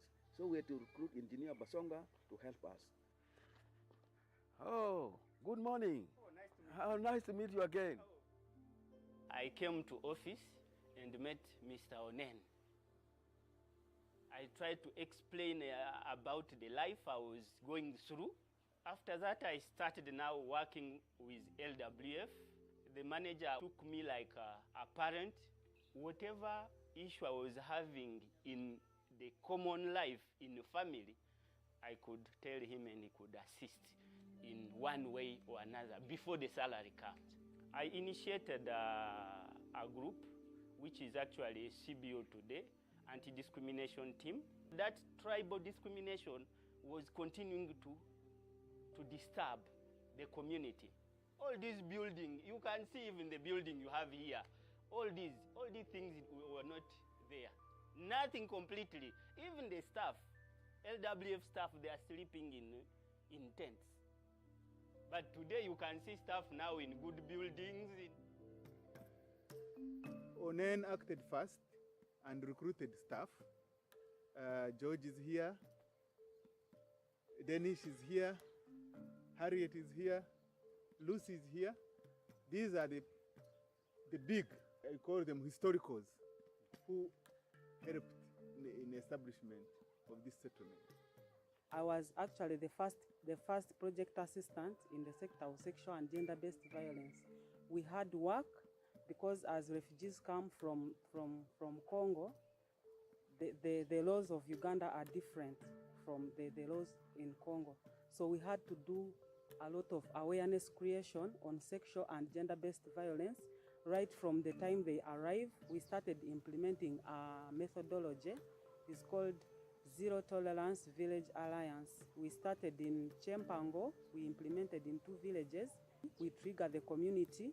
We form a stakeholders forum, which is comprised of the religious leaders, the village leaders, opinion leaders, and other influential people in the community. We did community dialogues about sexual and gender-based violence and HIV, and we had great impact in that community.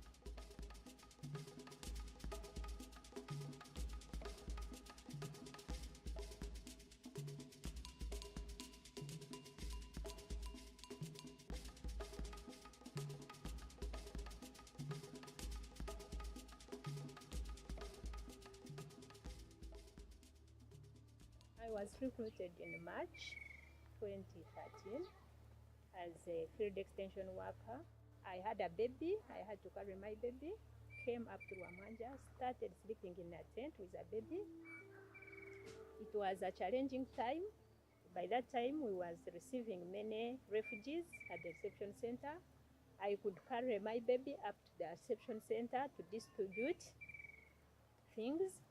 During the training, we couldn't get a service provider because of the tension that was there. But because of what we have done within the community and in the host community, there was one service provider called Nyakato Loy who was able and who was willing to provide us with services. I remember the first day when we met, because in 2012 there was nothing, like there was a lot of tension within around. We could eat from from one saucepan at the settlement, but now after you agreed from among all the people to say, I'm going to work with you, LWF. By the time they were like, the refugees are coming, some were hostile, some were like, no, we don't want them. On the other side of the business people, we were so glad because like the business boomed so high compared to the way how it was before.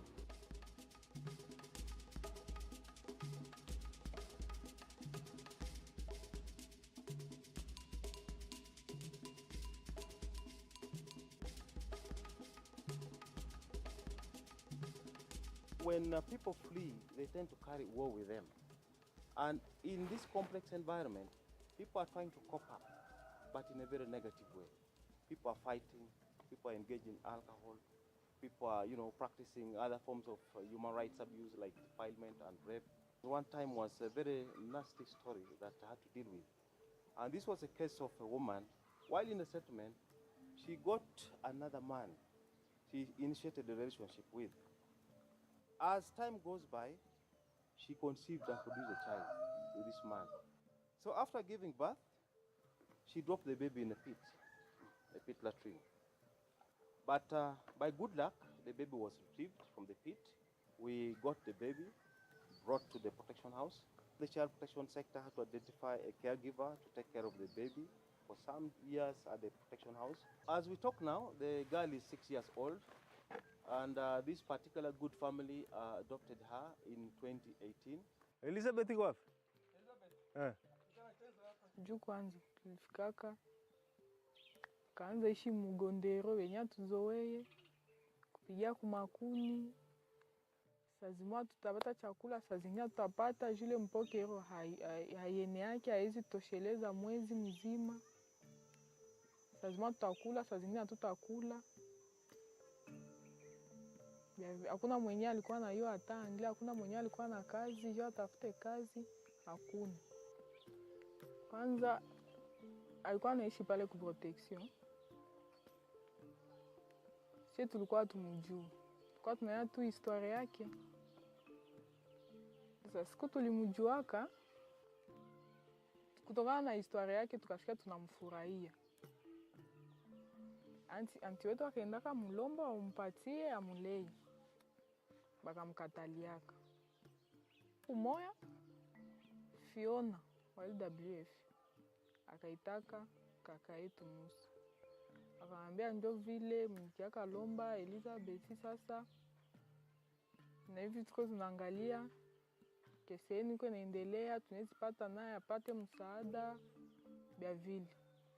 Na sisi tukampokea vile, tulikuwa tushampenda.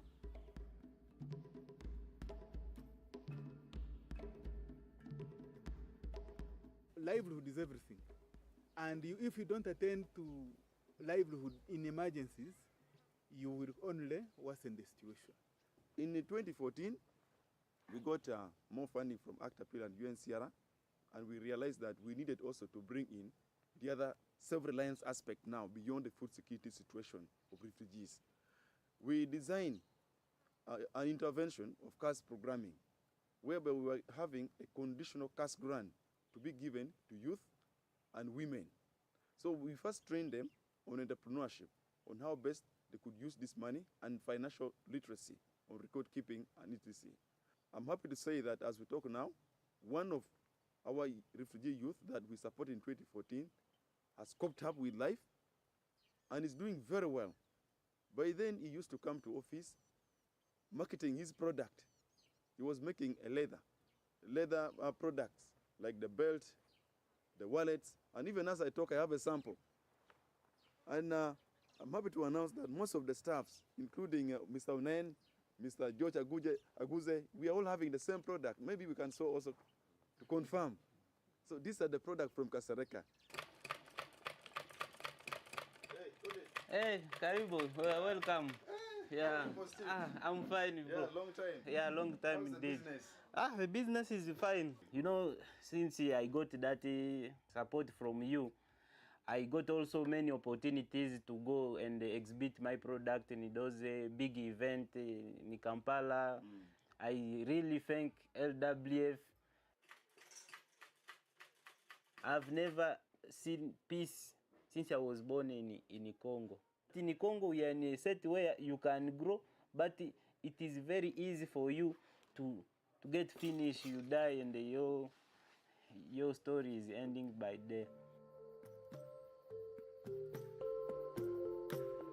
The stories from our staff tell the journey that we have gone through. We are proud that the host community finally integrated with the refugees. The staff that was in Rwamanja have all been moved to other places as ambassadors. This is our story. It is a story of success. It is a story of progress. And it is a story of achievement.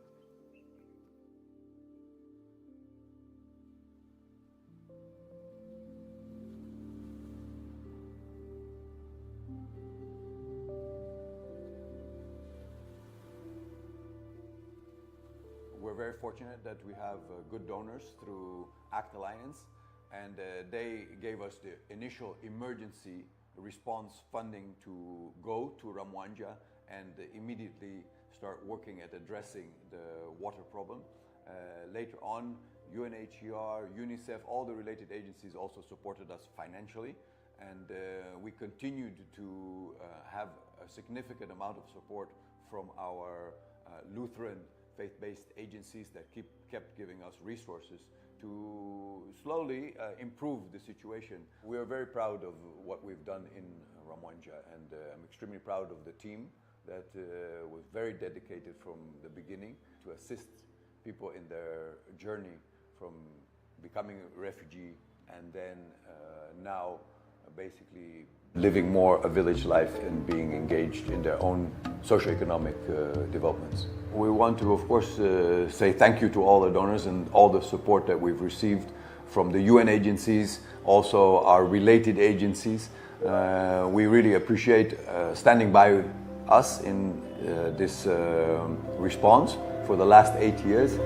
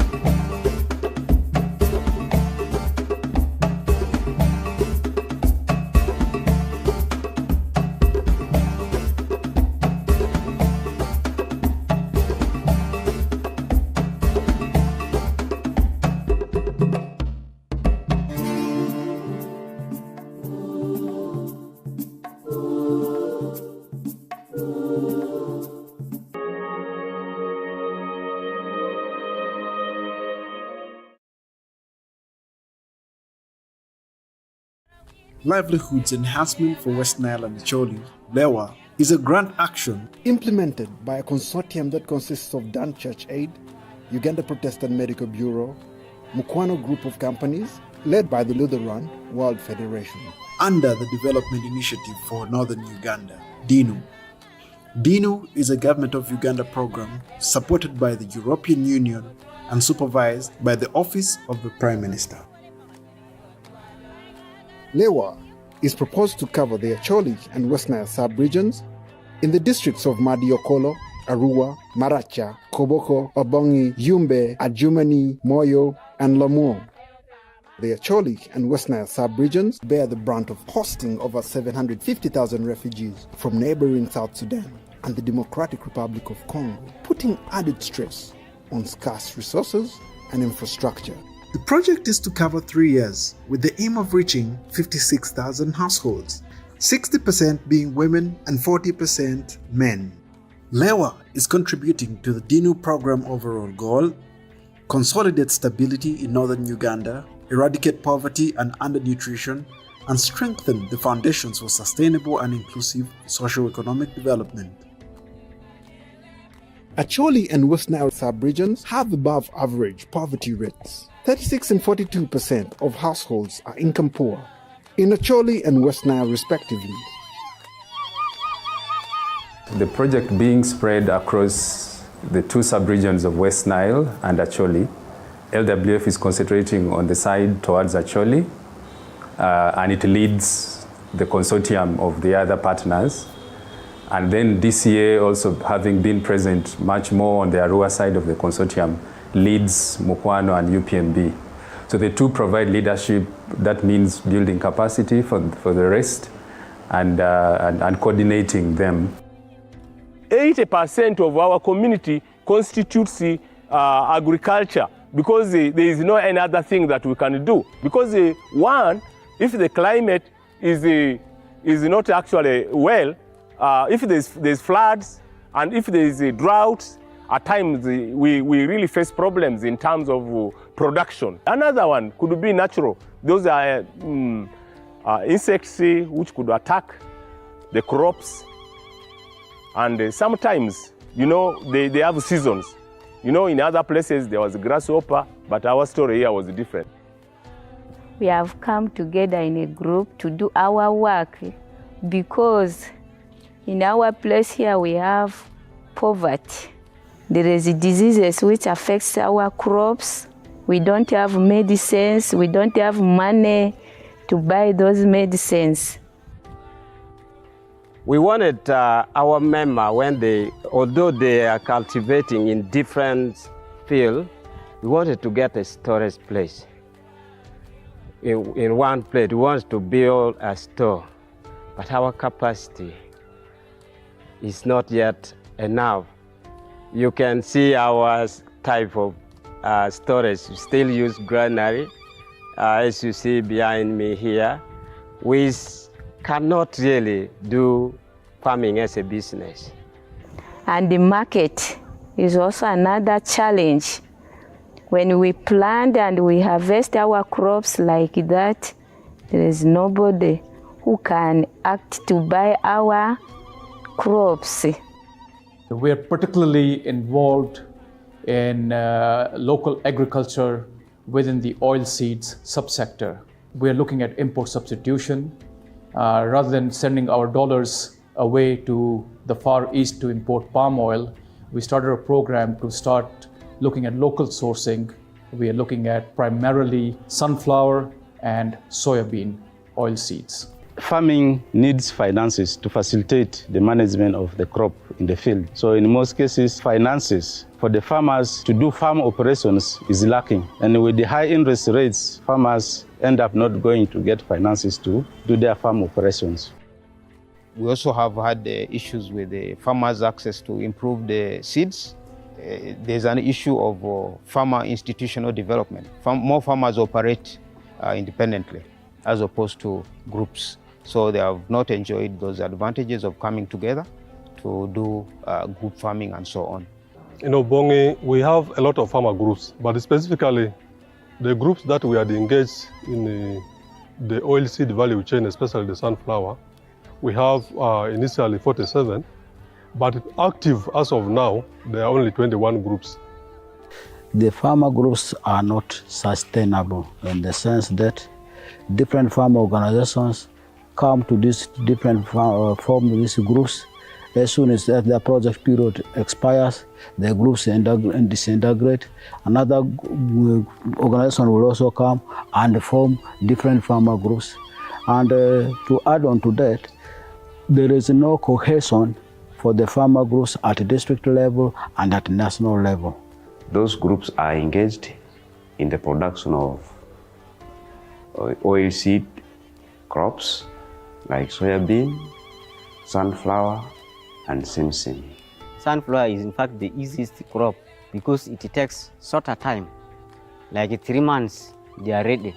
It is easy to manage and it can bring money at a shorter time.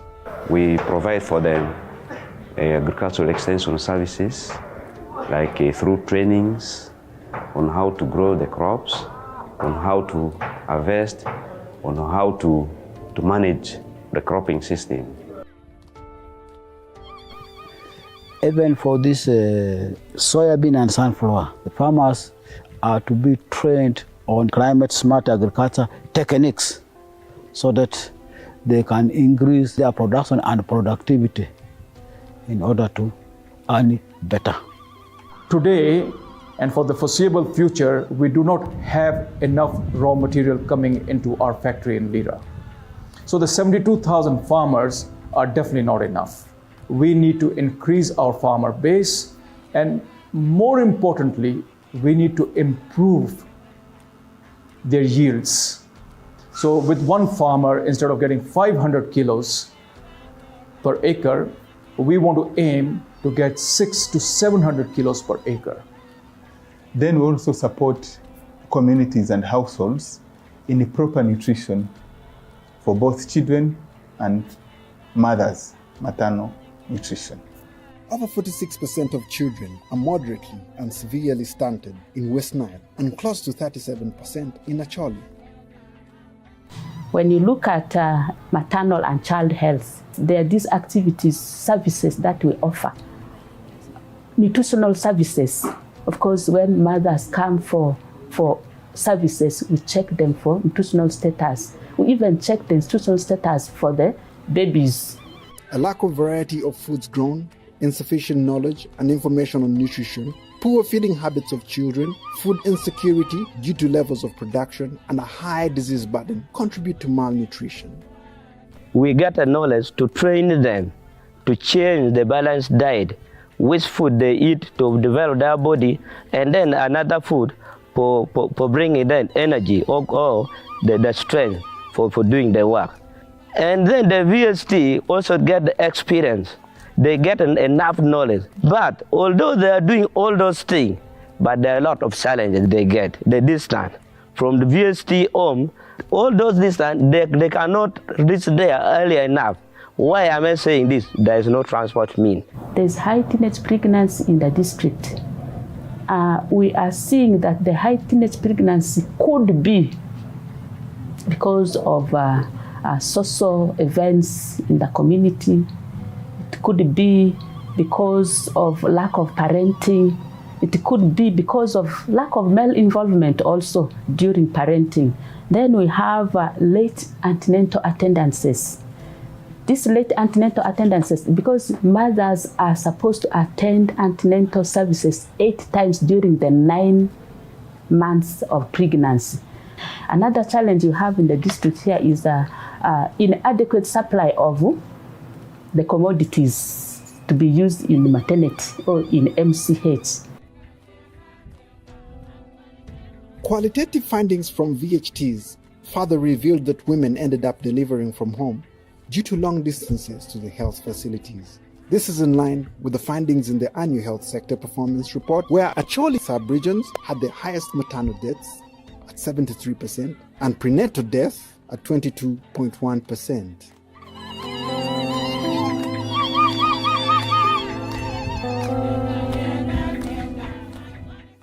Overall, we shall be reaching 56,000 households And obviously these are farming households.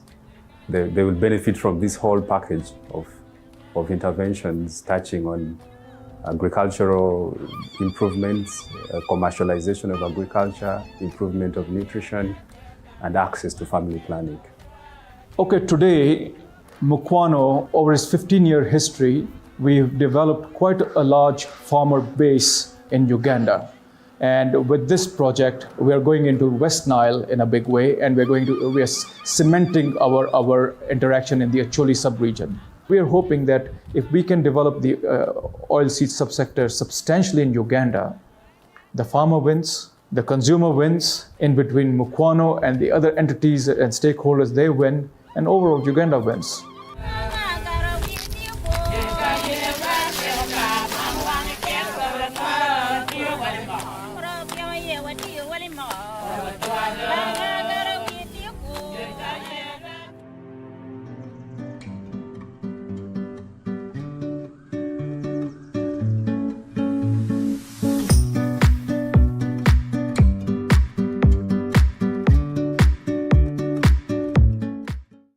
Christine at Miniki Primary School.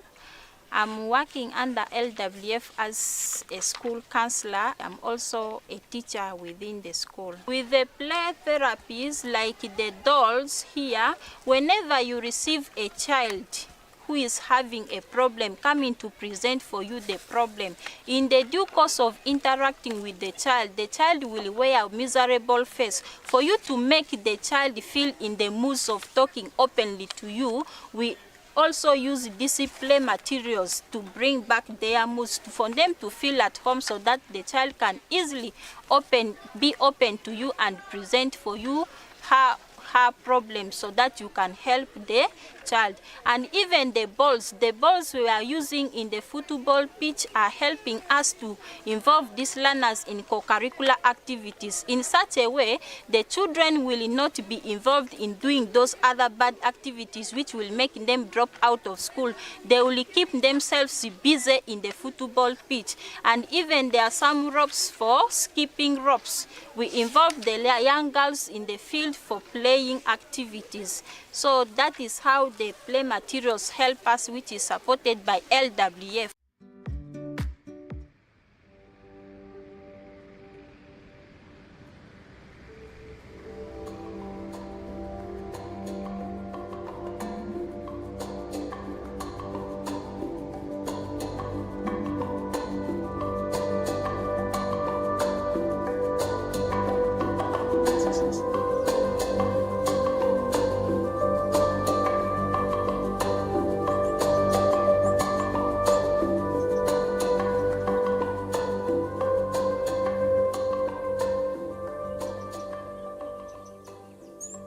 As you keep on maturing, we have different changes. You were born very small. As you keep on growing, you realize that there are some changes which you will begin to experience. Another change in girls, yes?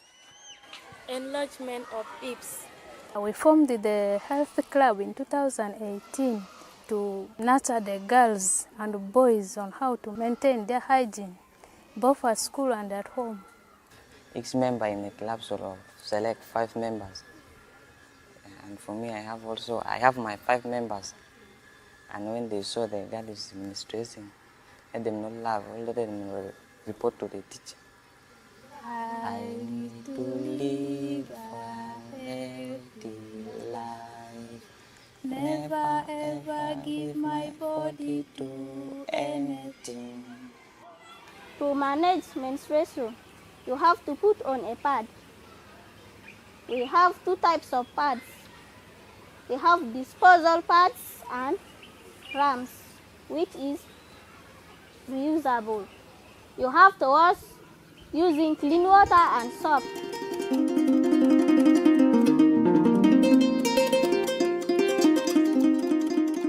We are in Zone 2, among the 5 zones in the Palorinya settlement.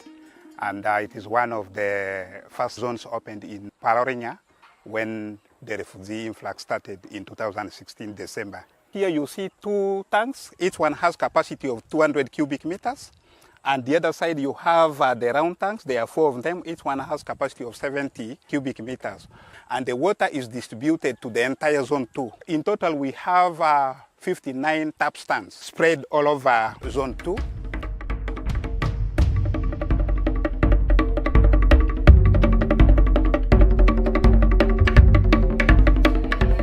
Project of LWF ambulance service. When I came, I found it was already on ground. For us, it is enough to save somebody's life. This month I received myself in a critical case. Lola sulujanamian namat kiriame kweminamian kutoro mane bahonda angiro kodene madangunda nanago ai na hero lungi ambulance dok baharahin ai hunuti tu dong ti hona deule nyana bongyo honan bong jerun ngiro dok bong jerun i mukong na honanyo ngok kona boratina an sisida bora aho bahiru blong lo sulun dia awalun lo ongkiru gini nang banyo den hong lo nyonya.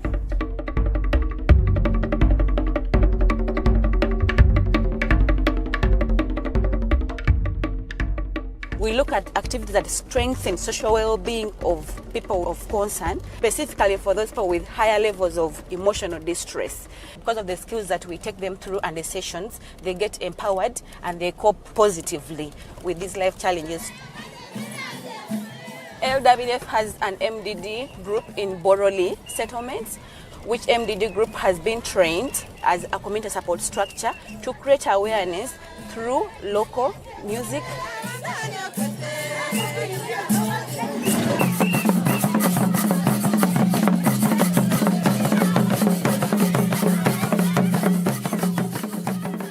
I'm a South Sudanese by nationality. I lost my husband in South Sudan. I was having a boy of 22 years. Unfortunately, the boy was killed. From there, I feel great pain. I was staying lonely because of that pain in me. I need psychosocial help because I went through so many trials. Yeah. Since we finished the session, how have you been moving on with your family members? We are now fine. Really? Yes, we are okay. Do you still have the nightmares that you used to have before? No.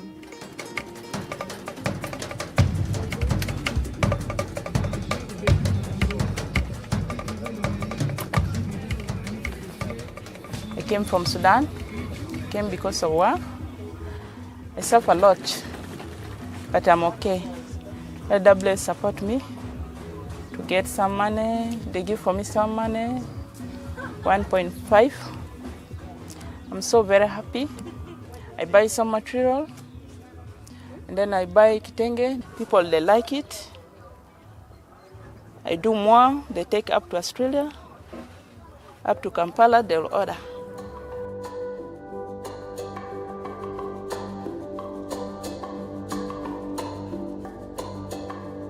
It is these organizations like LWF, they play a very important role in helping our persons of concern.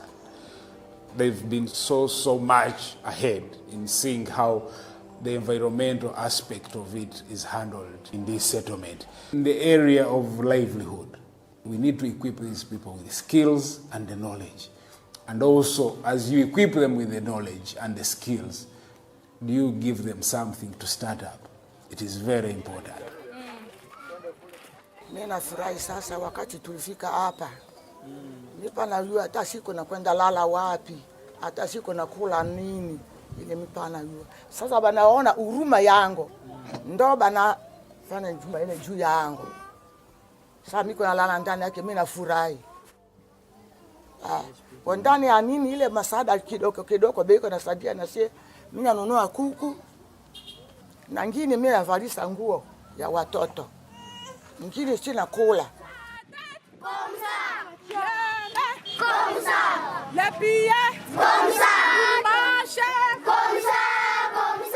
This is a place where the children can come and go through mental healing.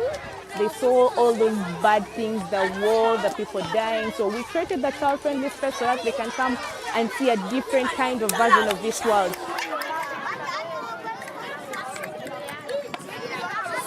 LWF established 2 child-friendly spaces in 2019 March. So the child-friendly spaces accommodate about 2,000 children to come and play.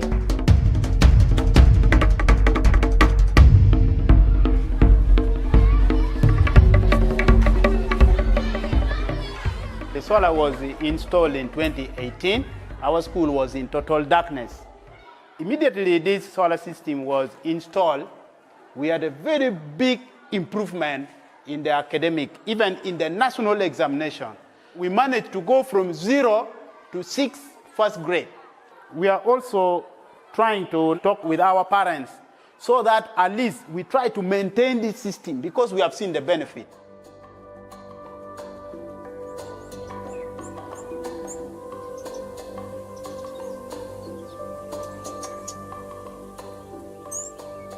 This structure was established by LWF with the support from the European Union. It was a takeover project.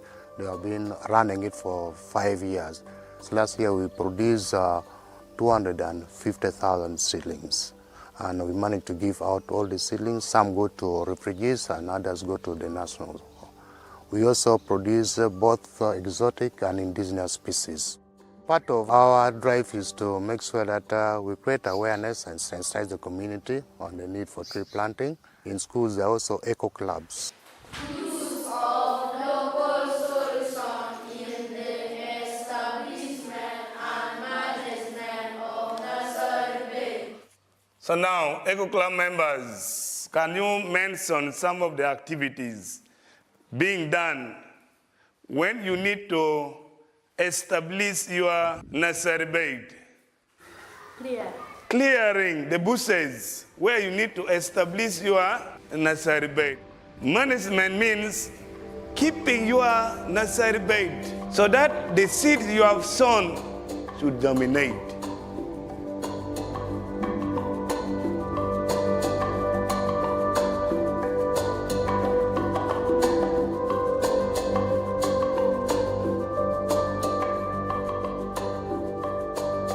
'19 was the first year where we're implementing our new 6-year country strategy, and I believe that we've been quite successful. We've done a lot of water improvements also with the host communities surrounding the refugee camps.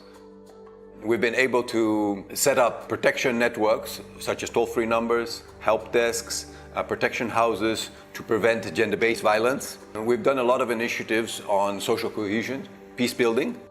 I would like to thank all my staff for their dedication and commitment. I would like to thank the government for the enabling environment so that we can do the work that we are doing. And of course, to thank our donors who have confidence in us and continue to support us. The UN agencies, the bilateral donors, and also our related agencies that support us.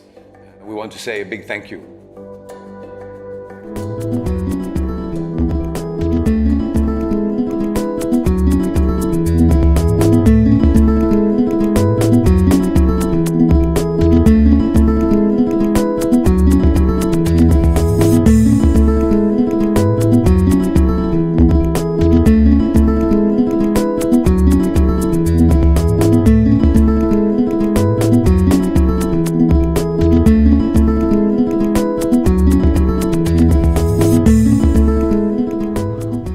For the past 10 years, people in northern Uganda have been trying to resettle on their lands after peace was achieved.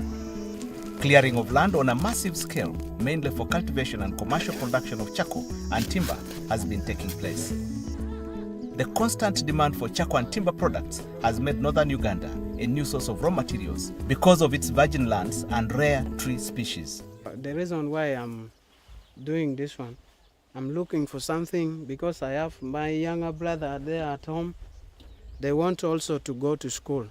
So out of this business I'm doing, I get some little amount out of it. However, this is having a devastating impact on the environment because it is unregulated and the massive cutting down of trees is contributing to climate change, thereby threatening the livelihoods of the people. Deforestation in Kitgum district is a very big problem, and if I'm to quantify in terms of percentage, deforestation has gone very far. Almost over 70% of the tree cover in the district is getting lost. The key players in cutting down the trees are the charcoal burners. We have these charcoal burners are situated in the villages where there is a lot of tree cover. When you come down to the sub-counties, there are no bylaws. There are no bylaws, and also us as the district, we don't have an ordinance on environment.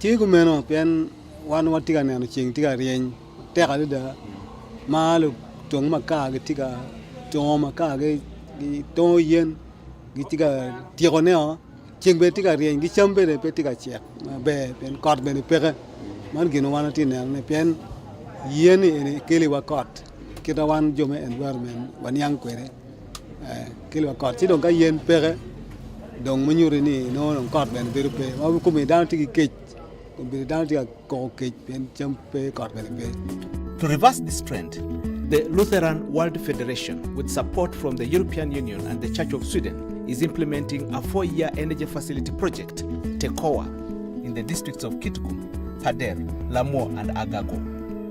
The project aims at contributing to energy security of rural households in northern Uganda for social and economic development in an environmentally sustainable manner. TECOA means our strength. First objective is reforestation and sustainable use of bioenergy resources.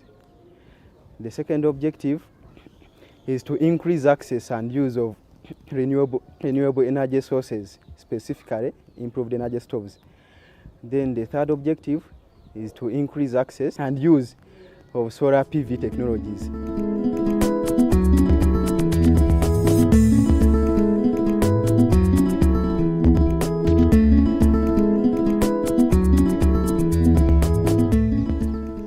To achieve this, the Lutheran World Federation is carrying out massive tree planting and conservation campaigns in degraded areas by sensitizing all the stakeholders and supporting local tree nursery operators, schools, and local environmental committees. 80 private nursery operators have been supported with trainings on tree nursery management, site selection, management of seedlings, and they were also given facilities like wheelbarrows and watering cans. Maurice Opio, a local nursery operator, is a resident of Pader Sub-County, Pader District. The training has been timely for Maurice, who has had a passion for growing trees from an early age, and is now engaging in it as a business. This garden, I hope you are now seeing we have the pea plants here. Then at the same time we have what? Our young seedlings growing. They taught us to trying to adopt what we call tanja system, whereby you integrate crops with timbers, with timber trees like this. Since we started adopting this tree planting business, I'm so far sold above 30,000 seedlings to community around here. Schools and other institutions such as prisons have been supported with the tree seedlings to establish woodlots. These are drought-resistant species. You find in schools there are certain times where papers break off for all this, and during that time you find that there is no one to monitor. So if you give tree species that are not tolerant to drought, to sunshine, to these bush fires, you find that there will be no seedling, no trees surviving. That's why our research shows that these species can really survive amid these hard times. Pader Ogany Primary School is one of the 60 schools to have benefited from the LWF tree campaign. The school got over 2,000 seedlings to establish woodlots, which they have planted on this 1.5 hectare piece of land. This is a good project, and because of this project, which we have in the school, many local people, they are planting trees. Even the pupils, they were given trees, and some of them they come to extent of buying trees to go and plant from home.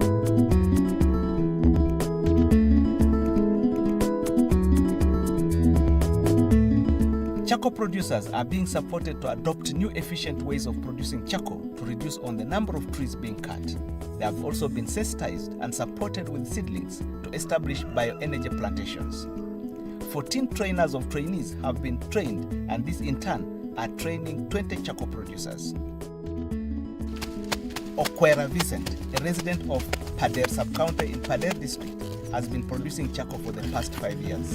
Together with his group, they are now using the new Casamasa killing technique they have been taught by the Lutheran World Federation, which sustainably burns charcoal while conserving the environment. This method has several advantages when compared to the conventional way of producing charcoal using the traditional earth-mound kilns. Maka kadowa, ano maka nginyi matije premier ke wanyini, enine peda wang pegin pe wang manginye. Darayan gena wa no dak ti mabe ni iyo kaman kidong ma dek konya dak kinong le nek bie ye wa ka tiu ki mingo mine ko bie pe bie be ke kana tiu kare yo me yo pokori wa kori pe ko pe ka ali enini ka che kita a piru par dek nyu makar.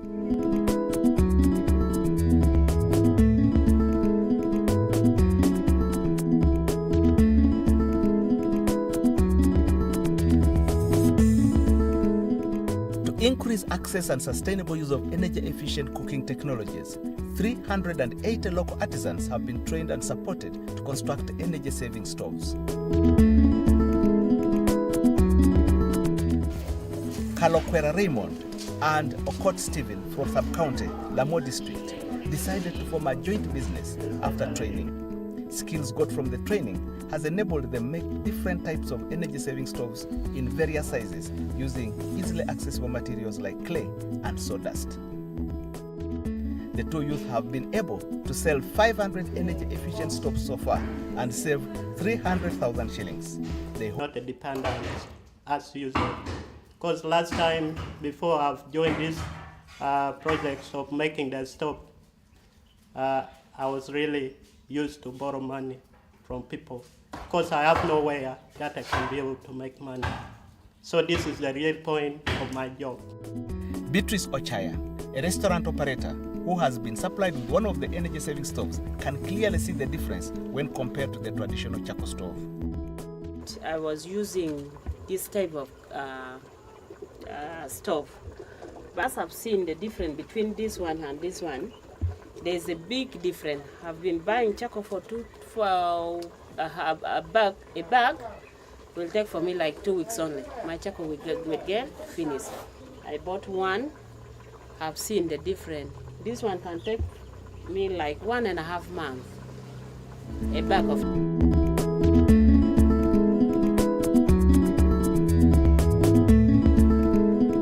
So far, 200 solar units have been distributed, but LWF hopes to reach a target of 60,000 households to acquire solar units at subsidized cost across the 4 districts of operation.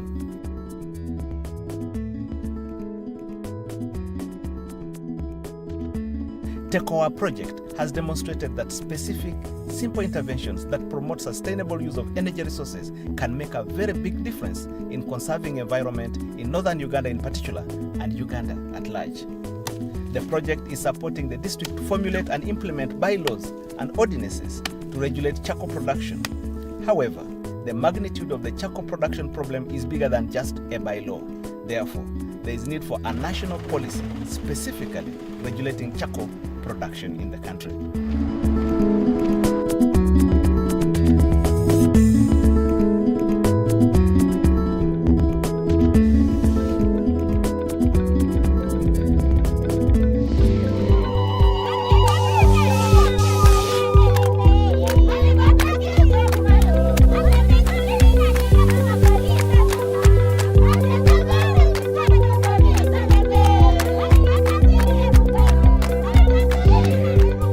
Adjumani of Uganda hosts the highest number of refugee settlements in the country. The 19 settlements have become home to over 200,000 refugees. These refugees have been highly dependent on food rations provided by World Food Programme. However, these rations have dwindled over time due to funding gaps. This significantly affected the livelihoods of many refugees. To bridge this gap, the livelihoods environment and promotion of reproductive health needs and psychosocial well-being of refugees and the host communities. 50% of the project beneficiaries are refugees and the other 50% the host community. This project came at a time when World Food Programme is doing categorization, and categorization is where they are removing some refugees from the normal food ratios and others are giving other categories. This created a lot of gap in terms of sustainable livelihoods for the refugees and hosting communities, as more pressure was created on the refugees who demand for food, and to the hosting community, they limited the small food that they were producing. Now they are sharing with the refugees. LWF adopted a donor-supported and a district-owned approach. Donor-supported, district-led, and community-owned programming to be able to implement this particular project in Adjumani. And meaning therefore, as soon as they got this funding, the first thing they had to do was to come and have an inception meeting with the district leadership with the purpose of sharing the project goals and objectives and ensuring that the district takes full ownership of the planning, the implementation, the monitoring and the evaluation of this particular project. The project aimed at achieving 3 objectives, which were improvement of production and livelihoods in an environmentally compatible way, improved access to reproductive health services and information, and empowerment of communities to create a supportive, nurturing and peaceful environment to ensure the well-being and dignity of the refugees and host communities. The project set about solving the immediate needs of the refugees and the host communities, which was to increase food production and improve nutrition. LWF used skilling as a foundation for self-reliance on and off the farm to sustain the lives of the target communities. Under livelihood, we had other interventions, those that are related to agriculture. We had on-farm interventions, which looked at climate-smart agriculture and integrated pest management, where we reached 272 farmer groups, which is equivalent to 2,000 individuals who were supported. And through this, we managed to have integrated pest management, ecosystem management, improved pest and water, soil fertility skills that the farmers were taken through. Among those trained and supported included 10 model farmers who are carefully selected for easy and increased uptake and adoption of good farming practices.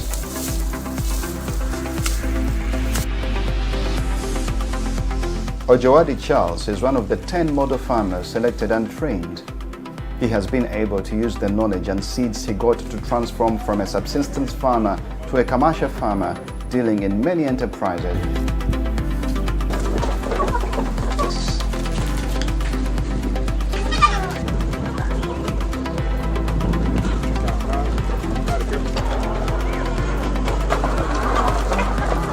The LWF have given me 8 tins. Yeah, this small one. An acre take 14. An acre I got some 8 million, like a dry season like that. It means the 2 acre I got 16 million. The money which I got on the watermelon, now I start another project.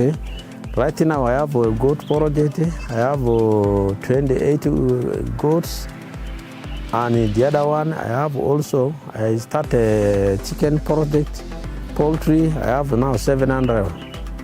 The community also, they are coming to work on me, and also they get some other small thing to pay, maybe to give some other thing. I put youth busy for working, and they got relevant the knowledge. Like this youth, you have seen. Some they are irrigating water, some they are preparing the land for another watermelon. That's it. It means I put the youth busy. Dralada Stephen has used the support gotten under the project to transform his 320-acre piece of land into a commercial agriculture farm and an expansive woodlot. But the mature one, I have right in at 20 acres. I'm harvesting. But this other one, as you are going to see, they're still young. Yeah. So some of these cassava young ones, we shall weed it. We harvest by next year, January. Just like this. 1 acre is 4.5 million. Sometimes when the cassava other neighbors they don't have, we can raise it to 5 million, 0.2. Yeah, I first of all thank actually God to hand over me to LWF and I brought, which exposed me to this level. Another model farmer is Alobo Sabina from Pakele sub-county. She's showing women in her area that they too can be successful commercial farmers if they have the right knowledge and work hard. For the past 3 years, she has been able to ensure that her family is food secure and able to meet the basic needs. Atijara kwa manzo ni brought LWF ne Kenya jeri sio kwa kemani bag banda sakwe dream biaro banda de asai kasu dia dro banda de amevunreru etokare alugata losa edelere ekokivuna manire banda palo manzolere saizina de ango de mberi odu endro mudrimbialo etere tsake de tsare mbaze amari baru abirio lenya a de talosa brought LWF edelere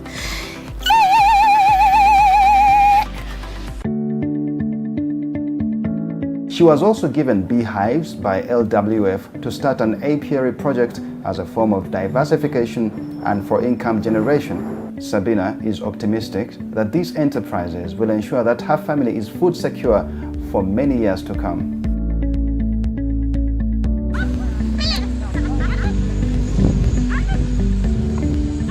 Farmer groups were also given oxen and other farm inputs to enable them clear large tracts of land and increase on their production. It was last year but one. They gave us one pair, and then the other last year 2023 they added to make 2 pairs.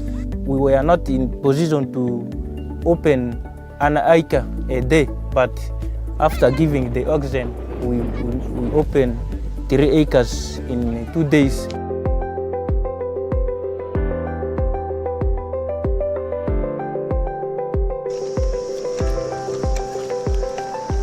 To support farmers handle the increased production, they were trained on proper post-harvest handling techniques and encouraged to bulk their produce to increase their bargaining power for better prices. The use of that slab, if your grain or your maize is not properly dry, the moment we measure it is not properly dry, we are advising member to go and pour in a slab to dry it again. That is the very good support we receive from LWF here in this community. And this store has been constructed for the communities. This is the community store. Any group which they do produce and saving during the time of harvest, they are coming to bulk here in the store. The reason why we do the bulking here is we are just waiting at least the price to increase a bit so that we sell it jointly as a group. Increase in crop production has been because of groups accessing certified affordable seeds. To achieve this, LWF trained 10 local seed farmers on seed multiplication of local seed varieties. Farmers have been able to produce certified seeds, eliminating unreliable seeds from the local market.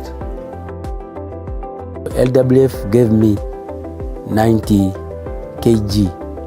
They bought from Serere there. So I tried to multiply that seed. Then that time the seeds does well. Then I've started now supplying farmers group to the even refugees and the host. In my store I have maroon seed. Then here we have the green gram. Mauritius type. This is Mauritius green gram. Here, they are all treated seeds now, ready for farmers. This is Serenat 11. Increased production led to increased incomes, and this called for savings and engaging in business enterprises by the different group members. LWF, under the Bread for the World project, supported the formation of village savings and loans associations, VSLAs, and training in financial literacy, business skills and marketing. This has led to an increasing number of small businesses operated especially by women.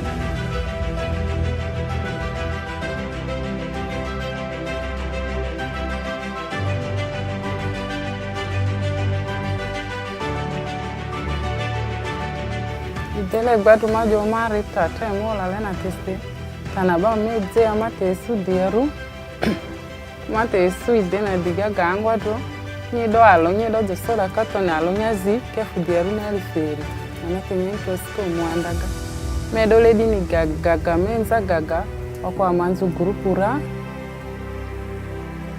site yangwa zimedu mabadia sina mazu bate lifonyaga okozole sama sima my deni gaga lady saving a metal mansura aya income okokinya and sad I still am improvement is realized in the livelihoods of our people. Personally, I also visited these farmers that were sold in the groups like for soya and other things. The disturbance in our office has reduced. You know, very many people used to come to us, politicians, help me pay bills of health and then bills of education. But now this has reduced. Entrepreneurs with certain skills were boosted with a cash grant of 1 million shillings to grow their businesses, increase their incomes, mentor others, and be able to take care of their families.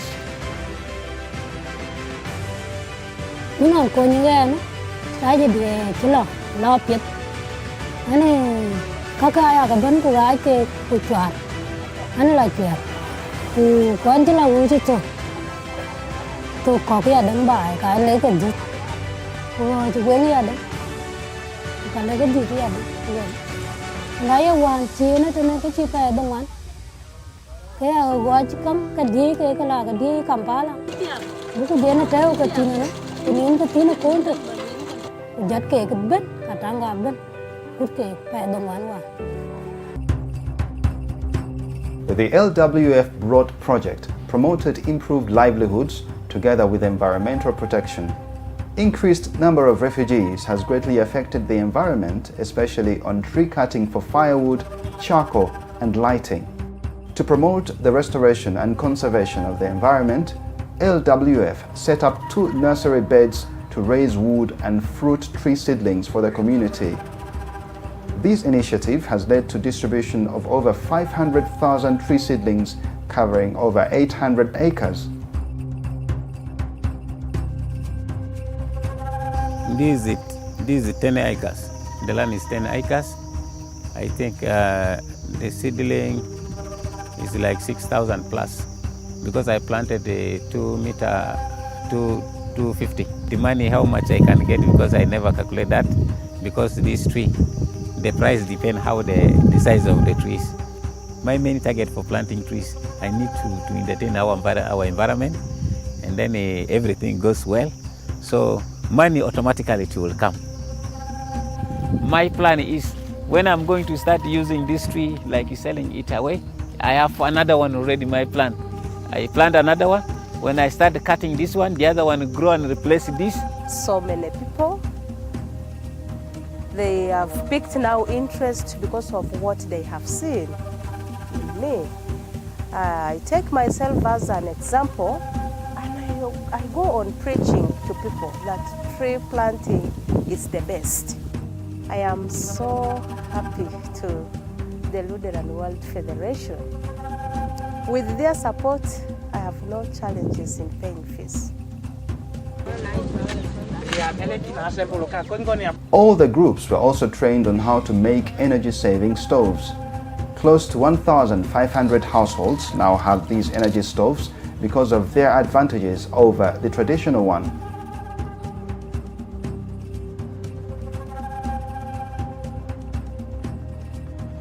Alonika tadi eri neka atikati angwe nane joy yatan enjoy pikonya tikwira sune za eri sakatari wa tone darine jonya tita garosa ni tanambawa kolu para ita dialo kolu para kolu ire weekend sawa ya te dia loso kole adradene anyi join ni grupu ama Andrea ne ao ongo LWF DDE Manzora LWF oye oye.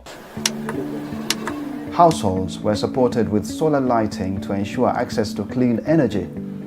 This has improved on the quality of life of the targeted households and reduced dependence on candles and kerosene. Refugees and the host communities do not only face livelihood challenges, but also face health challenges like inadequate access to reproductive health and psychosocial services, which affects their well-being. The LWF World Project also addressed the reproductive health and psychosocial needs of the target communities.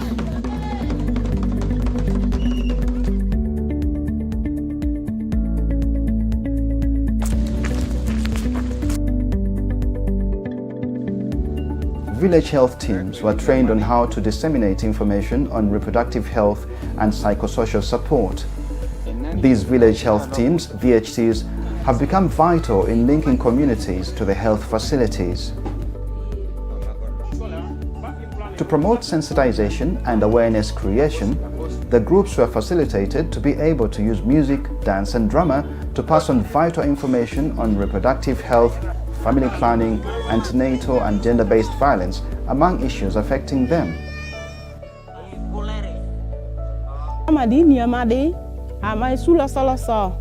La photo rega oko lejo zirani tro e groupe ya de resa miko walango zoro ama groupe ya resa miko we ile fosir e de amatanze drama na katanze drieru yani bang ni ang ni tiana i groupe ni na psychosocial ni na angara kindai ari dizingo zipipila apoka kobong medeyu khoda ponda medeyu khasasanya si kodeta mere kodeta bang kawaran khoda ke po groupe ni tade ko sida ini gurum ni ata kukuji beri kata sida denyo kata gbong denyo kata mere tu mere na kelita ke ata pai kukuju na beri do de ponda mede ko waran lain na ko iteni do iteni ko ngok be bakani do be te lile luka lag boku ne ngona do di ponde waran ko ne na a usan na sai ko so na ngara hindi gurum ni na.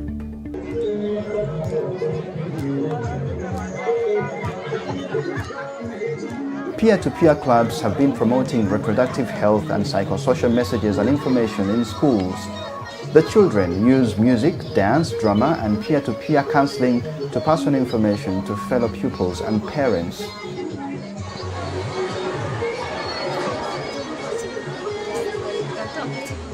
The performance of music, dance and drama, they convey and pass messages to their fellow learners, because in these activities we perform activities which tell the learners the bad effects of early pregnancy, school dropout, absenteeism, and many other challenges. What we are trying to communicate about the dance is peace, unity, for the world to come together as one people.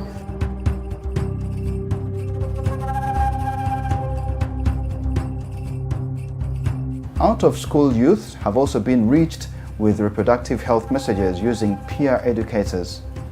Increased uptake of reproductive health messages and services has had a ripple effect in the district.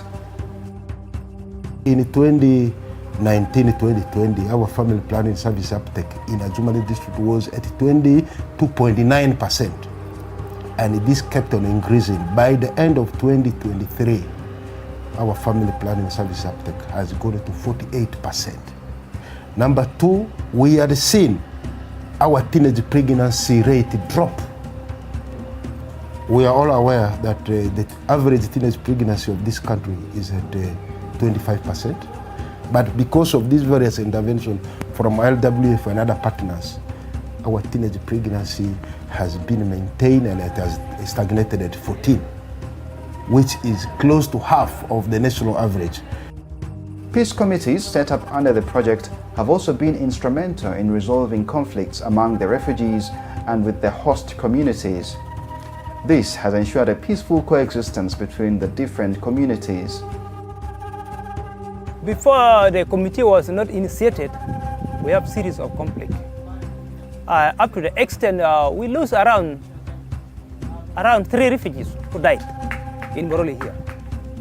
And when they identify the case, if the case can be settled by them, then we see it. If it cannot be handled by us, then we repair ahead. We do referral, and we also do follow-up. These are some of the things that we, the peace promoter, we are doing in Boroli.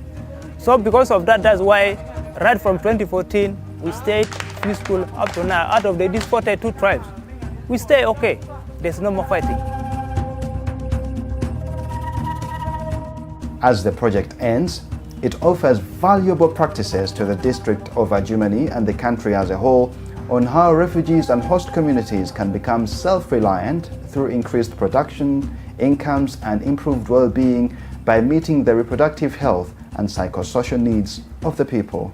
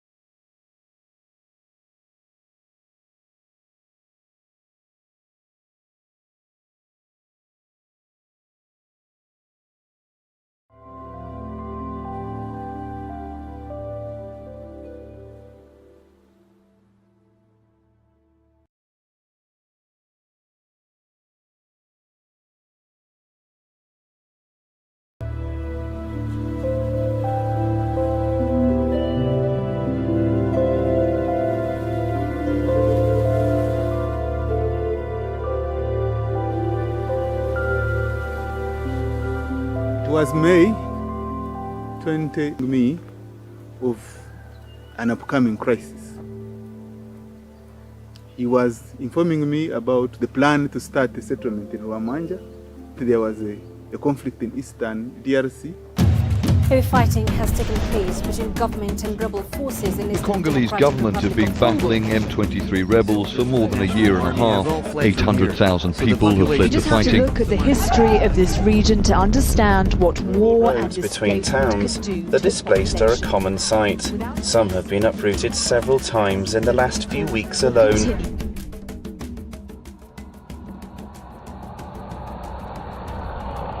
This area was the first reception center.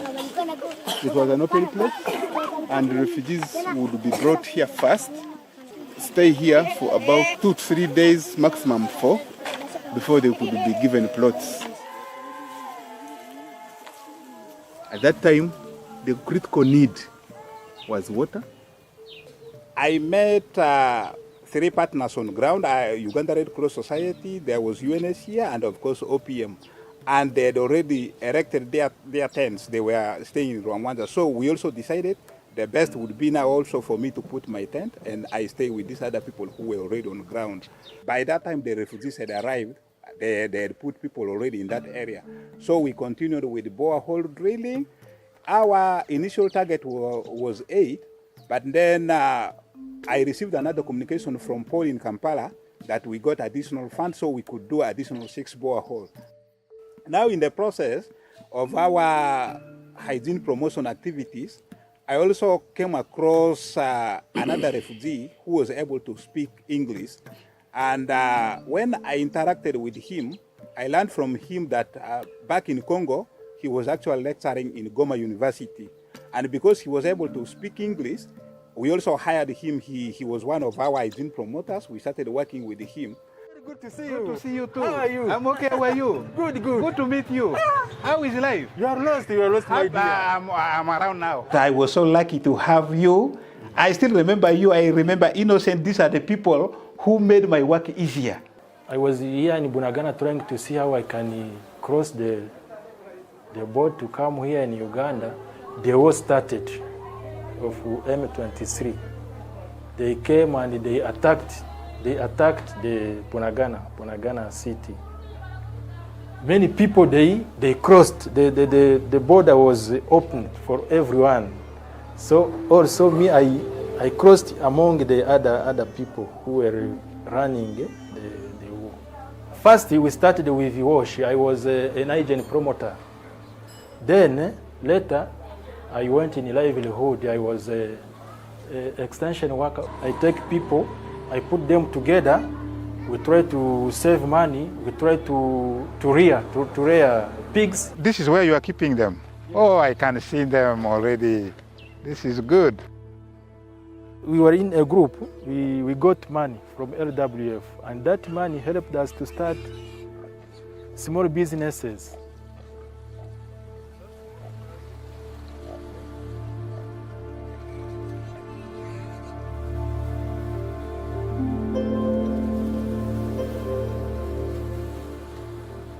I witnessed the number of people that were being held in Kisoro. It is felt that our operation was not going to be 6 months. It was actually going to be bigger. So we started preparations for a longer term engagement, and we also engaged the UNHCR on the possibility of partnership. I think the first wave of refugees was about 3,000 that crossed from Bunagana into Kisoro. And that is when UNHCR was alerted. For us, we brought in, settled, follow-up, then the partners. And that's when LWF came in. It was a WASH partner by then. It was an operational partner. The WASH sector was quite keen because without the sanitation and hygiene, we were bound to have a very mass epidemic or something like that. The commandant then told us the dynamics of the area, the resistance that was there. I remember seeing a very big battalion of policemen, and I was wondering And then they explained that the communities are really not welcoming. The name right now is Inteziario Primary School, but before Inteziario, we used to call it St. Michael Primary School. We named it Inteziario after the death of our settlement commandant, who was stoned to death by the encroachers who had entered here. Because people were not happy about the reopening of the settlement, the mob attacked the team that was planning to do the assessments. Everything that government has done in this settlement, I'm really very proud. But one thing that stands out is the integration policy for refugees, in a sense that once you get into the settlement, you can hardly realize who a refugee is and who a national is. I knew the tension was very bad and the situation were not good. We went to the district, the LC5 told me, don't talk about Ramanja. I begged, I pleaded until he gave me a chance to talk to him. And then immediately he convened the district executive committee. I talked to them and they started understanding. We started working together with the Office of the Prime Minister to have structures in the community. And I will move with all my sector heads to the field. Question and answer sessions. They asked from Chempang all the zones until we were now accepted in the community. We were struggling with the generators, operation, electrical activities, and others. So we had to recruit Engineer Basonga to help us. Oh, good morning. Oh, nice to meet you again. I came to office and met Mr. Onen. I tried to explain about the life I was going through. After that, I started now working with LWF. The manager took me like a parent. Whatever issue I was having in the common life in the family, I could tell him and he could assist in one way or another before the salary comes.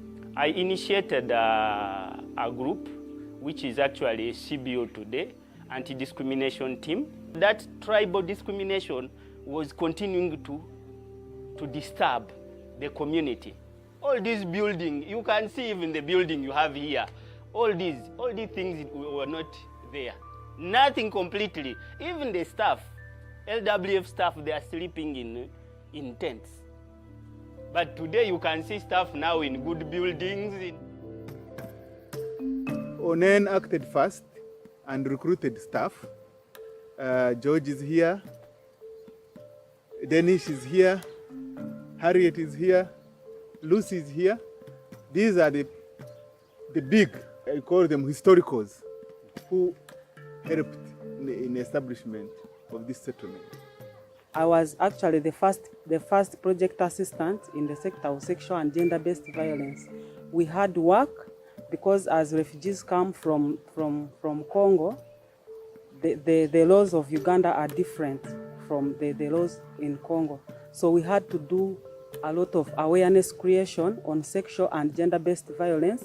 Right from the time they arrive, we started implementing a methodology. It's called Zero Tolerance Village Alliance. We started in Chempango. We implemented in 2 villages. We trigger the community. We form a stakeholders forum, which is comprised of the religious leaders, the village leaders, opinion leaders, and other influential people in the community. We did community dialogues about sexual and gender-based violence and HIV, and we had great impact in that community.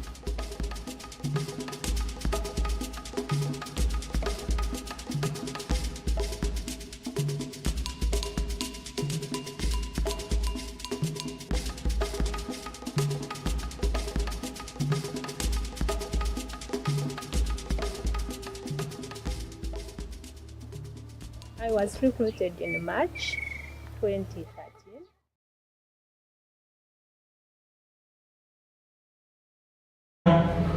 Matthew You're most welcome. A hand clap for Matthew. We have Chris from PRM. You're most welcome, Chris.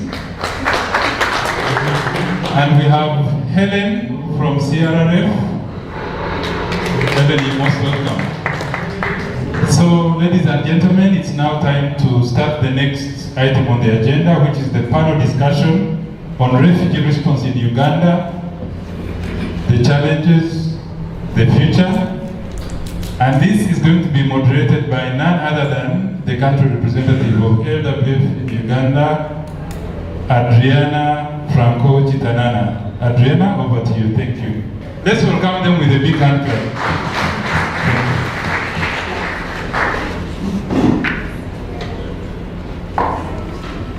Thank you so much, Apollo. Thank you, everyone. Good afternoon. Well, I think I will start with letting the panelists come and make themselves comfortable here in a chair of their choice, okay? And then whichever one you leave free, I'll sit there. And let me invite, first of all, Commissioner Patrick O'Kelly. The Commissioner is for Refugees at the Office of the Prime Minister, OPM.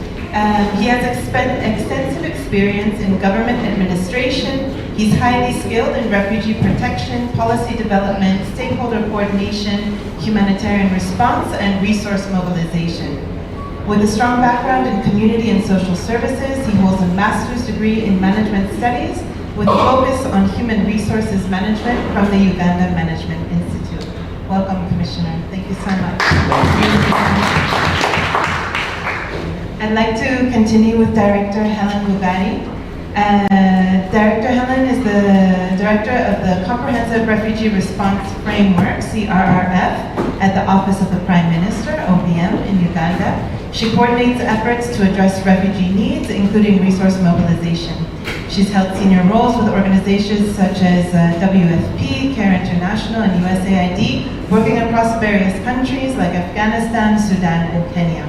She has expertise in policy development, human rights, and conflict resolution, and has made significant impact on displaced communities.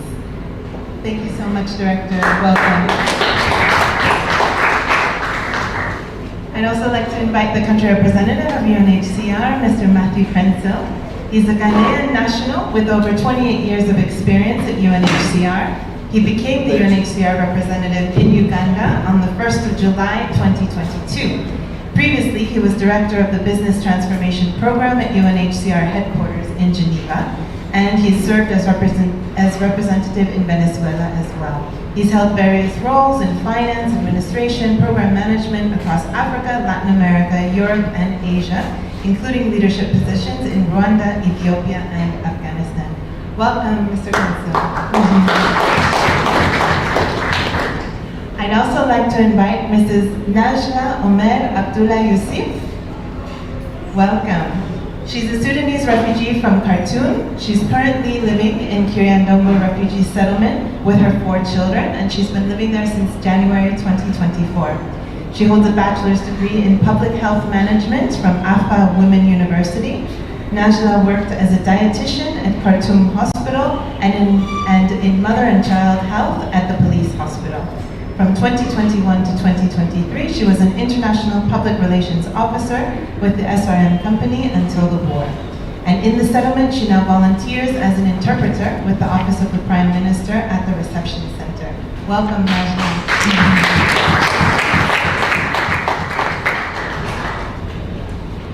I'd also like to welcome Kevin Kaija. She's the Chief Content Officer for Next Media and the General Manager for both AfroMobile and Next Production Limited Uganda Media. She's an executive with over a decade of experience shaping Uganda's broadcast landscape. The roles encompass content production, management, and distribution for the group. Throughout her career, Kevin has been driven by a passion for harnessing the power of the media to drive positive change. She's dedicated to creating impactful content and innovative solutions that inspire, educate, and empower audiences. Kevin is committed to using media as a force for good. Thank you so much, Kevin. Welcome.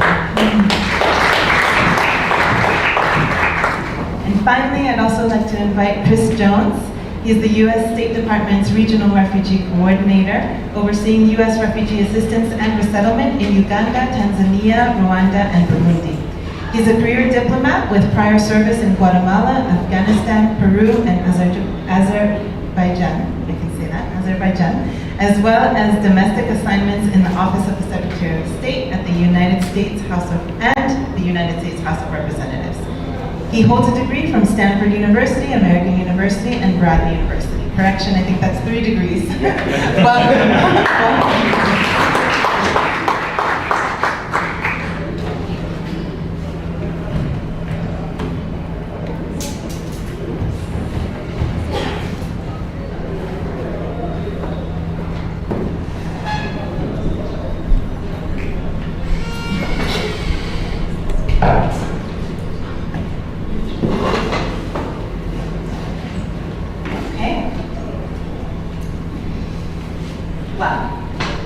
Here we are. Thank you so much for coming.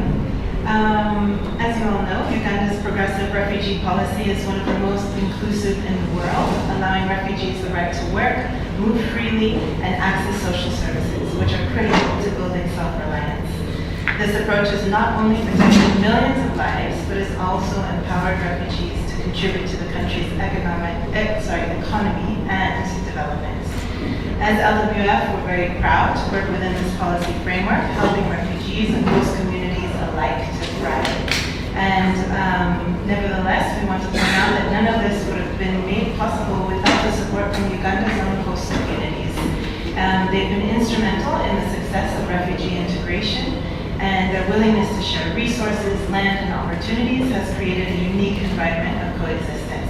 We've seen firsthand how this generosity fosters peace and stability, benefiting both refugees and host populations. I would like to start by directing a question to Commissioner Okello. Commissioner, also just for all the panelists, the microphone is next to you. Please press the button to turn it on, and then please remember to press the button to turn it off, otherwise we get some feedback. Thank you. Commissioner Okello, you've taken up your new responsibilities not long ago. We would be really interested to hear about your first few months on the job, what your experiences and reflections have been so far. Thank you so much. Thank you very much, Adriana. Today makes 1 month and 5 days since I took over as a substantial commissioner for refugees. It has been an interesting journey, and I must say that when I reported, the first thing I found on the ground was coalition, and I felt that must be addressed with the utmost urgency it deserved.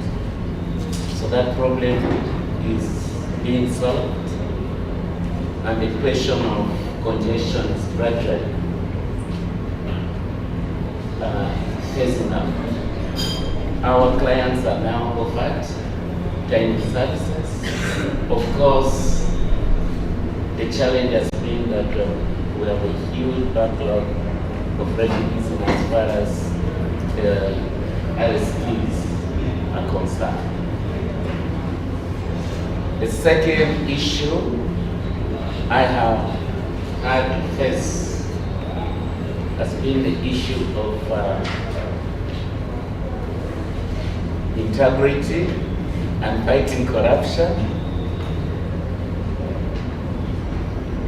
The department was receiving so many brokers, and because of the vulnerability of the refugees, so many of them are taking advantage to extort money from refugees for services that are provided for free.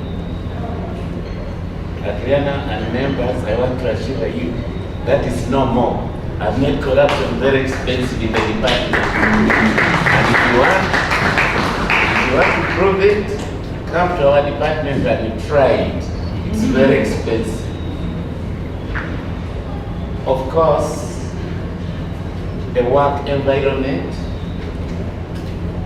was also not very conducive. Our building has been very dusty. It had ached and needed immediate renovation. And I looked through and said, yes, we have good partners and willing friends to do this. So I reached out to Matthew and Tim, and the bills of quantities were worked out, and the procurement process is going on, and very soon we expect the refurbished building, which really depicts a positive image of the department responsible for the management of refugees in Uganda.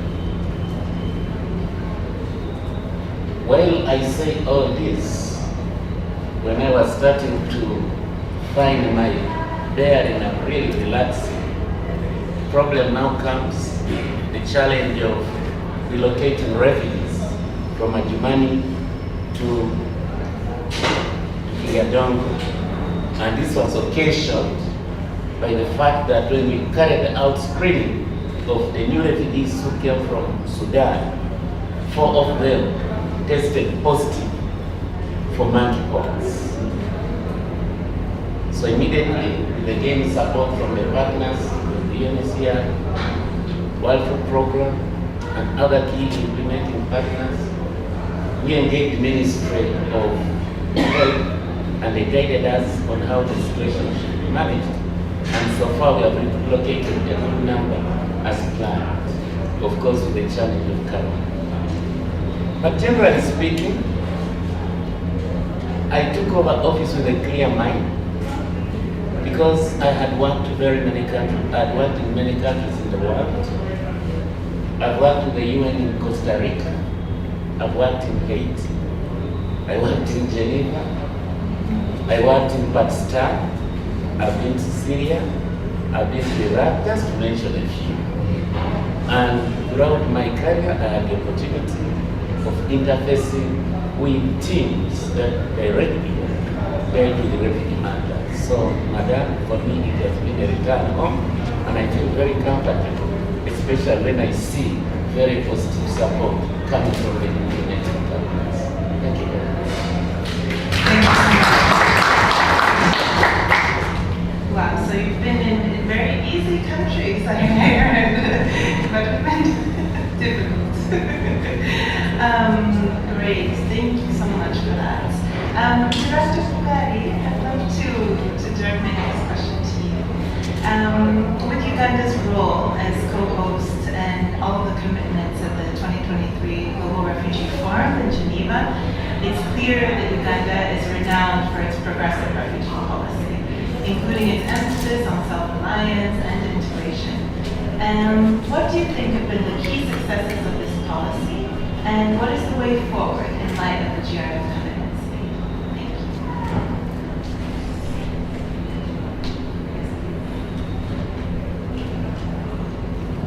Thank you, Adriana, for the question. Indeed, Uganda's policy has been lauded as the best policy worldwide, so to say, and for good reasons. We were asked to co-convene the Global Refugee Forum in December 2023, and that was also in recognition of Uganda's good progressive refugee policy, and also the fact that Uganda's global compact on refugees and CRF are functional, which is not in many countries.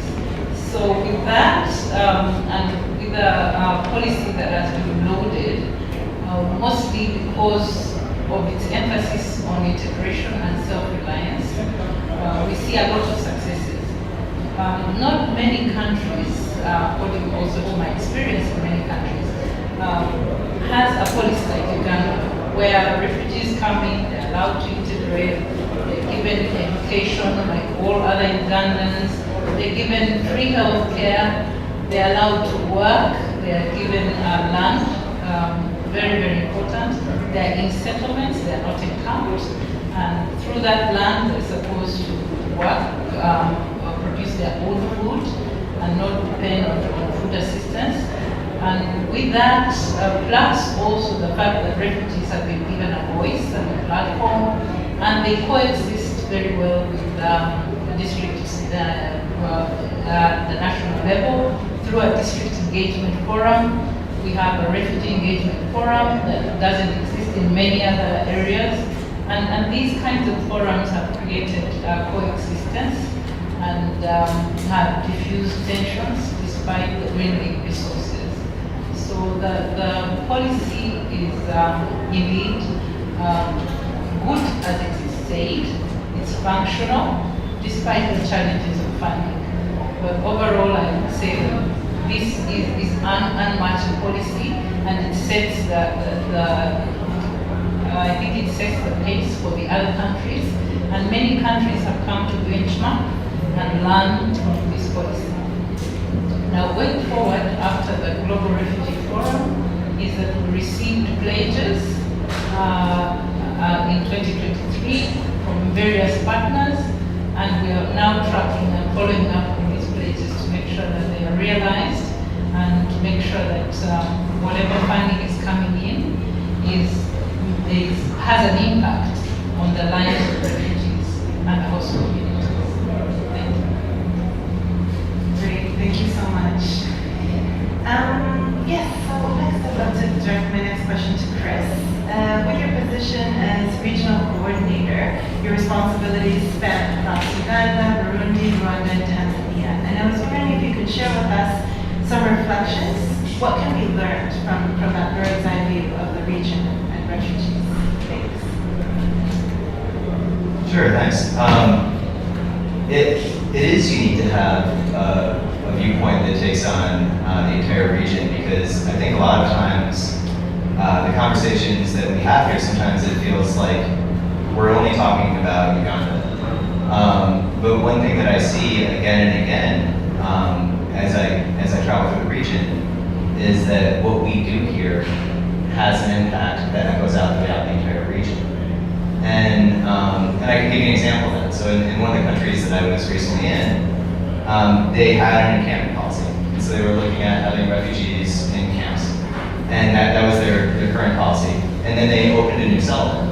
And that settlement had freedom of movement, and it had freedom of work, and it had improved legal status. And I asked them, well, tell me why you did this. Tell me what the policy switch was that made you decide to start moving towards a settlement model. And what they told me is we went to Nakabali. They said we went to Nakabali and we saw how the system works there. We saw the settlement system, and we think that it makes more sense. And then I asked, well, who brought you to Nakabali? And it was OPM and it was UNHCR that brought them. And so, that's just one small example. But it does mean that for me, one, I think that just at a base level, all the things that Helen and the Commissioner were mentioning about the positives and strengths of the refugee policy and the refugee framework here, they do serve as a model, and justifiably so. And also, as we have debates about how do we take this good model and make it better, how do we make it sustainable, how do we make this a framework that will last for the foreseeable future. And I think it's worth remembering that it's a debate that has implications that are far larger than here, and that the decisions that we make here are looked at by neighbors and in fact a lot of other refugee responses in the globe. And that's something that regional perspective has really driven home for me, and makes me realize how it's not just about here, it's about everyone that's watching us. And that the reform that we're working on here is doubly important for that reason. So that's probably the biggest takeaway that I've had. Wonderful, thank you so much, Chris. That's really important to hear, because we are working on this transformation hard on a daily basis. I'll come to a learning question later. Matthew, I also would love to learn a bit from your experience. I'm going to ask you for some comparisons from other contexts, linking to your more recent work in Latin America as representative in Venezuela and on the Venezuelan migration crisis. You mentioned the term migration also in last month's interagency meeting, and I'd love to hear more about what role the term could play here in Uganda, and more broadly, what learnings you can share that are relevant for the Ugandan refugee policy. Thank you.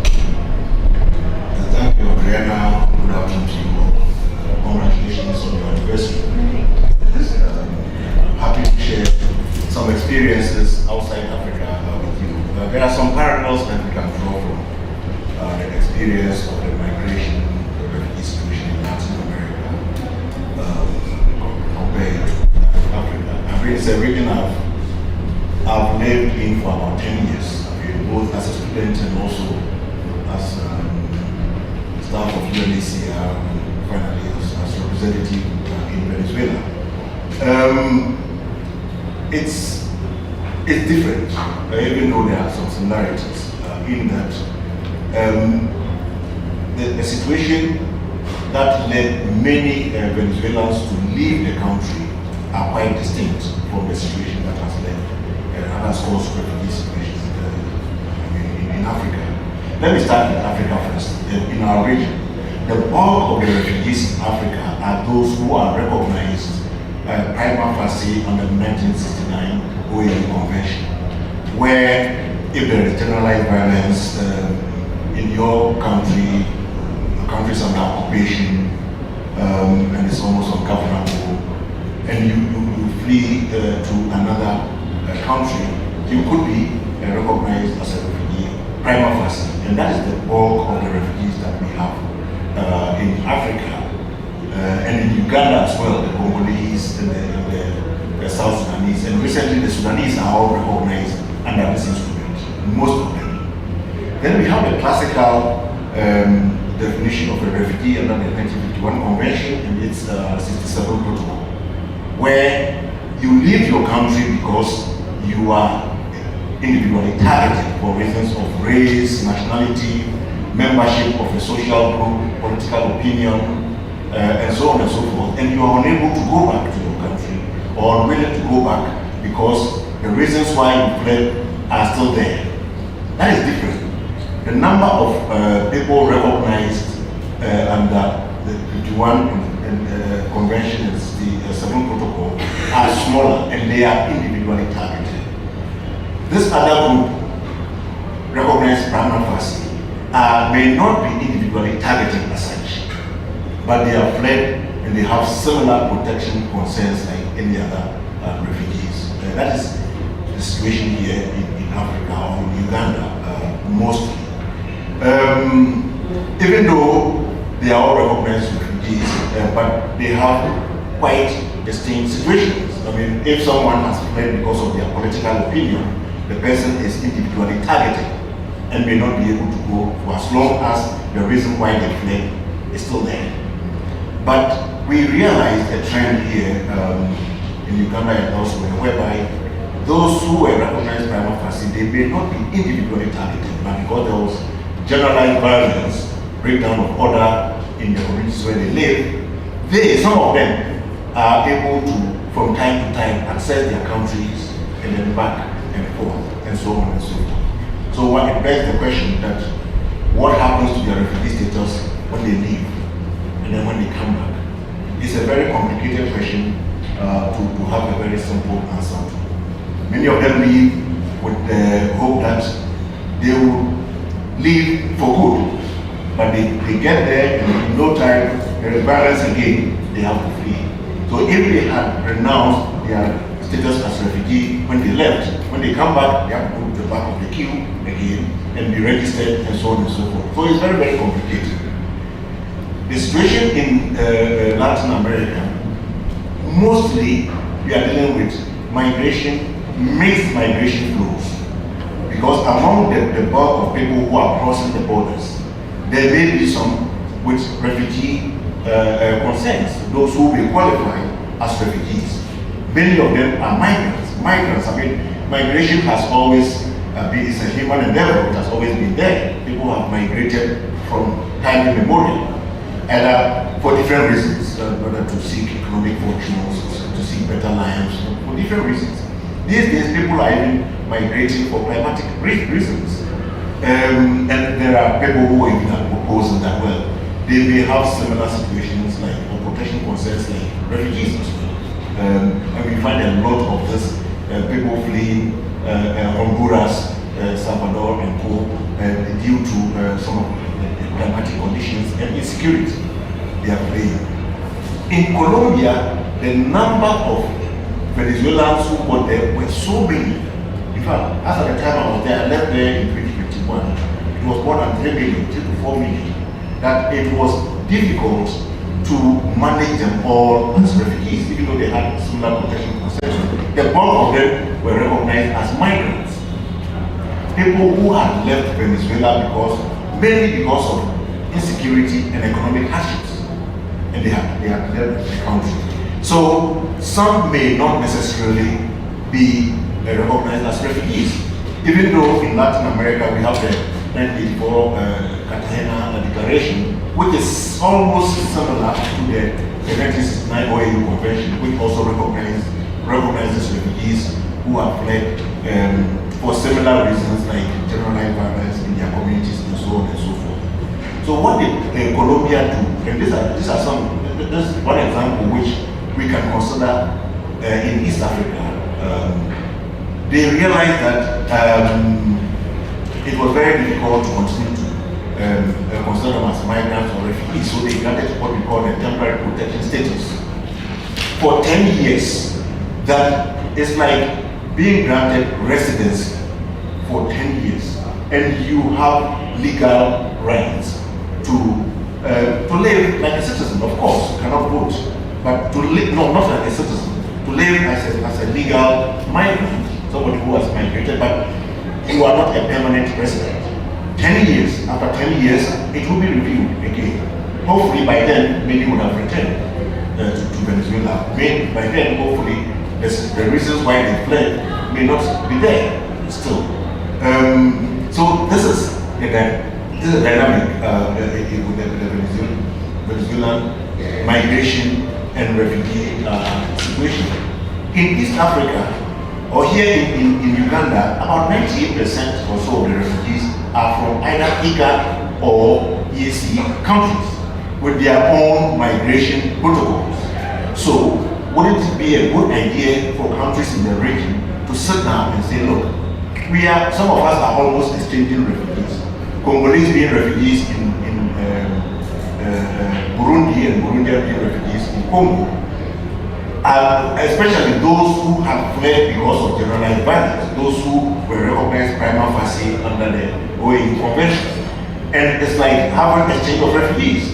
What about thinking about some protocols within the community where many of these, who may not necessarily be individually talented, are considered and granted certain statuses that would enable them to live in the community without necessarily having to ask for refugee status. So this is it. I mean, it could be a very, very complicated and long discussion, but it is worth doing it. Last year in June, Uganda hosted a ministerial conference on durable solutions, where some of these things were discussed. It would be good for countries in the region to harmonize their asylum policies as much as possible, so that one country does not bear the brunt of the refugee crisis in the region, like Uganda is doing. Wouldn't it be a good idea to have citizens within the region able to migrate and work in other countries and not necessarily be considered refugees if they don't need that status? If they can still avail of the protection of their countries, why would they be compelled to ask for refugee status? But this is a discussion that can go on for the whole day, so I'll pause here. Thank you. Thank you so much, Matthew. It was just before I was going to have to cut you off. No, thank you so much. It was really interesting hearing about that, and also some interesting questions posed. For now, I would love to move over to Najla. Welcome, Najla. Thank you so much for traveling from Kiryandongo to here. Please feel at home. Now you've heard quite some things here from the panel, which are probably very different than the daily things that you're working on in the reception center, translating for the new arrivals on behalf of OPM. You're in regular contact with these new arrivals. What have you seen to be the most pressing needs for the Sudanese? And how are these needs being addressed, either through the community or the humanitarian partners? Thank you. First of all, thank you for the invitation. From the conversation there and so on, the fact is that facing the biggest is there.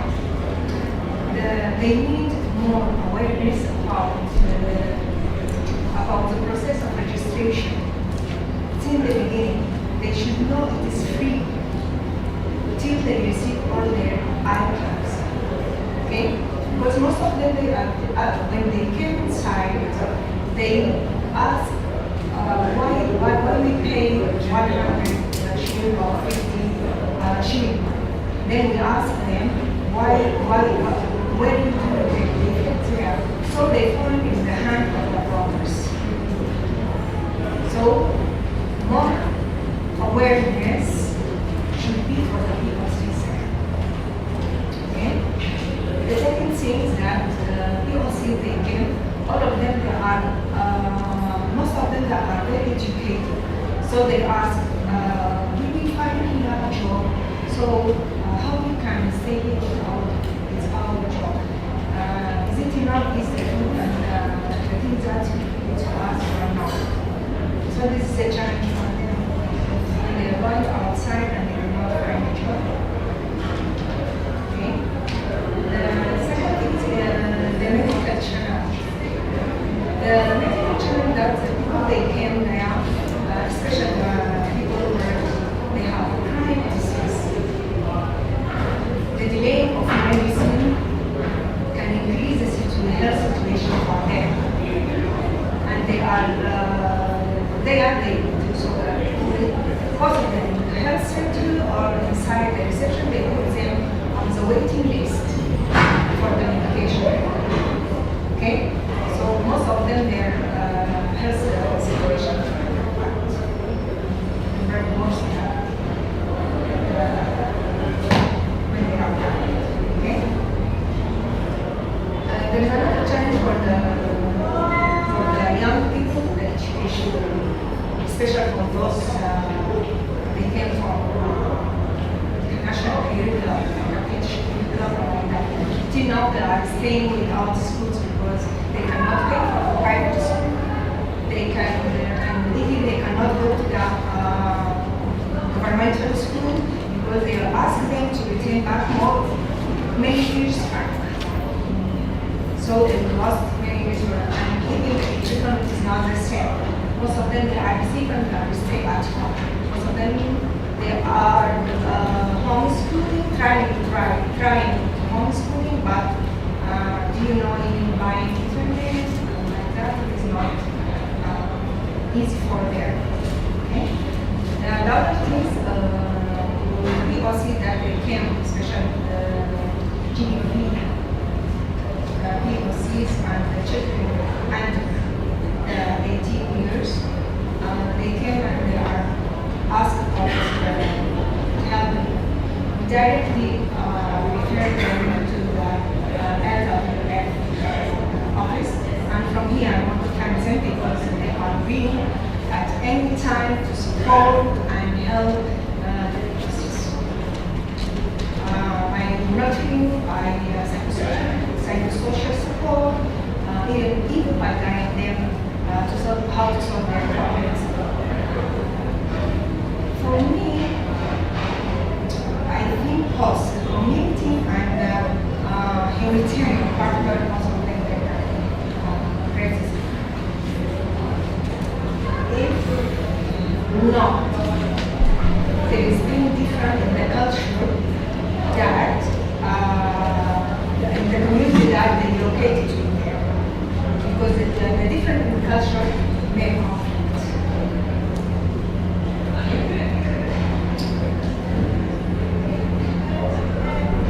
On the community that on their being there, they are suffering from the water, especially the drinking water, and to buy it or drinking water that is very salty.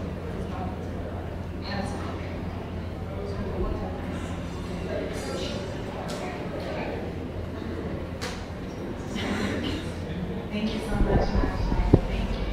The challenges are many and multifaceted: economic, language, health challenges, and even cultural differences, of course, when coming to a new place, and also being with other people, not even between Sudanese and Ugandans, but of course in Kiriandombo the majority are South Sudanese. So that's many things to juggle. Thank you so much for that. Kevin, as you hear about all of these dynamics, I think those of us are sort of in it on the daily, and I would love to hear your point of view as a media professional. How do you see the role of media? Oh, sorry, Najla, can you turn off your mic? Thank you. Kevin, how do you see the role of media in shaping public perception regarding the awareness of refugee issues in Uganda, but also what are some of the key challenges with regards to accurately reporting on those issues? All right, thank you, Adriana. Yes, obviously, media's biggest role is to create awareness and bring to light the things that people that may not be necessarily experiencing them need to know. As a person working with media that has had the privilege of working in communities with refugees through organizations and implementing partners like LWF, I've had both the privilege to experience their immense resilience, but also their incredible challenges.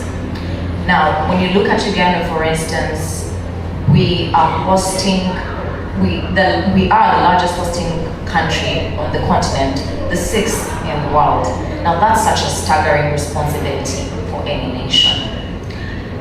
What the media needs to do is to educate the people that are not necessarily direct stakeholders within refugee settings about the refugee crisis and the needs thereof. Many times, when you look at even the host communities where these refugees are staying, they don't have such adequate information about the situation that surrounds them. But it is critical that we understand, one, as human beings, that anybody is potentially a refugee at any given point. None of them chooses the circumstances in which they find themselves. But how do we then educate the people that are not necessarily interacting with this information on a daily or working within these settings about the need to embrace the refugees, for instance, but also on how to coexist with them? It is very, very important because I've seen and I have learned over time that even from experience, information surrounding refugees is very limited to media. It is not adequately available for us to access and tell real stories. But if we're going to tell real stories, we need to tell both the stories of success, but also the stories of challenges. Because many times, when we look at the stories that are out there for media, whether through traditional, conventional media, or even now digital media, which is very prevalent in the times that we live, the stories that we are telling are really rosy and nice. These refugees are receiving this much, and we are also committing these stories so much to being numbers as opposed to humanizing them. How do we tell humanized stories about these people? For us to be able to do that as media, we need as adequate information as possible. Because in any normal setting, even minus you being a refugee, you experience both the positives and the negatives. Now, many times when we are tasked to report stories, we are either tasked to report stories for accountability, for implementing partners, obviously for their donors and every other partner that is involved as stakeholders. But beyond that, I think we need to be a bit more realistic with ourselves and tell stories beyond that. I just had talking about water being a challenge there. Those are not stories that we hear ordinarily every day about refugee settings, but they are real stories. And this is not for us to see that anybody is to be blamed about it, because the crisis that surrounds refugees and the settings they are in is not anything that anybody is ever really appropriately prepared for. So even the policy makers that are in the room today, I'm sure they've kept evolving policies after being educated on the challenges that are actually on ground. So as we embark on this journey, as we positively tell the stories, can we make as much knowledge and information about this setting, about this situation available to journalists? Can we do trainings on reporting on refugees? I'll tell you, A couple of months ago, we were working with the Jiran and our team for about 6 months, doing a very good project that brought life, that humanized refugees, a talent search in about 5 settlements. But even for the team that I was working with, there is language and lingo that they're not aware has since, for instance, shifted, that we're not calling them camps anymore, we are calling them settlements. They need to understand, why are we shifting from calling them camps to settlements? Because we are humanizing the situation. Because beyond their circumstance, they are human beings at the end of the day. But the media has got to be educated on these things. Can we do more trainings on this specialized kind of training? Because this is not that everyday situational training where somebody is writing in the city and any reporter can go and file a report and say there were 10 people that were shot or there was tear gas canisters thrown around. Anybody can do that. This is very unique and we must handle it like that. So we need to put in place structures that train journalists in such a manner, but we also need to be more than willing to provide adequate information to tell both the good and the bad, because both of those sides of the coin help us to improve our policies and the decisions that we make surrounding refugees. Thank you so much, Kevin. I think that call to humanity is really important, making things real. We're going to have one last round before I open the floor, or Apollo, I think, will open the floor to questions. And for this last round, I would love us to look a bit more towards the future. So we've been talking about the state of the art. Let's think about what's next. Commissioner Okello, what are the most important takeaways that you have for the participants here today, the agencies, the organizations present, regarding how the government of Uganda envisions the cooperation regarding refugee response over the next few years?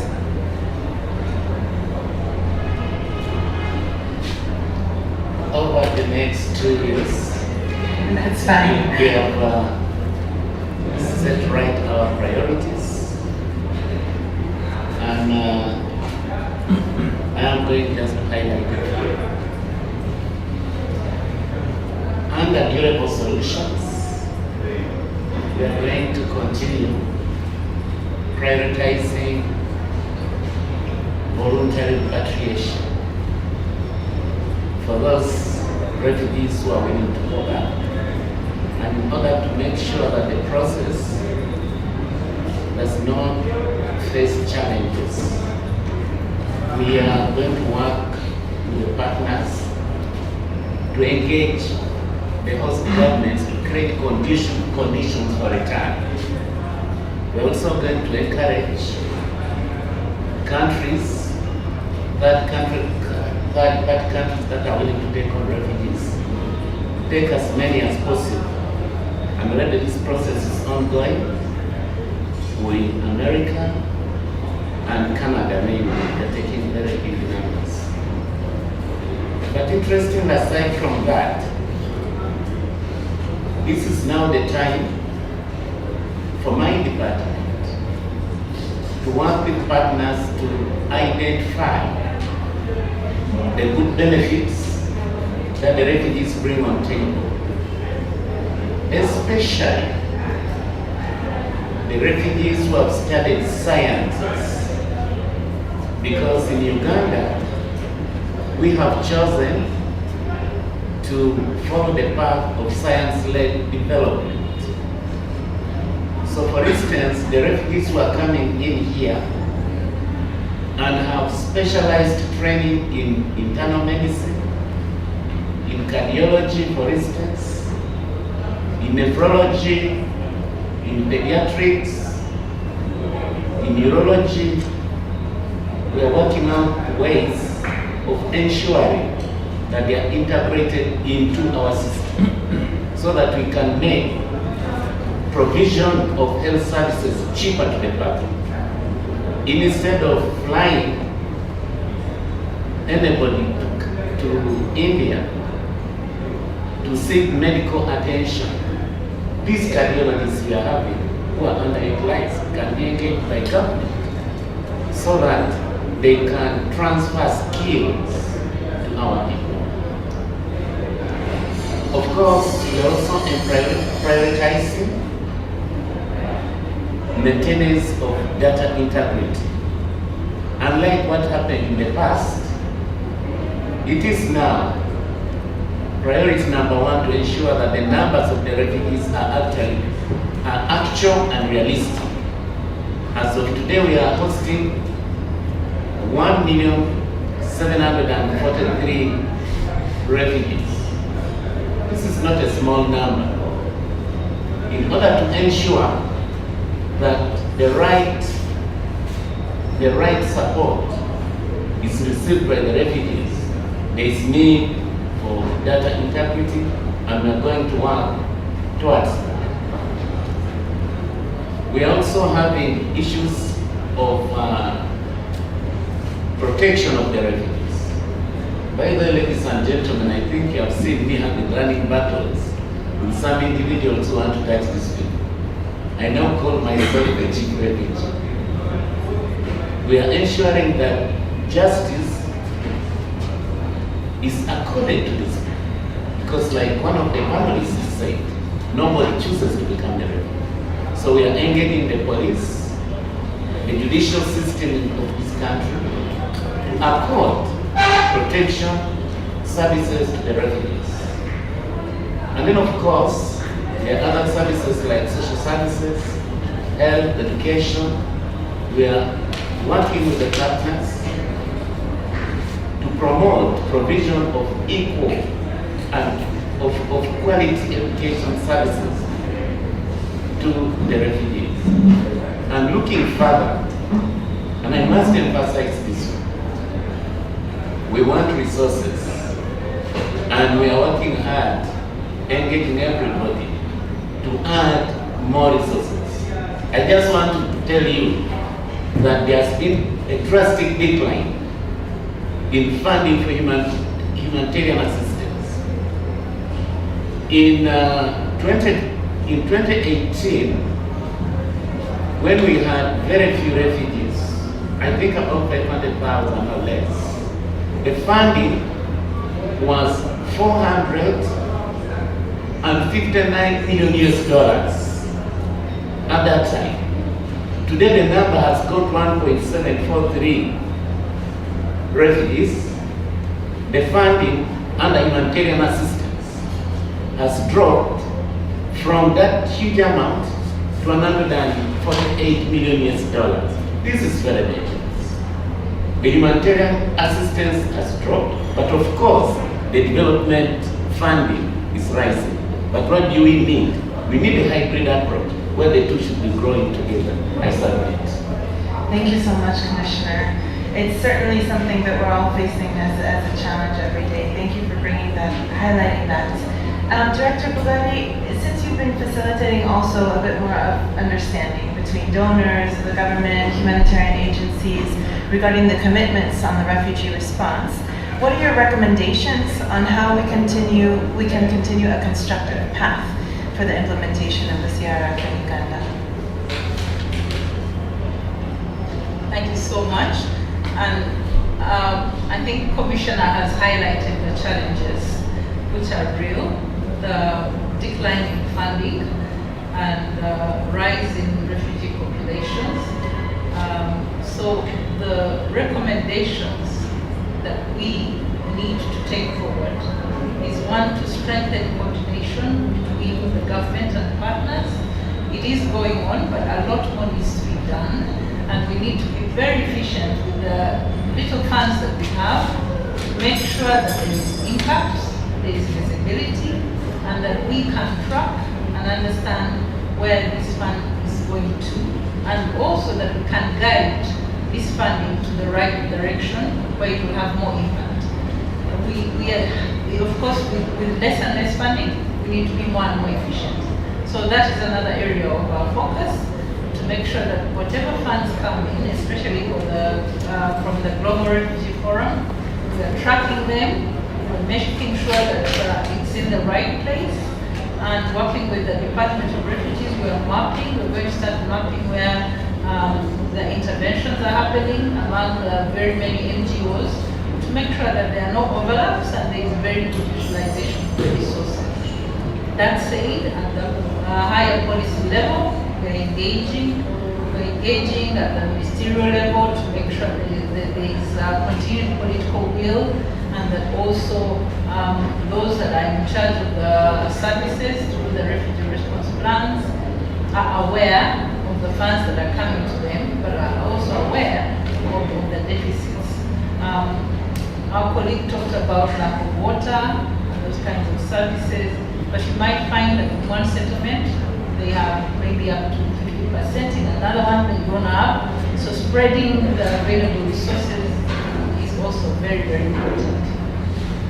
We also think among the priorities, other than tracking and creating systems and tools for tracking the funding, we're also at that stage where we need to strengthen coexistence between refugees and the local governments.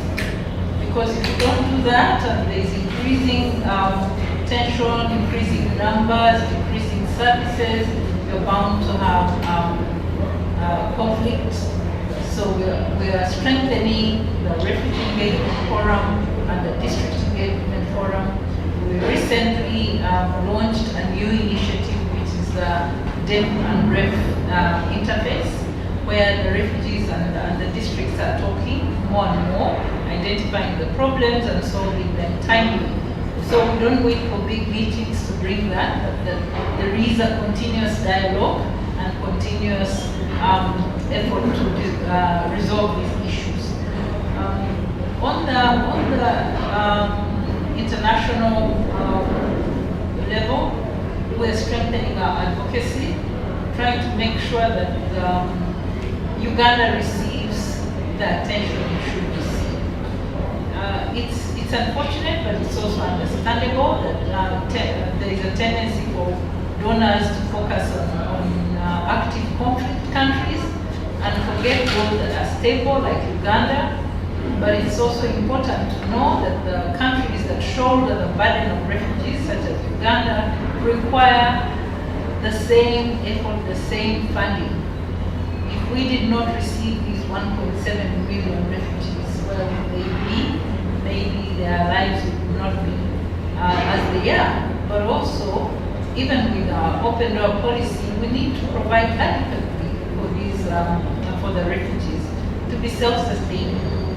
Like we said, anyone can be a refugee. That is why Uganda practices the policy of humanity that we call Ubuntu in vernacular. That means that we acknowledge and know that anyone can be a refugee and want to keep the doors open, but we also would like that this response is funded so that people are living their comfortable levels, not really barely surviving and having one meal. So those are some of the priorities, and the Commissioner talked about durable solutions. That is an area that is going to be more and more important as we engage at a regional level through IGAD and EAC efforts, and making sure that there is dialogue between at the political level and also technical level and among the UN agencies and others that work across borders, so that even when there are returns, voluntary returns, it's sustainable. The conditions in the other countries are able to sustain the return of refugees. And we know that's not the case. Uganda offers all these education, health, and all these services, which may not be the same in the neighboring countries. So that engagement becomes very critical. Thank you so much. Thank you so much, Director Mugari. Chris, I think you have a unique point of view here as a donor. Yeah, if you could tell us, what do you think we're doing right? What do we need to do next? What should we be letting go of? What doesn't work? What tips can you give to us in this changing environment? Sure. I will say, so as a donor, frankly, I'm probably the wrong person to say what we're doing right, what we're doing wrong. There are a lot of people in this room that know a lot more about that than me. And if we're going to talk about the technical ways to improve the refugee response in Uganda, frankly, the smart answers are going to come from people in this room and people that are working out in the refugee settlements as well. And so, but what I can give is a perspective from the donors and the way we think about this. I think there's kind of two main points to that. The first is that for us, this is a long-term partnership. It is a partnership with the government of Uganda, with OPM. It is a partnership with UN agencies. It's a partnership with the NGOs. It's a partnership with refugees themselves. And you know, when you look at our funding here, we are the largest humanitarian donor in Uganda. We're the largest humanitarian donor in the world. We fund half of the entire refugee response in Uganda. It's half of UNHCR's budget, 60% of WFP's budget, tens of millions of dollars directly to NGOs. And we've done it for year after year after year. That's not a commitment that you make if you're thinking short term. That's a commitment you make when you see a long-term partnership and when you see something that you are going to work on for years with people in this room and in refugee settlements as well. And so our frame of reference is not year to year. You know, you look at our funding, it went down in 2023, it went up in 2024. And for us, it's not a question of year to year, it's a question of long term. And so when we talk about long term, that gets to the second point, which is sustainability. So, and I think that is a key focus and a widely shared focus of the refugee response here. And also I think that the government of Uganda deserves some praise for this, for driving that conversation at the GRF about how are we going to make this sustainable in the long term. And I do think the priorities that you laid out at the GRF are good ones, and we support them strongly. And so you talk about integration, you know, integrating refugee services into the national network, the national systems. Clearly, that's a way to help increase sustainability and one that we support. When you talk about localization, you know, localization. I think that as many of the partners here that we fund will tell you, we are quite adamant on localization. And also, by the way, our funding we have now tied to the priorities that Uganda advocated at the GRF. And so, and localization, not just in terms of operators and NGOs that are working in refugee response, but also in the district governments, and ensuring that the district governments have a role. Because also, I think that this points to a broader point that for us is important, which is that host communities remain engaged and host communities continue to benefit. I think that is a key part to some of the broad support that exists in Uganda for hosting refugees that they deserve praise for. And then durable solutions. You know, we also share your commitment to durable solutions. And so some of that is integration. And I think Matthew has talked about some good ideas in terms of legal integration. Some of that is voluntary repatriation. The United States is the largest funder of voluntary repatriation, both in Uganda and in the region. And so, for example, since 2017, we've partnered with a number of governments in the region and with UNHCR, and more than 200,000 Burundian refugees have returned to Burundi through the voluntary repatriation program. And so, when it is safe and when it is voluntary, we are the largest funder of voluntary repatriation. And similar in resettlement, we are the largest source of resettlement for refugees in the world. And we are very proud of that. And so, so I say all that to say that for us, it's a long-term partnership, and the key to that long-term partnership is sustainability. I think there is a question as well in the dialogue around donors. Donor diversity is, I think, something that doesn't necessarily get as much attention as it should. And so some of this is diversity within even individual governments. So going from a humanitarian to a development actor, for example, I think it's a bit more complex than is commonly understood. And that for that to happen successfully will require a more detailed discussion about what that looks like, because it's not a one-for-one transfer. And I also think that there's a question of donor diversity in terms of who are the donors. A lot of times the discussions around donors focus on who's in the room, So who are the donors right now that are supporting the refugee response in Uganda? And typically we ask that question, we look around the room, and that's what we consider the pool of donors. I do think there's a fair question of who's not in the room. You know, who's not a donor? And who should be?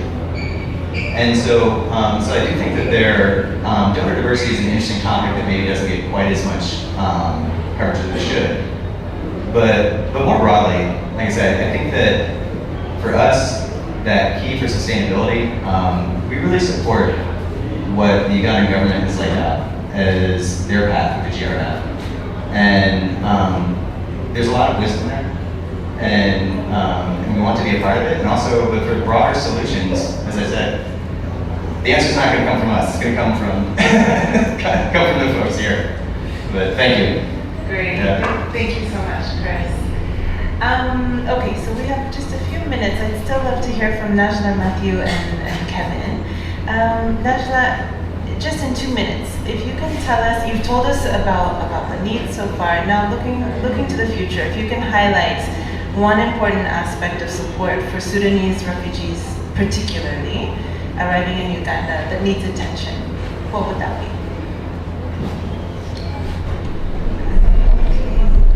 Actually, the challenge there is a sheltering and the reception. It's not enough for them. So, because of this, the violence is happening. So, shelter and shelter. It's not the Thank you so much. I think that also speaks to the efforts that the Commissioner is leading now regarding digestion. And Matthew, if you can give us some ideas here on innovative solutions. You have an interesting background in the business, what was it, business development unit in the University? Yes, business transformation. So we need some innovative solutions here. Have you heard of any? Are you trying some? Share with us. No, quickly, I mean, going up time for this prospect. I mean, globally, I would say there are 2 countries that are highlighting the use of AI in programming, and that is Ukraine and Uganda for UNHCR. Because I'm particularly very interested in that field, so I opted for it, being former director of business transformation. And it's very interesting. Before the end of the year, we are going to use AI for programming. We have technical colleagues who are involved in this. That's been going on for months. So this is something that is coming, and we'll certainly be able to share this with you, whereby you use AI to prepare your reports, do PowerPoint for you. When you go for a meeting, the minutes are taken and things like that. It's really very intuitive. It's something that is coming up. So be on the lookout for it. And locally, there are things that I'm sure we have the experts in the room, the partners are here, that are using alternate solutions based on digitalization. We are in a digital age, and we realize that there is a need to enhance digital literacy among many. How many of us are not even able to use our telephones well, the cell phones? Maybe we are using about 10% of its capacity.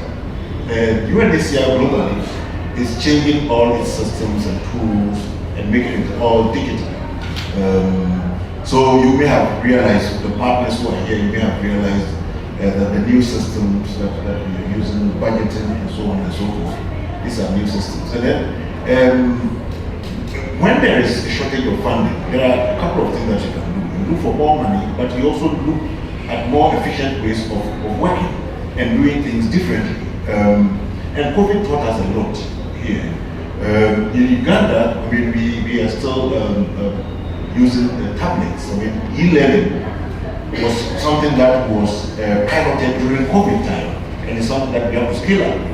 I mean, using softwares like Olivery, Can't Wait to Learn, Flying Colors, and so on and so forth. I mean, I won't go into details. I'm sure many of them will know about it. In health, for example, I mean, we've given about 2,500 tablets whereby health practitioners or health teams would report directly as they treat patients using automatic monitoring systems for pressure and so on and so forth. So we are scaling up. It's something that I'm particularly very interested in, to use technology to do things more efficiently. It's not always that you need more money for everything. Doing things differently and harnessing technology to do things differently is also very, very key. Thank you. Thank you so much, Matthew. Just before opening to the floor, Kevin, if you can tell us, how do you think that humanitarian organizations and the media can collaborate more effectively so that we can highlight these challenges of refugees, raise the awareness, make things more real, as you were alluding to previously? Thank you. Thank you. I think what we need to do more than ever is to create better synergies and better partnerships between the media, government, and the implementing partners, for us to be able to have more conversations through trainings and workshops so that the media is better enabled to report accurately on the issues to do with refugees. We need also to think about things like having joint platforms where media can quickly access real-time data, success stories, and critical updates, because the better we are armed with information, the better we are going to provide it to the public and report more accurately. But I also think that the implementing partners and government, perhaps here in the room, we should be able to give a voice to the local stories, to the refugees themselves. And in as much as media should be able to amplify those, we should be able to allow them to have a voice on their own. LWF did very greatly during the recent talent search that we partnered to produce with them. And it was a beautiful thing to see that these are real people living amongst us with unfortunate circumstances that they didn't choose, but they still have a voice, they still have talent, they still have something to look forward to and showcase. So I think it is important that beyond us highlighting their plight and the success stories that the implementing partners and government are pushing, which is a beautiful thing, they need to have a voice of their own. We need to hear from them more often, risk protecting them within the regulations that are provided. Thank you. Thank you so much, Kevin. Okay. I wanted to open to the floor. In case there are any questions or comments, we have about 15 minutes until our panelists need to excuse themselves. Yes, please, Deborah. Can someone pass her the mic?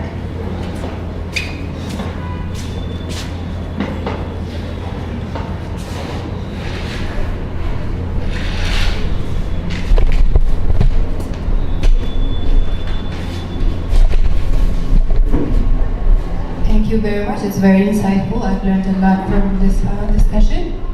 My name is Deborah and I came from Bread for the World, working in Bread for the World. I'm a program associate. So my question would be in regards to CRRF and its practicality. As I have heard from the discussion, and that it is very visible that the practicality of CRRF in Uganda is actually great. It's great compared to those in Ethiopia and also neighboring countries in Kenya. So I'd like to know if there has been any effort or if there has been any platforms where these countries come together and learn from each other or discuss in terms of why there seems to be a big gap in the practicality of CRRF, and as it's very important in changing the status of refugees from assistance to productivity and also for self-reliance. Has there been any effort, or has UNHCR, government bodies come together to and also to minimize the gap of practicality of CRRF? Thank you very much. Thank you so much. We have another gentleman here. Thank you so much. My name is Joshua Gato, coming from the Tabora organization. And my question goes to the Commissioner. Thank you so much, Mr. Commissioner, sir. Best refugee policy.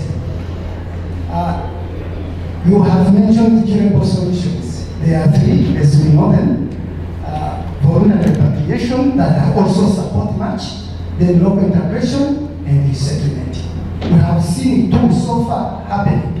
That is voluntary repatriation for the case of Burundian refugees from Nigeria, for example, and we have seen resettlement in different settlements of Uganda going abroad to America, Canada, and so forth.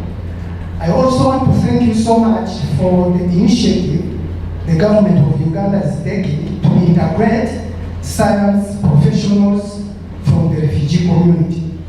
But Mr. Commissioner, sir, there is another category of refugees who do not feel comfortable to go for a settlement. Voluntary repatriation is impossible because it is unsafe for them to go back.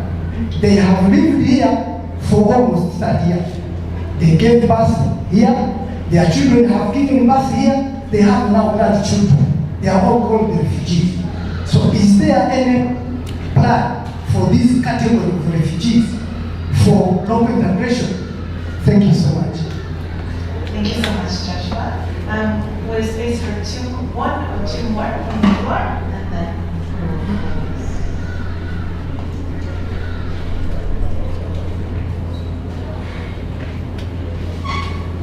Thank you so much, dear panelists. I wrote down my questions so that I don't stammer while I address you, Mr. Commissioner. Thank you so much. We appreciate the progressiveness of our policy, how open we are to welcome our troubled friends. But the open settlement into the cities, does it freak you out in any way? Do you have grip of it? For example, I come from Makindye division. I do not know whether you know the inflow of the refugees into that division, the number, because every time I wake up, I see the number increasing. So I wonder, am I in a settlement and I need to relocate or something else? Then to you, Naja, am I pronouncing your name right? One simple question. Continued support on empowerment. Thank you.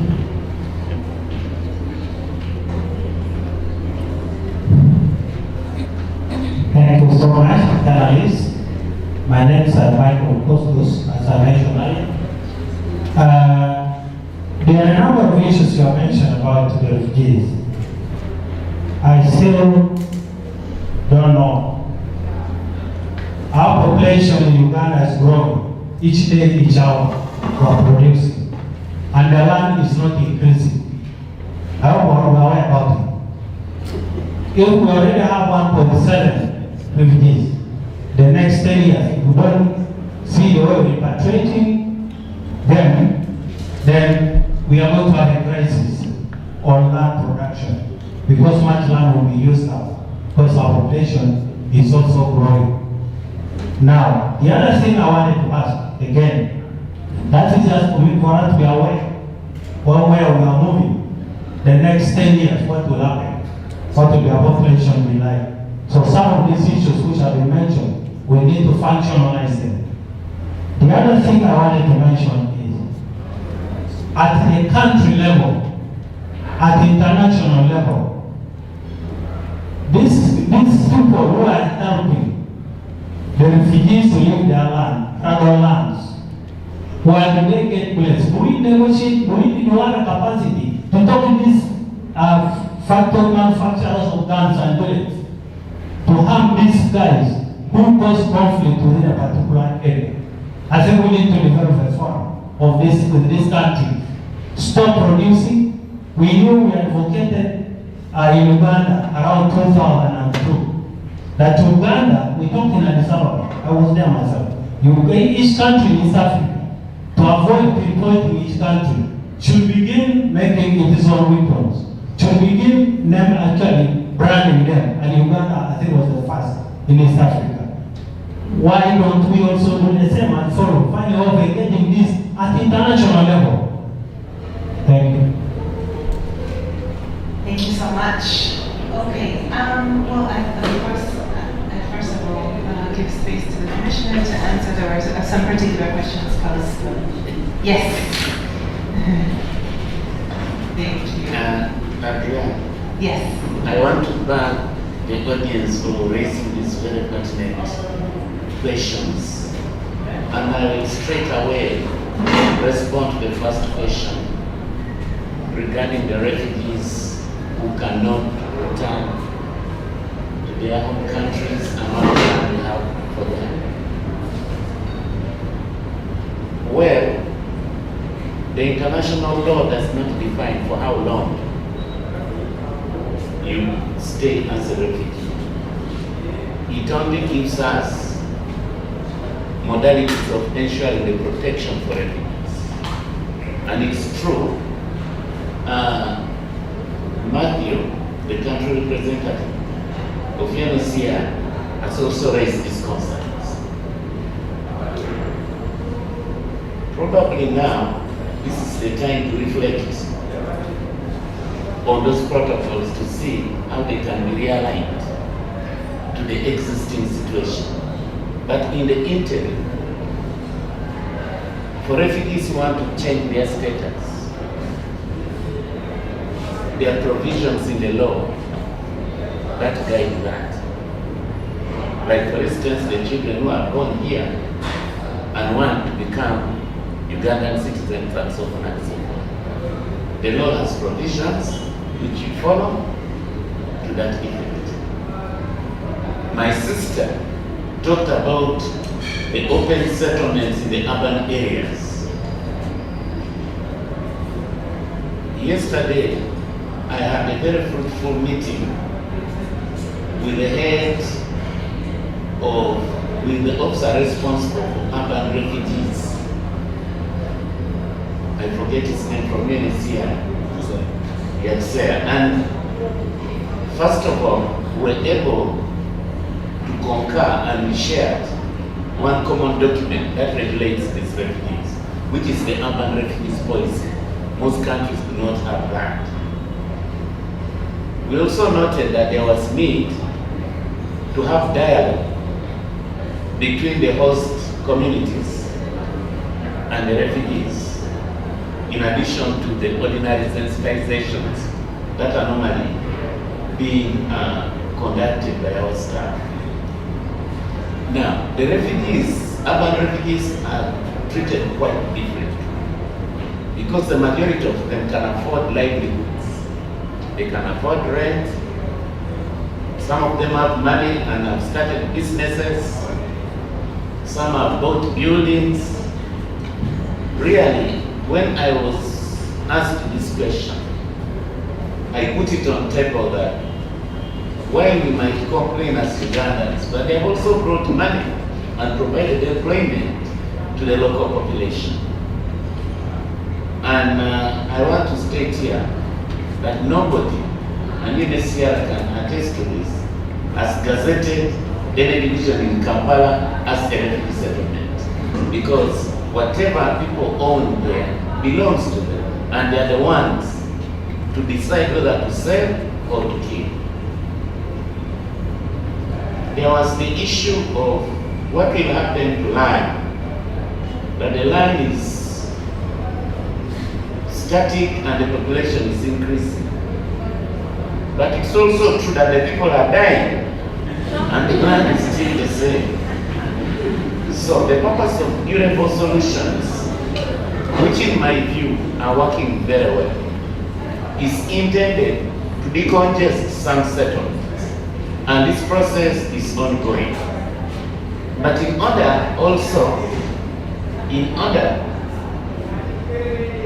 to decrease pressure on the government side, and as far as caring for refugees is concerned, we have agreed to promote self-reliance, and the programs to that effect are being run by implementing partners. Some of these programs, for instance, if you go to Nachibale in Singiro, refugees are being given skills so that they can be able to fend for themselves and become self-reliant.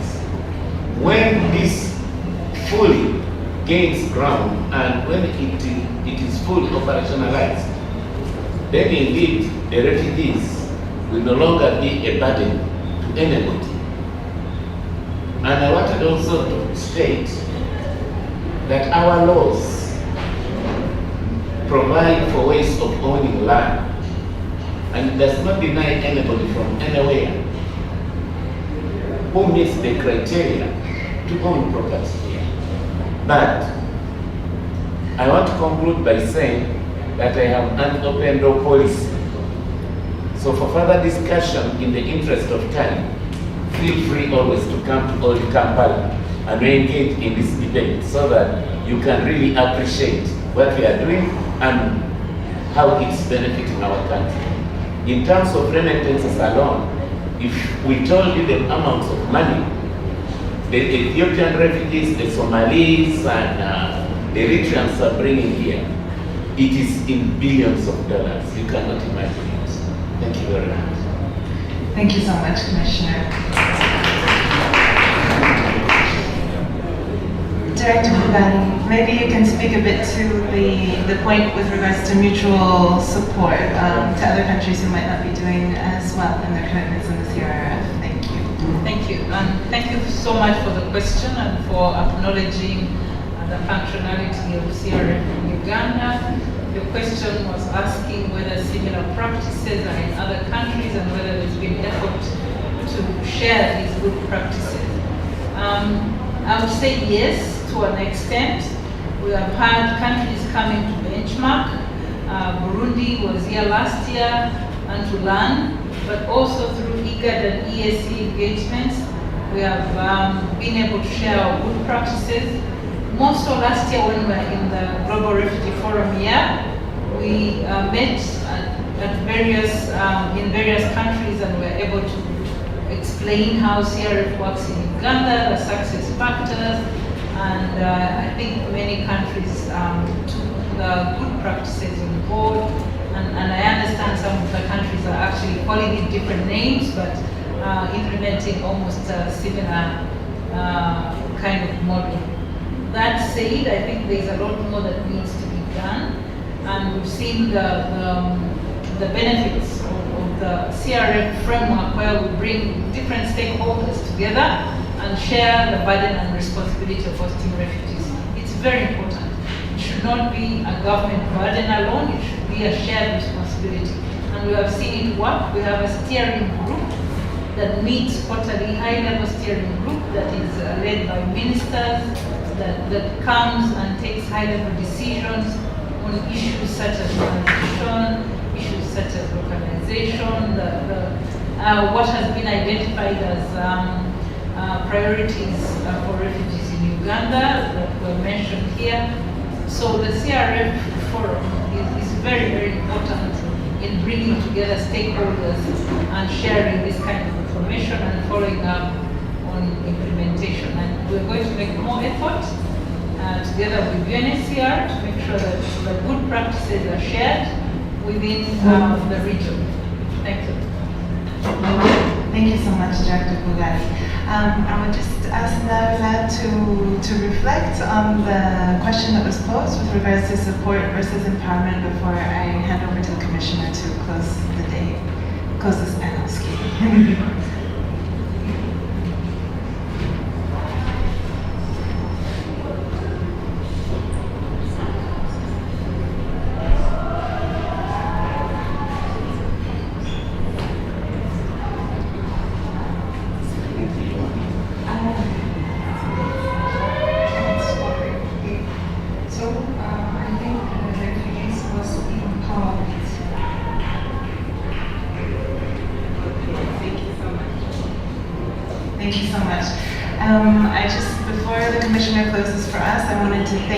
So much for your time, for your participation. We're so honored to have you here celebrating with us our 45 years in Uganda. Of course, if your schedules allow, you're most welcome to stay with us for the rest of the day. We'll be having a nice event in the evening. But thank you so much for your time, and thank you so much for the active participation to the persons in the room with us. Please, Commissioner, thank you.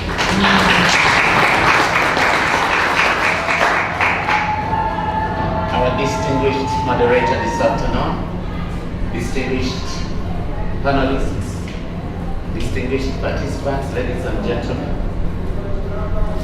I'd like first of all to congratulate LWF for walking the fruitful journey of 45 years. This is not a mean and easy achievement.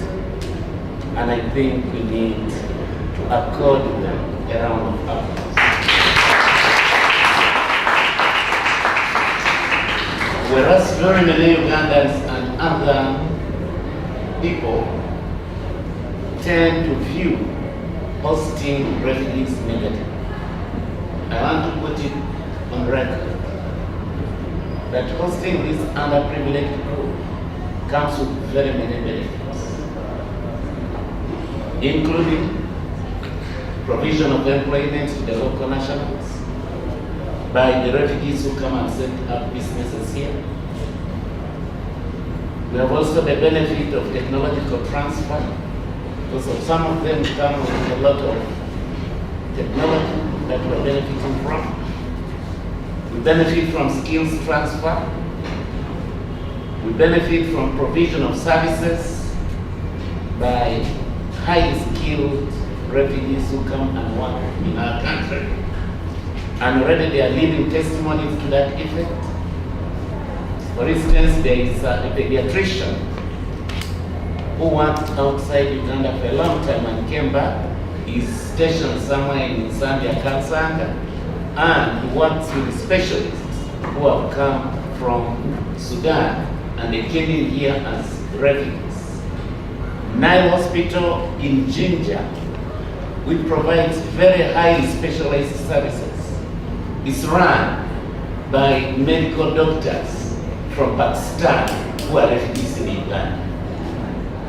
The costs of training scientists is very high, but we have been blessed that despite the challenges these specialists are facing, they have ended up here to seek refuge, and they are willing to work and serve our people. And to me, that's a very positive practice. Coexisting with refugees is very pertinent. We learn a lot from each other. We are people of the same world. Nobody chooses to become a refugee. And therefore, it's very pertinent that amidst the sensational misinformation, the record should be put right that indeed we need these people because they need our support, just like we need them in one economy. This afternoon has been a very good one. A lot of ideas have been exchanged. Very good and very positive experiences have been shared. And indeed, LWF, we want to encourage you to continue with these debates so that the public is made much more aware of the national response in this country. I want to congratulate these panelists for being very knowledgeable men and women, and for really living up to the task. Congratulations, panelists. I want to thank Adrian for the selection of the panel and for being an independent-minded moderator. We congratulate you, madam. And to you, the audience, for being a peaceful audience. Which even when we overspoke, you kept calm and cool. Congratulations to you. And in this country, regardless of our religion, we stand by a simple motto: for God and my country. And that is all what I've had to say, and I've said it for God and my country.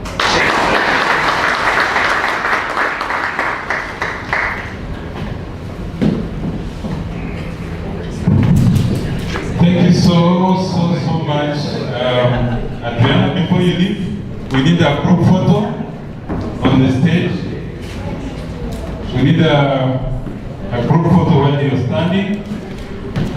Distinguished ladies and gentlemen, I noticed that in this session you did not clap enough. I want to ask you to put your hands together once again for this very, very resourceful panel. Thank you so much. Thank you for the message of hope. Some of us were and are still so worried. When you look at the statistics of refugees, 103,000 refugees Jan to date. That's an average of 400 refugees entering the country per day.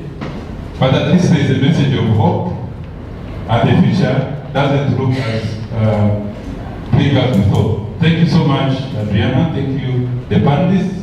You can have a seat. Now we go to the next item on the agenda. In the interest of time, this is what we're going to do. Tea is ready. There's coffee and some bites at the back of the room. The moderator for the next session, and that is, I don't see.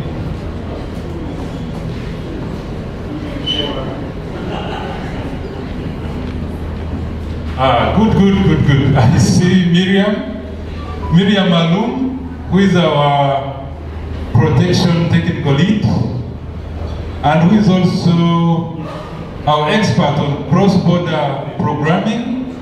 Is going to lead the next panel discussion. So the next discussion is on cross-border programming. It was mentioned here severally. So it's my pleasure to hand over to you, Miriam, to invite your panelists and usher us into the next round of discussion. Thank you. A big hand clap for Miriam.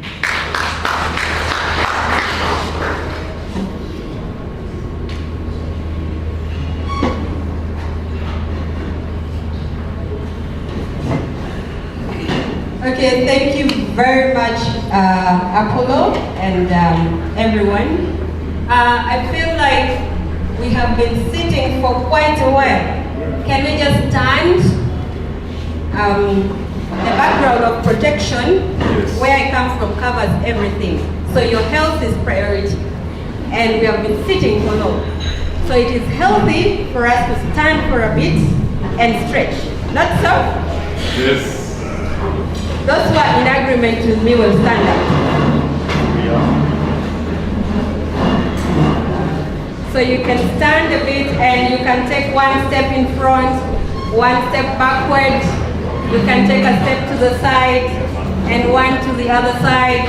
And then you can do this left and right. You can do up and down to enable the blood to flow. Not so? Yes. And those who wish to take a cup of coffee or a cup of tea, you can go and pick it as we settle in. Thank you very much. And with the authority given unto me, allow me to welcome you to the border of Uganda and South Sudan.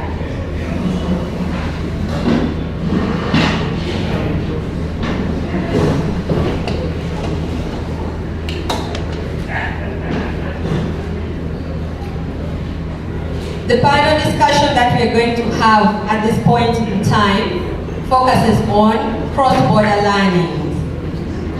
And especially we are going to talk a lot more about the border of Uganda and South Sudan, and also bring onto the fora other cross-border issues in other locations. So our theme is unpacking a cross-border triple nexus approach to durable solutions in humanitarian and development setting. And this is a reflection from one of the projects that is implemented by LWF Uganda and LWF South Sudan, and CDSS, which is a local partner that is working in South Sudan. So in the panel, we have 6 panelists, and one of the panelists that we have is Ochen Jolijo. Ochen Jolijo is a community development officer from Palabek Ogili sub-county in Lamore district, and he is also the chairperson for the local project advisory committee for Lamore. Joe, can you please come and take your seat?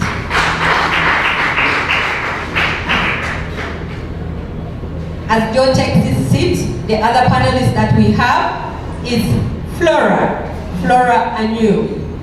Flora Anyu is the chairperson, Local Project Advisory Committee from Budi County, Eastern Equatoria, South Sudan. She's the chair lady for Budi Sub-County, representing women in Budi Sub-County. Florence, you're most welcome. Please take your seat. Third on my list is Charles Ogeno.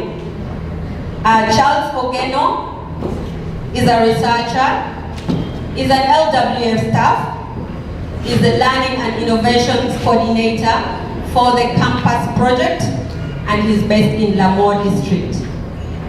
Charles, please take your seat. On the panel, we have Dr. Gloria Seroachi. Dr. Gloria is a researcher. She's an educator and an advisor on humanitarian and development issues. And she undertakes quite a number of extensive work along the border and the Great Lakes region. And she's also the co-founder of the Director of Center for Health and Socio-Economic Improvement, Chesai. If you look at that banner on my right, it has Chesai. Chesai is born from Makerere University. Dr. Gloria, please take your seat. Ladies and gentlemen, I still have the pleasure of inviting one of the panelists, who is Angela St. Jules. Angela is a friend to LWF and CDSS. Angela is a senior project manager from the EU Lives in Dignity Grant Facility. She works with UNOPS in Geneva, but she operates from Copenhagen, that is in Denmark. We have the privilege of Angela being with us today. And last but not least, we have Hakim Paride. Hakim Paride works with CDSS. CDSS is Community Development Support Services, is one of the local organizations that we are working with, which is based in South Sudan, is the project manager for Campus Project. Hakim, please take your seat. Ladies and gentlemen, this session is going to be moderated by two great ladies. One of the ladies, you already have her on the podium, and the other one is Dorcas Maloba. Dorcas is a researcher.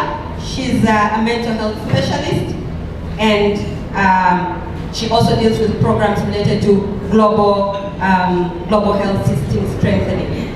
Dorcas, please come and take your seat. Ladies and gentlemen, as Dorcas is taking her seat, we have a great honor that we're going to be talking about cross-border. And if you look at the banner on our right, it talks about cross-border opportunities for migration, peace, and self-sustenance. And during the previous panel discussion, we've been talking quite a lot about issues related to self-sustenance or sustainability. So much of the discussion we are going to have is actually going to focus on the learnings that has come out of that project that has been implemented across the border of Uganda and South Sudan, and we shall learn from it. So the first part of the discussion is going to be moderated by Dorcas, and I'll give her the opportunity to take on now. Over to you, Dorcas. Thank you. Thank you very much, Miriam. Good afternoon to you all. Good afternoon. I hope you're being encouraged and you're learning so much from these discussions. One writer said that discussions are good because they're good for knowledge sharing. Arguments are not good because they share ignorance. So as the discussions are going on, please just make sure that we learn something and we go away with something. Today's discussion, I'm introducing the triple nexus approach, and this is our opening statement. The triple nexus is a term used to capture the linkages between humanitarian, development, and these sectors. It is designed to coordinate international efforts, reduce duplication, waste of resources and programs, and make the prevention of crisis and conflicts a shared goal of all involved in humanitarian, development, and peace work. This approach calls for a new way of working where actors are expected to work towards collective outcomes over multiple years and when appropriate. My first question is going to go to Akim. Akim, yes. My first question goes to you, and this is the question. In reference to the campus project, how has the triple nexus framework addressed both the immediate humanitarian needs and long-term development?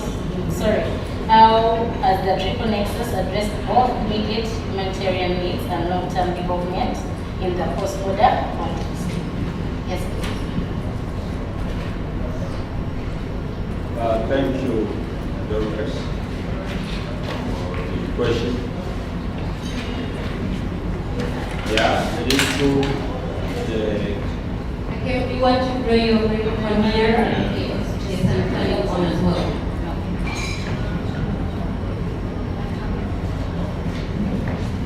Yeah, it is true. The campus project addresses immediate and long-term needs of the displacement persons. I would start with the immediate needs that have been addressed or that the project is addressing. Well, on the side of protection and peace, we were able to have engagements with the local authorities and the communities, and we were able to have two agreements. One is on the cross-border, that is particularly cross-border, and the other one is at the community level. These two agreements have provided a conducive environment for the communities to return, and to give them freedom of movement and access their farmlands, the markets such as auction that are happening along the borders. It also allows some communities that trade, you know, still there is barter trade that exists. Some communities still can exchange goods for grains from where they have been massively said to be in conflict.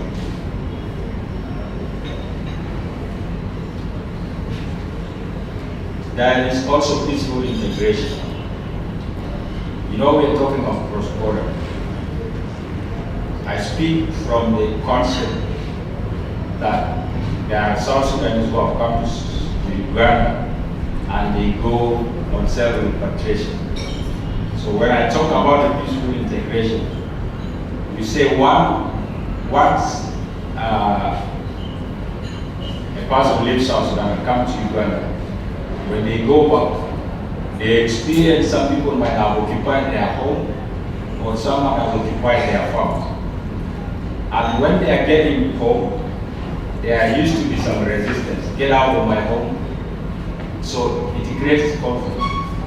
But what we do is to engage them to have a peaceful transition for the person occupying the home or the farm to have that understanding, this is the owner and I have to quit in a way that is not destructive. The peaceful integration also came through us giving them the coping mechanisms. Like the youth are given the vocational training so that they become productive members. When youth are not given training, they can commit crimes. But if they are given skills, they will be able to engage into productive works. And the tendency is to carry out robberies and all this mitigates that. With the women, we have the BSL groups. We are giving them to support them with the kitchen garden so that they are able to start with at least something to start with life. But of course, it might not be the answer to all of their issues, but at least it addresses some of their issues that they have. They can save some little money, and they can pay the school fees and meet medical needs. Within the cross-border project, the returnees are able to know their rights and whom they can contact to access the right. For example, through the cross-border, the communities are able to know when there are issues to do with cross-border. They know the immediate authorities that could answer these questions are the local government, the commissioners and RDCs on both sides.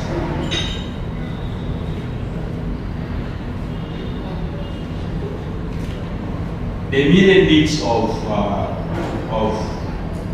displacement affected people are mainly like the question of water. Whether the person is on transit or resettle, water is a key element. And in this, we were able to do some rehabilitation to meet the needs of these people who are moving. Like we have to increase the number of water tanks in certain, because the community around certain experiences in and outflux of returnees and those coming to the refugees. And the water point becomes congested. And so conflicts develop around them. So increasing the number of taps, increasing the volume of water mitigates the likelihood of conflicts around the water points and saves time for weeding, lining, meeting the works. We have offered rehabilitation and construction of schools. And this means also the immediate needs of children and long-term needs of children. The immediate needs is a roof protects children from harsh weather conditions, and the desk provides additional protection and conducive environment for life. And we have also given a training to teachers to be able to help the children that are living with disability.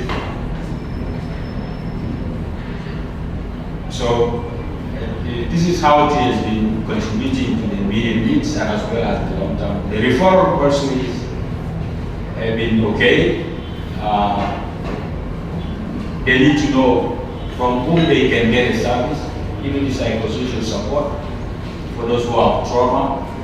On our side, we do not have the component of psychosocial support, but we were able to work with other organizations, especially on the side of Chukuru. There is a psychosocial support officer who sits in the hospital, and we refer most of the victims to Uganda and access these services from the hospital. So that is briefly what I can, Thank you for sharing. It was meant to take a long time. And thank you for sharing those reflections in terms of the immediate needs for the vulnerable populations. I want to take this time and also add the same question to Charles. And in light of the triple nexus framework, both to address the long-term and immediate needs, but also share maybe some challenges that come with coordinating the triple nexus approach. Thank you, Dorcas. When it was incepted in 2016 during the World Humanitarian Summit in Istanbul, I think the focus here was mainly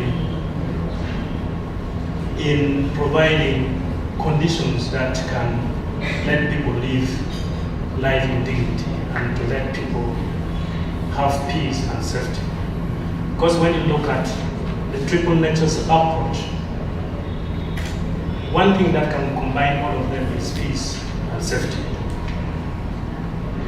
And under campus project, I think one component that the project has really done very well is the areas to do with cross-border peace-building dialogues, areas to do with the cross-border working agreement, the Lutheran agreement involving the warriors in Budi. These were purposely to create conditions for people to live life that they can achieve in terms of livelihood, in terms of economic development. And one thing that I've noticed is these major activities or major interventions have really created conditions that help our people, the displacement affected population, generate income, but also engage in cross-border trade at lower levels, which is very important, like in improving life. One thing that I witnessed is the fact that displacement affected population really need to improve their life. They really fight hard to ensure that they live a better life. We have seen the example of IGA group in Lubone, in Magui, who have started produce business, selling produce in Uganda while getting the product from South Sudan. And they could only do this when there is peace.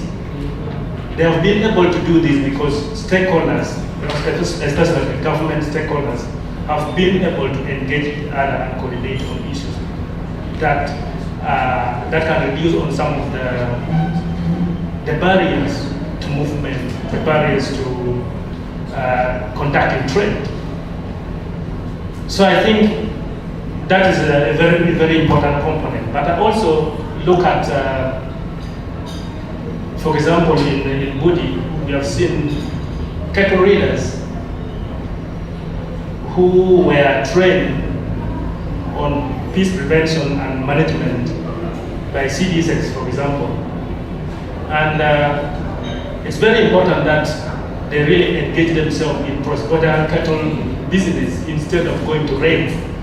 This is very important. You see there around Karang and that side of Budi. I felt that is really very, very key. But also very importantly, when you look at our intervention in the settlement, the intervention is preparing the refugees, for example, using the settlement as a training ground for them to gain knowledge and skills that they can really replicate wherever they go. They could go back in South Sudan and replicate the same skills.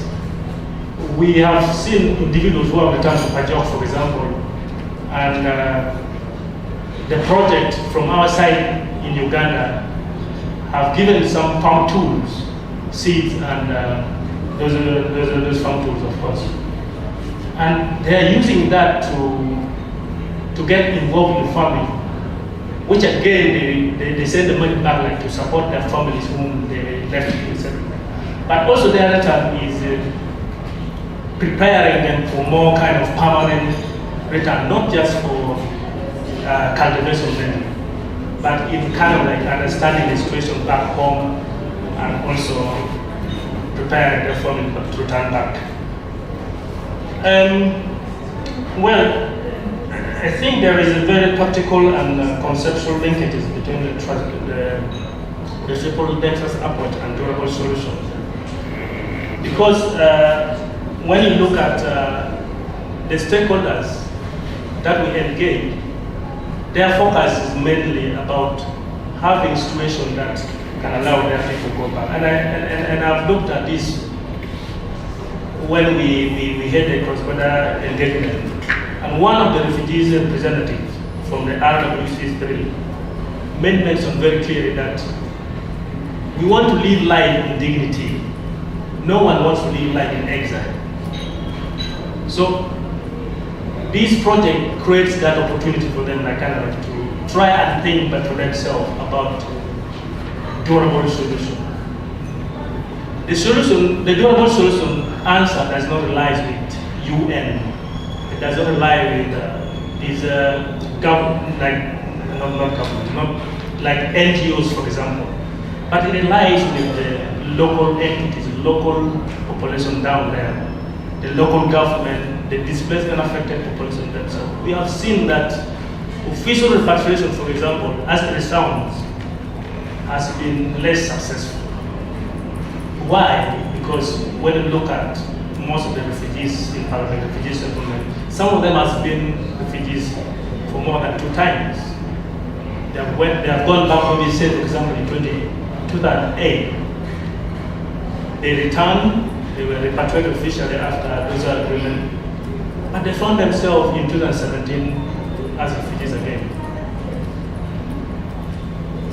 When you look at the engagement that they had, the correspondent dialogue, for example, women were very critical about this, and they emphasized the importance of having local engagement rather than having these external forces with power who comes and intimidate them so that they cannot discuss issues that really affect them. And we have seen their influence in our project very well, that their understanding of peace is coming from a different lens than the understanding of peace, for example, from the side of men. And they do understand the kind of suffering that they go through. They do understand what the community goes through more than us. And I was very impressed that they kind of like this, and I don't want to use the word disrupted, they kind of like positively influence that the discussions would be basically community, because they have looked at, for example, the conflict around a wind pool where farmers were attacked and their properties were looted by unknown gunmen. But it was very interesting that the women really understand that the source of the problem is not really very far, it's within them. Like the people who are owning land, for example, they call them landlords, who are coordinating maybe with some people from Uganda to access land, but sometimes the process does not go well, and it ends up causing conflict.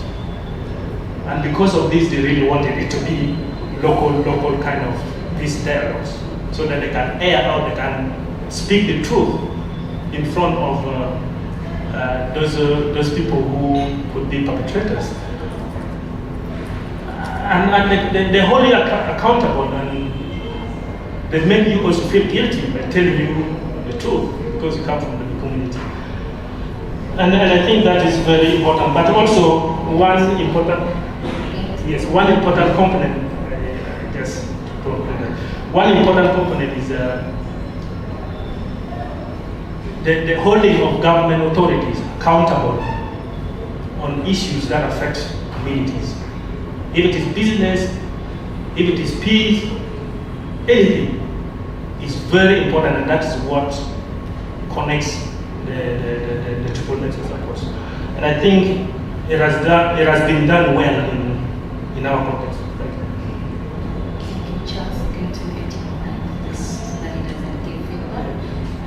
Thank you for those reflections, and those are key challenges that have been highlighted. I want also to maybe refocus the same question to Dr. Gloria. Maybe you could highlight for us the triple nexus framework. He has highlighted some key challenges, but also can you highlight for us the immediate humanitarian needs and long-term development in the cross-border context, but in line with women, vulnerable populations, and children. Maybe so we will be disabilities. Can you hear me well? Can you hear me well? Okay, I hope it's on your notes. Could you repeat that question, please? Okay, you're going to share with us, discuss with us the triple nexus framework addressing both immediate needs, humanitarian needs, and long-term development issues or matters that in cross-border context in line with women, children, or people living with disabilities and vulnerable populations. Okay, thank you. First, let me say, joining the congratulatory messages that have been passed on to LWF. Congratulations on this milestone. I think it's great to be here.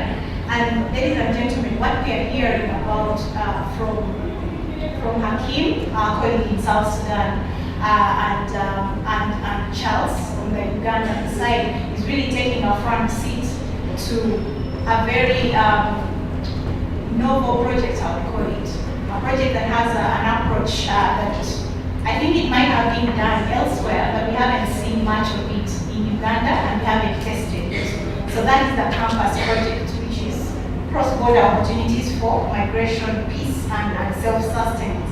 And I think that, so Doc has asked me to talk about the nexus in terms of those categories of the population: women, children, people with displacement-affected populations. It really is everybody, because at the end of the day, women occupy nearly 3/4 of the refugee population, women and children. And then add that heightened vulnerability of disability, you really are talking about all the populations. So it's great to hear the experiences from Akin. I think it was great to just take that dive and then hear from Charles what is working and what's not working. So I think the design and delivery of the campus project it's one of a kind. As HSI you would have heard is a center for health and social economic improvement, and it is a center within Makerere University.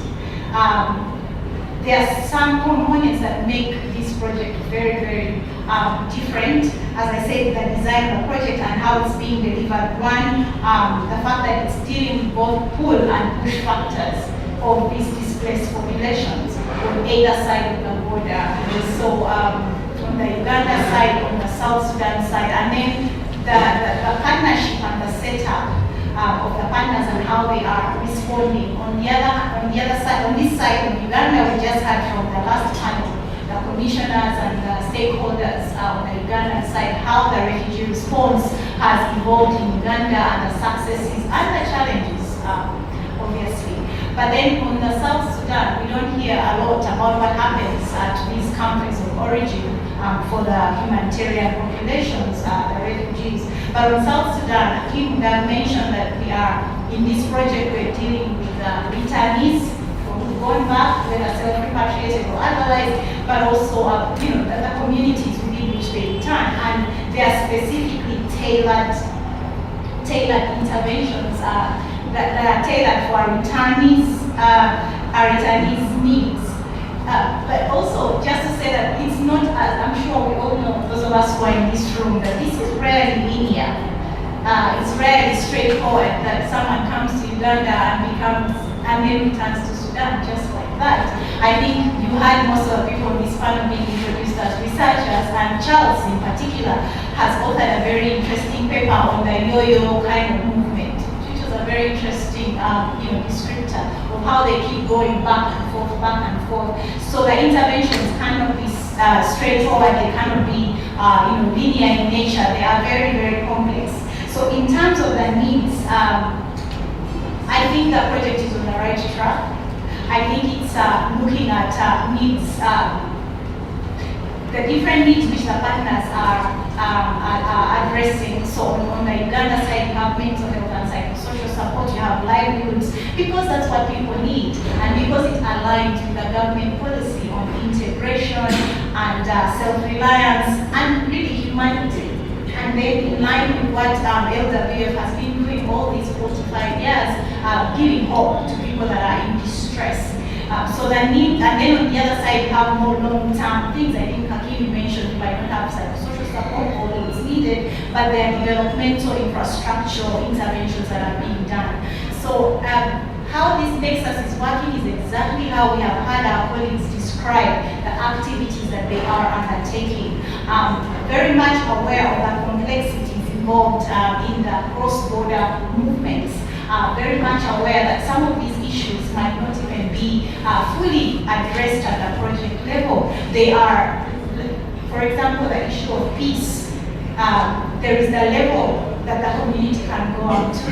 There's the level that sub-national can reach. But then some of these are high-level, macro-level issues. And what this project, for example, has done to address some of those things is you would have heard about the agreements that were signed, the peace agreements, the cross-border working agreements.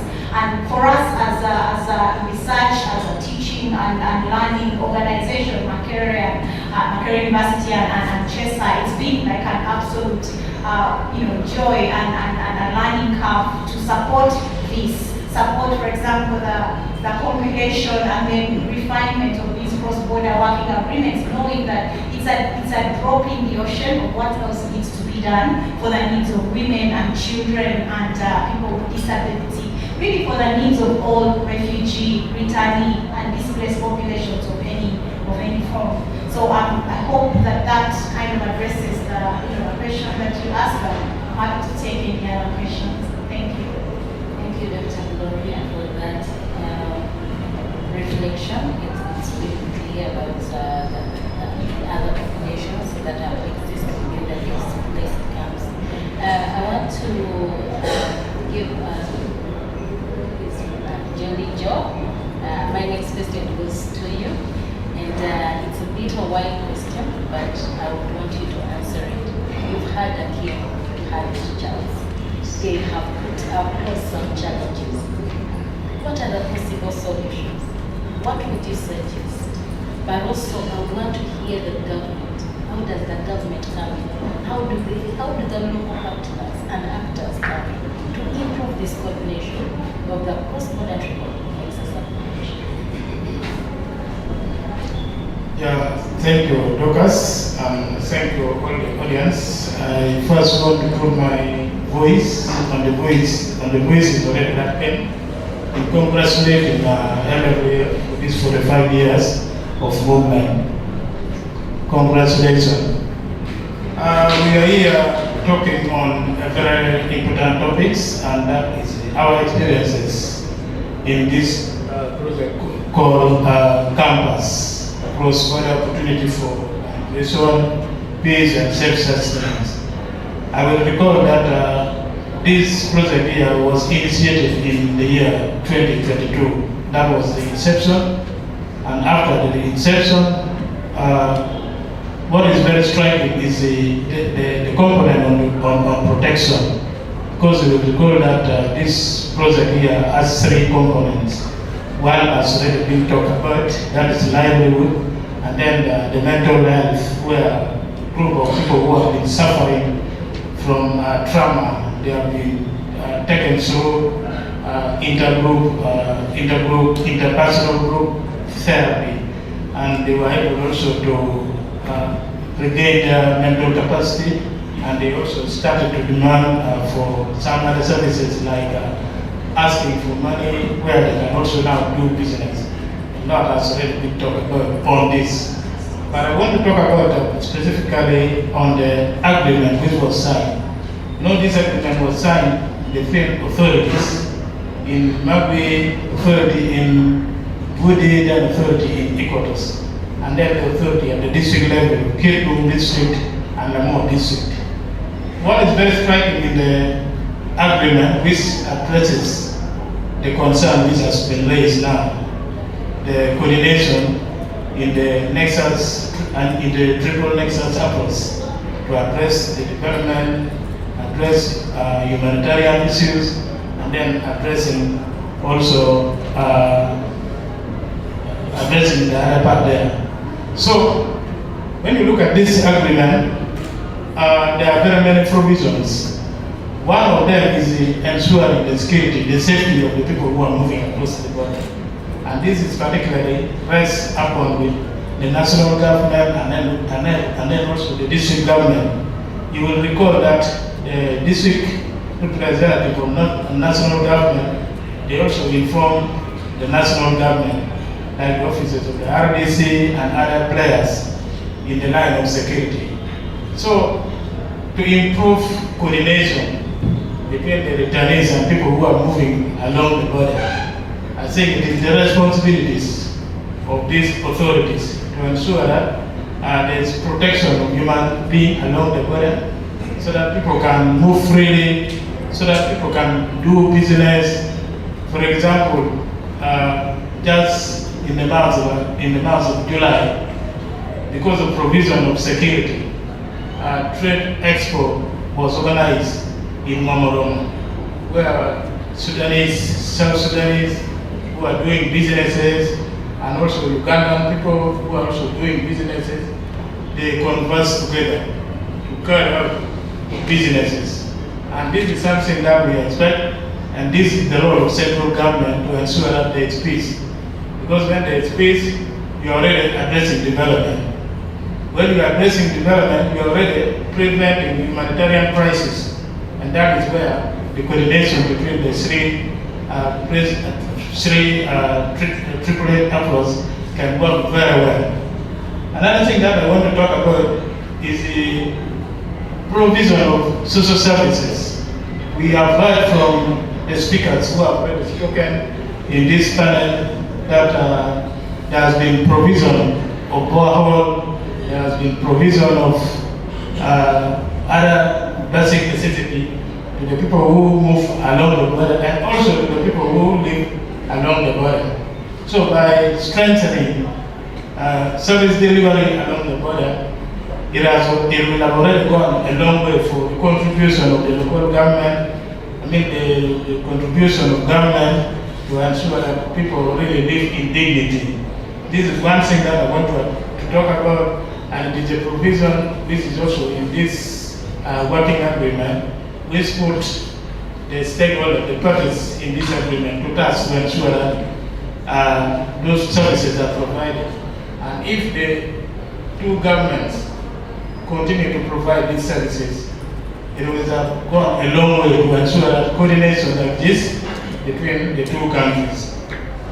One thing that I also want to talk about is concretizing peaceful coexistence between people, the community in Southern Sudan, the community also in northern part of Uganda, that is in Kirgum and Lamon. You will realize that this border here has not been very safe, even before the movement of the refugees inside and outside Uganda. There has been cattle rustling, there has been dispute over land, which has also resulted into deaths of very many people, like Sam was talking about. So if the national government work very hard to ensure that our people learn to stay together as neighbors, this will have gone a long way to improve also on their life in respect to development, in respect also of creating peace among the people. This is achievable if the local government can take it as a point. One thing that I also want to talk about is the involvement of the local government. We know that there are key players at that level, in respect of the political leads at sub-county level, the political leads at district level, and also other players. They should also move down, because sometimes work can be done above here. But if you leave the local people down there without knowing their roles to ensure that they live in peace, they also live in development, and also avoid humanitarian crisis. Sometimes you may not achieve a lot. So if these players can move down to our people, to mobilize them, to participate in activities that can bring peace, I think a long way we will have achieved the intention of the security along the border. This is something that I want to talk about it. In these questions, there are still also barriers, which I still want to talk about it. When you look at decision-making forum in respect of bringing peace to the border, you will realize that it is male-dominant. It is dominated by men. You will realize that very little participation of women are always seen. So if women can also be involved, like Sam was telling us, this can also be a way of addressing these challenges, these barriers which can still prevent coordination in achieving development, in achieving peace, and then preventing humanitarian crisis along the border. So I want to say that women should also be involved. One thing that I want to talk about as I end my point is also some cultural mindset which are still in our people who live along the border. Sometimes you realize that these youth sometimes come to steal animals because if they want to murder, they are just hiding. The parents of the lady demands over 100 cattle. And that is why the youth who are male take that venture to come and steal because they want to murder. So that is one thing that is a barrier, and I think by sensitizing them and then changing our culture, it will have gone a long way to achieve the triple nexus demand. Finally, I also want to talk about the culture that prevent women to participate in decision making, just like I said earlier on. So if women can be allowed to also participate in decision making, actually women are peacemakers.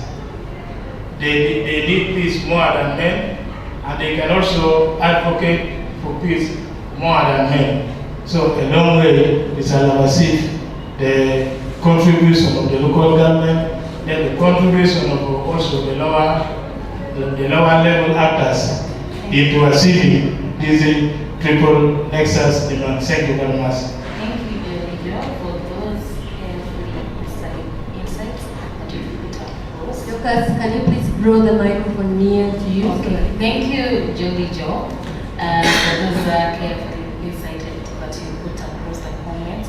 They're really, really important to this discussion, but also to bring this question to you, Flora. Now that you're on the South Sudan side, the same question.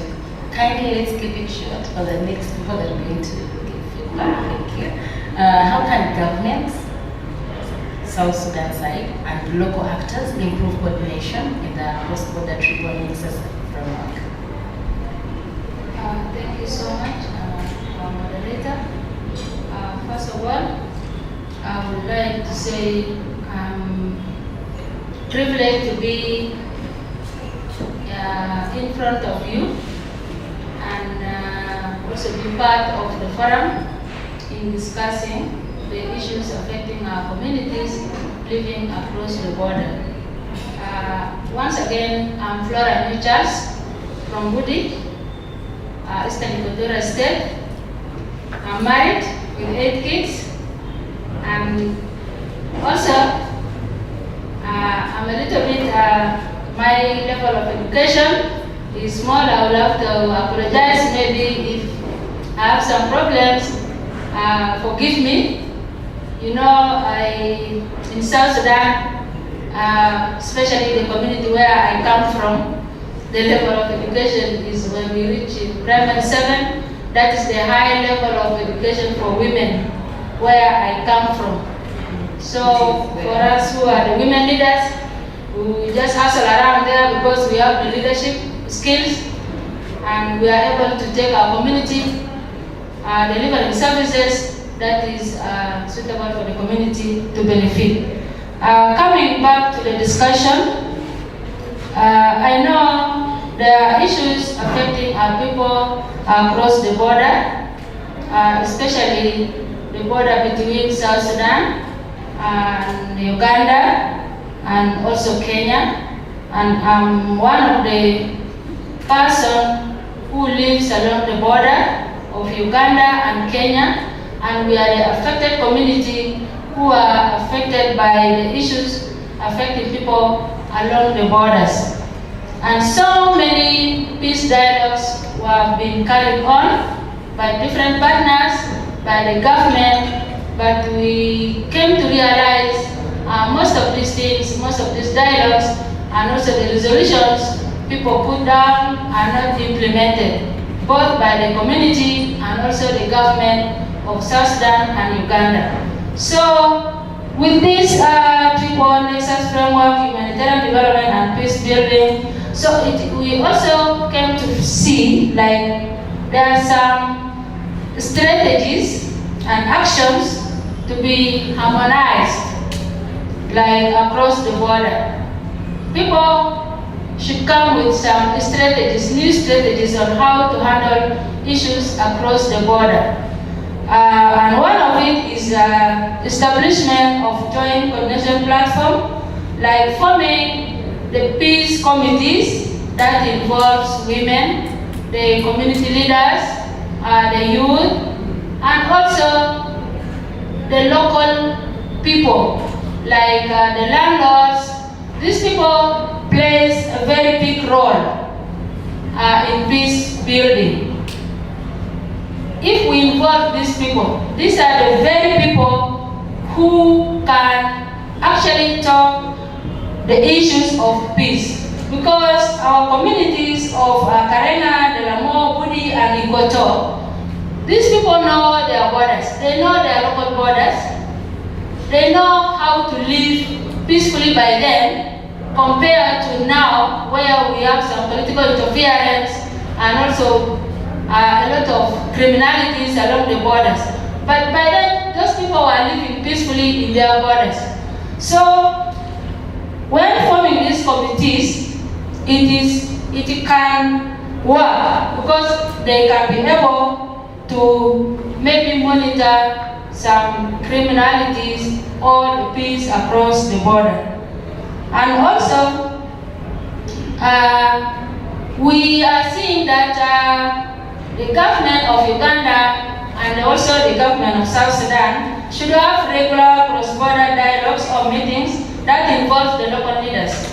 So that when it comes to decision making, the local people should also be there. But we find in most cases, when we have cross-border peace dialogues, you find it's only the government comes and the partners, maybe with other people, leaving the community behind. And also, it makes like the resolutions that are produced in that meeting, it is so difficult for the community to implement. But when we involve these people also in these meetings, so it also makes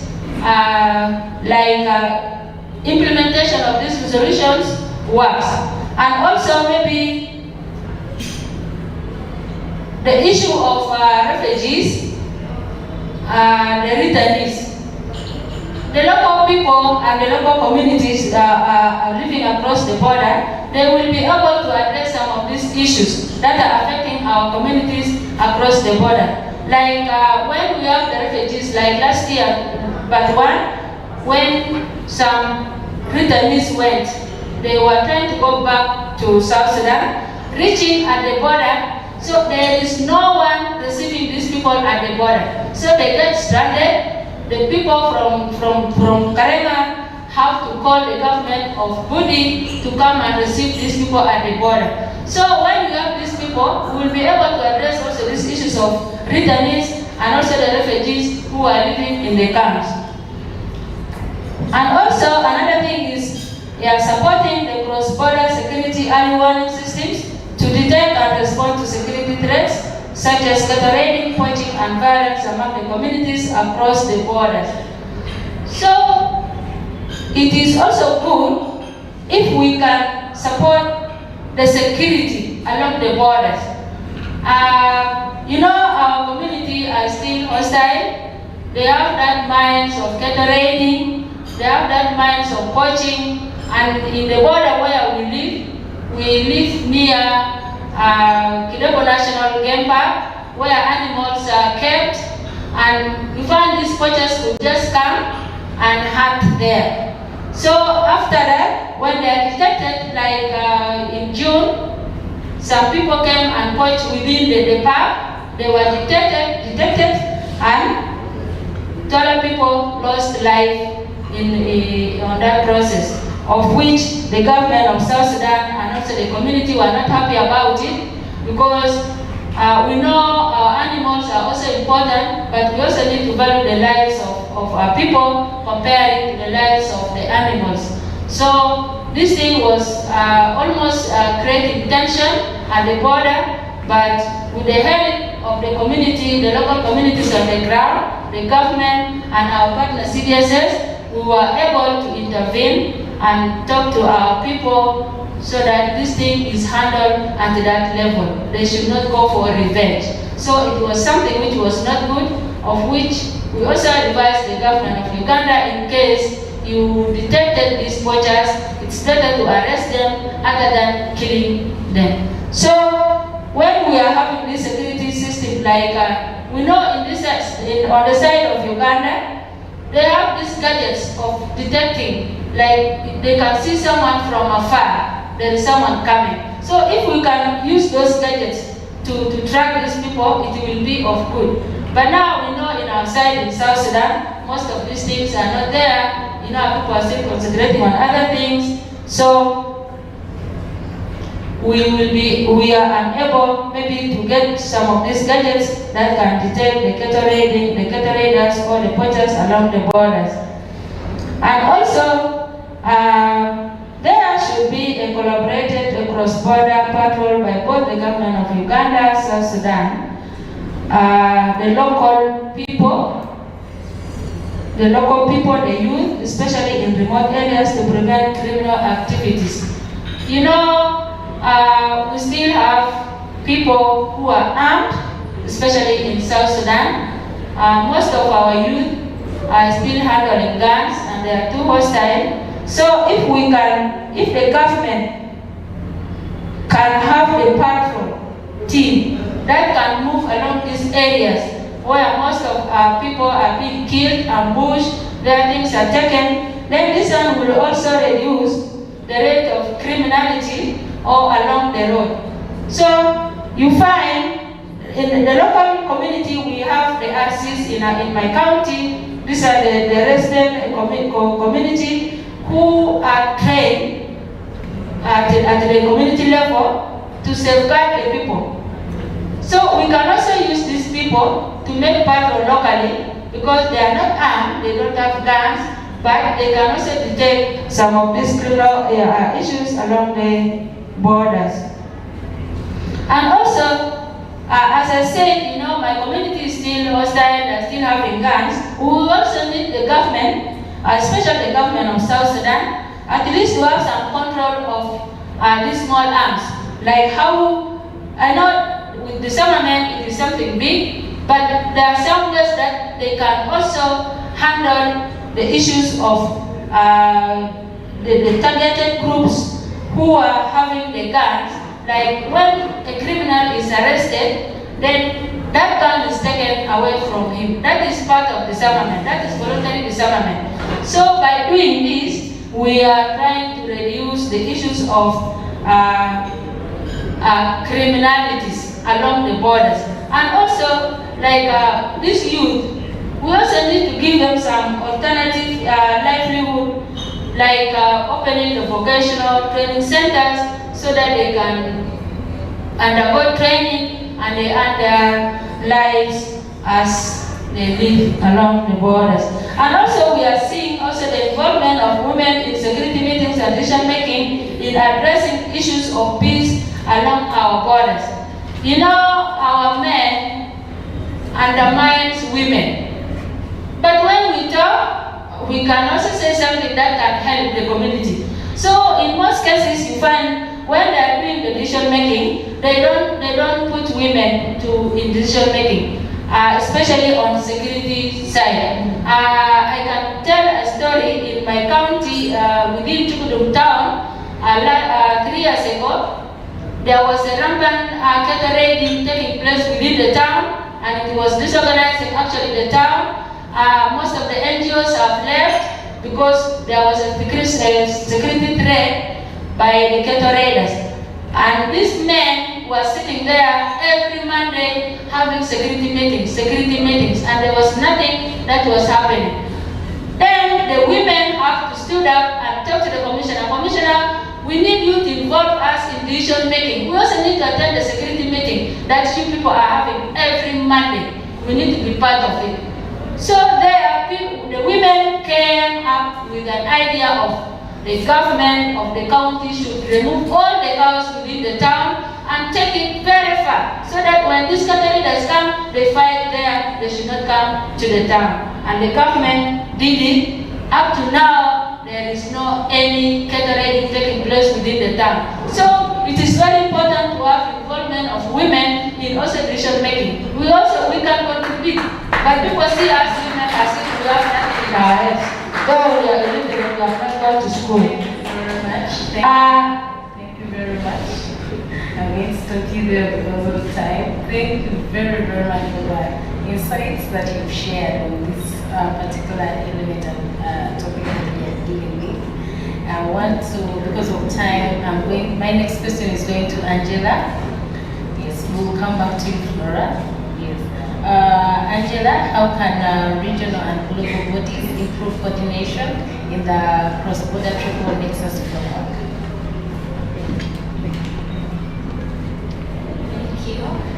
I also want to take the opportunity to congratulate LWF since you gave me a seat. So congratulations to you and to all the staff. I had the privilege to work with the staff for a little more than 2 years on this project, along with actually everybody here. Very closely, and Dr. Gloria talked about it already, and Charles specifically as well. Nexus is not easy. It's still rather new, and it's very dependent on the context. So what we have in the Lives and Community Grant Facility, which is funded by the EU, our focus is on development-oriented programming in displacement situations. So we work here, but we equally have projects in Afghanistan, in Myanmar, in Sudan, in Niger, Colombia, and so on. And what we are finding is that our partners are telling us about the nexus is that it becomes very challenging when something happens.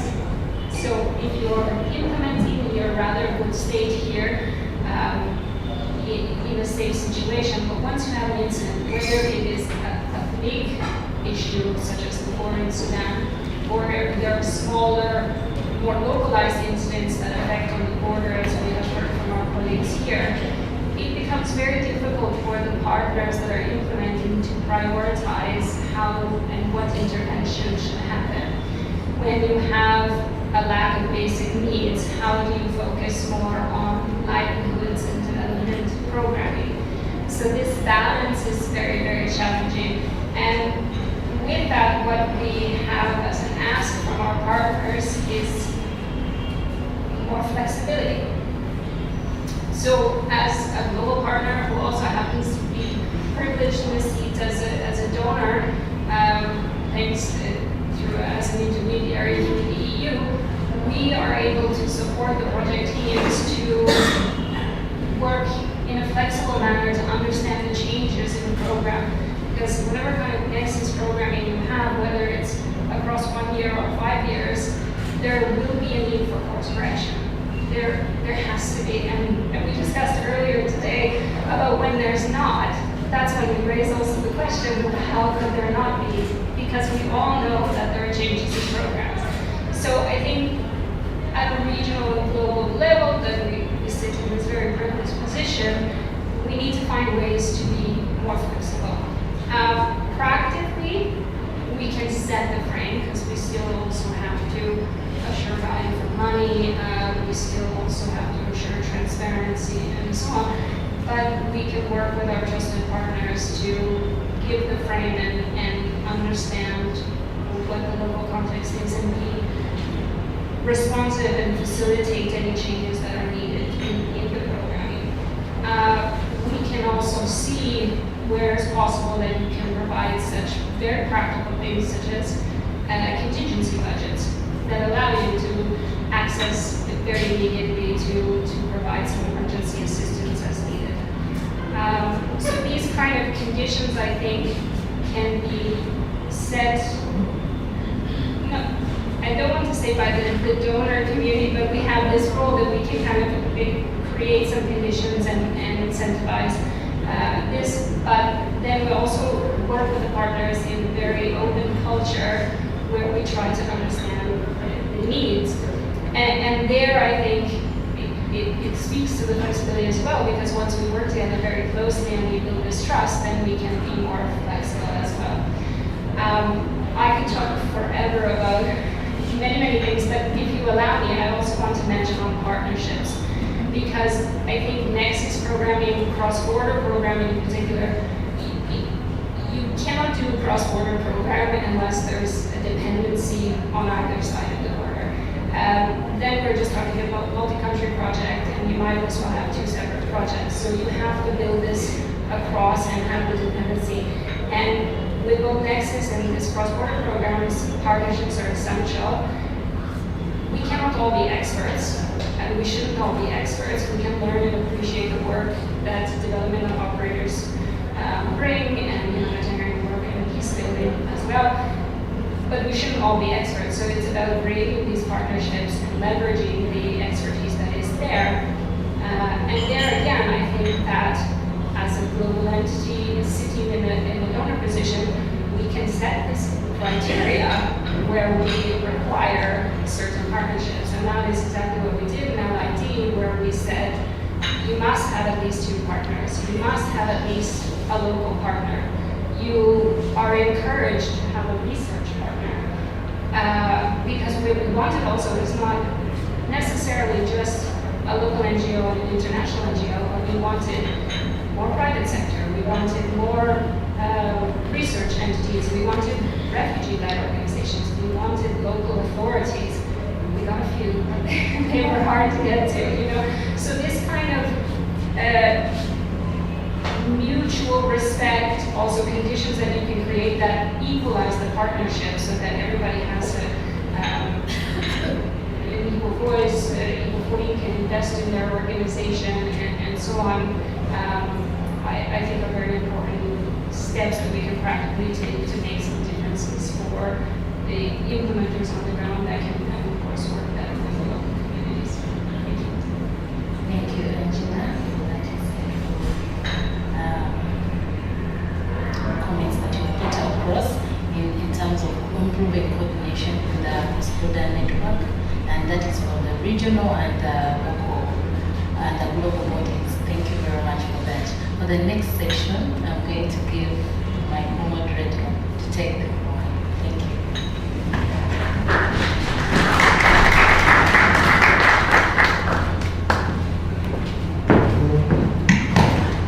Thank you very much, ladies and gentlemen, and for your patience, and for, I see everybody is awake, and that means that the learning is actually taking place. And also thank you very much to the panelists. You've been great from where I was seated and listening to you.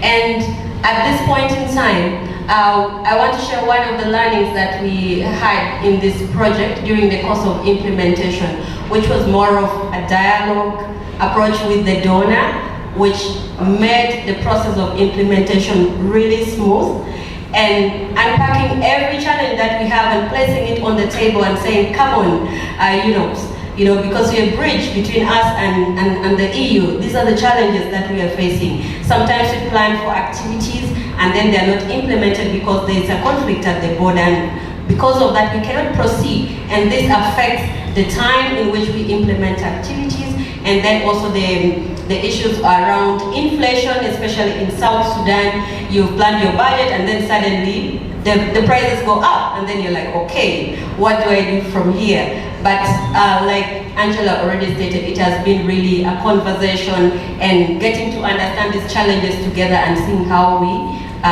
we solve the challenges. So I want to just ask Dr. Gloria, because we are bringing this to a close, to just share with us two learnings, most significant learnings from this project, from the side of the research and that Makere brings to the project. Thank you, Dr. Gloria. If you can take on from there. Thank you, Miriam. And the learnings are many. The good thing is that they've been coming through from what our panelists have been saying.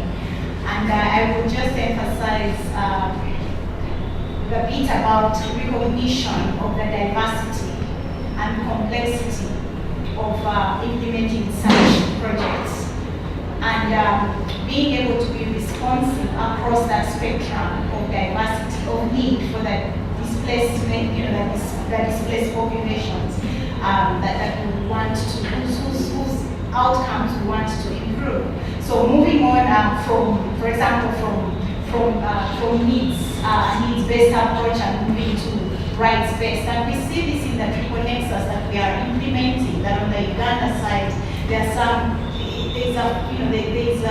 where it's skewed to needs and addressing them, and at the same time there's also a bit of right. So it's that recognition. And then on the South Sudan side, as we said earlier, there's more of infrastructure development, and there's a lot of service delivery and empowerment and all these other things, and recognizing that these factors flow across both sides of the border. So for us, it's been a big one, moving away from just life-saving interventions to empowerment interventions, moving away from needs and moving on to rights, and going back and forth. Again, as I mentioned earlier, it's very difficult to do this in a linear fashion.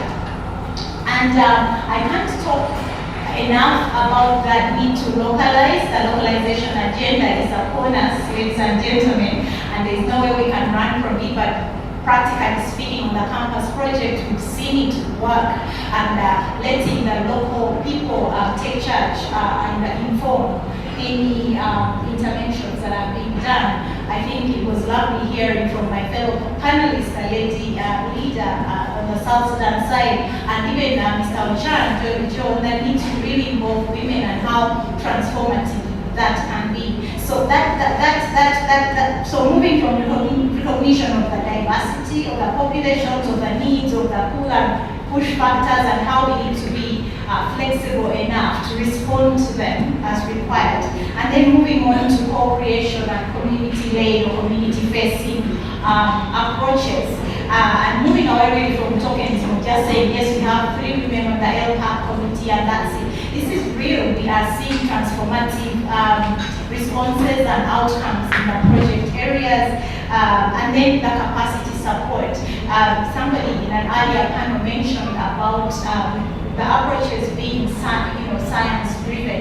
That is one of the key also distinguishing features about this project, that it is very much a learning project. It's driven by the evidence, and we keep rethinking, thinking, wondering with an O, then wondering with an A, unlearning, relearning, and learning again. There's so much, even the things we thought we know, they pan out differently sometimes, depending on the context. So they're very context specific. So it's I think it's that whole being able to measure and learn and track and then respond based on that. Those are some of the learnings, there are really, really many, but in line with the science or evidence-driven approach, some people would say evidence-based programming, the nomenclature, the naming keeps shifting. And sometimes we're not even sure what's politically correct, but it's really being driven by data, being driven by what really works, and then being able to track it. One of the things we've been able to do and continue to do, even as the project comes to the end, is trying to build a network of what we've called citizen scientists. And many of you, I believe, in this room might be familiar with that notion of a citizen scientist, that you do have people in the community who can collect this data, who can make sense of this data, who can disseminate the data and draw practical recommendations on how does this then inform not just the programming that partners, amazing partners like LWF and other IPs, CDSS and other IPs in the broader field are doing, but also how does this change our behavior? Because we see it works, the data is showing that it works. So we are trying to do that, train, capacitate the community to be the citizen scientists, so to speak, and let them have that stake. As we say, it's community driven, it's community focused, the localization agenda kind of comes in. So it's the nexus with the peace on one hand, the development, and then the humanitarian, it really calls for a very wide, but yet wide and specific at the same time approach to really responding to these things. And as I said, it's interesting. We have seen the peace agreement, we've seen the infrastructure development, we've seen the actual services being delivered. We've heard from the people and also seen transformed behavior from maybe cattle rustling to more productive behavior among the community members and bringing their own cohesion in the communities and fostering peace as well as this coexistence that we seek to see. So learnings, just wrapping up, there are very many. The project comes technically to maybe like to a pause. Should we call it a pause? At the end of this year in December, as Makere, we are the learning partner, so we are measuring. We just started this September the end-line evaluation. Really. So the jury is still out on how this works, and as I said, it might the cross-border approach might have been done elsewhere. We haven't seen it tested in Uganda. We haven't seen it tested before in South Sudan or even in the region. To be honest, the evidence, if you look for it, you won't find. So as the learning partner, we are tracking, and at the end of this year, hopefully our report will be able to say whether does this even work. But we already see that it does work, and we already see that there are some challenges. Thank you, Miriam. Thank you very much, Dr. Gloria, for sharing all those learnings and many more that you will get to read when we share with you the reports, the end-line evaluation report. In half a minute, Akim, what is the key takeaway that you want the audience to take from this project? Half a minute, please. Okay, thanks, Miriam. Yeah. Okay, the cross-border project is a good project because it has three components: answering, or it's not compromising the needs of the communities in one way or the other.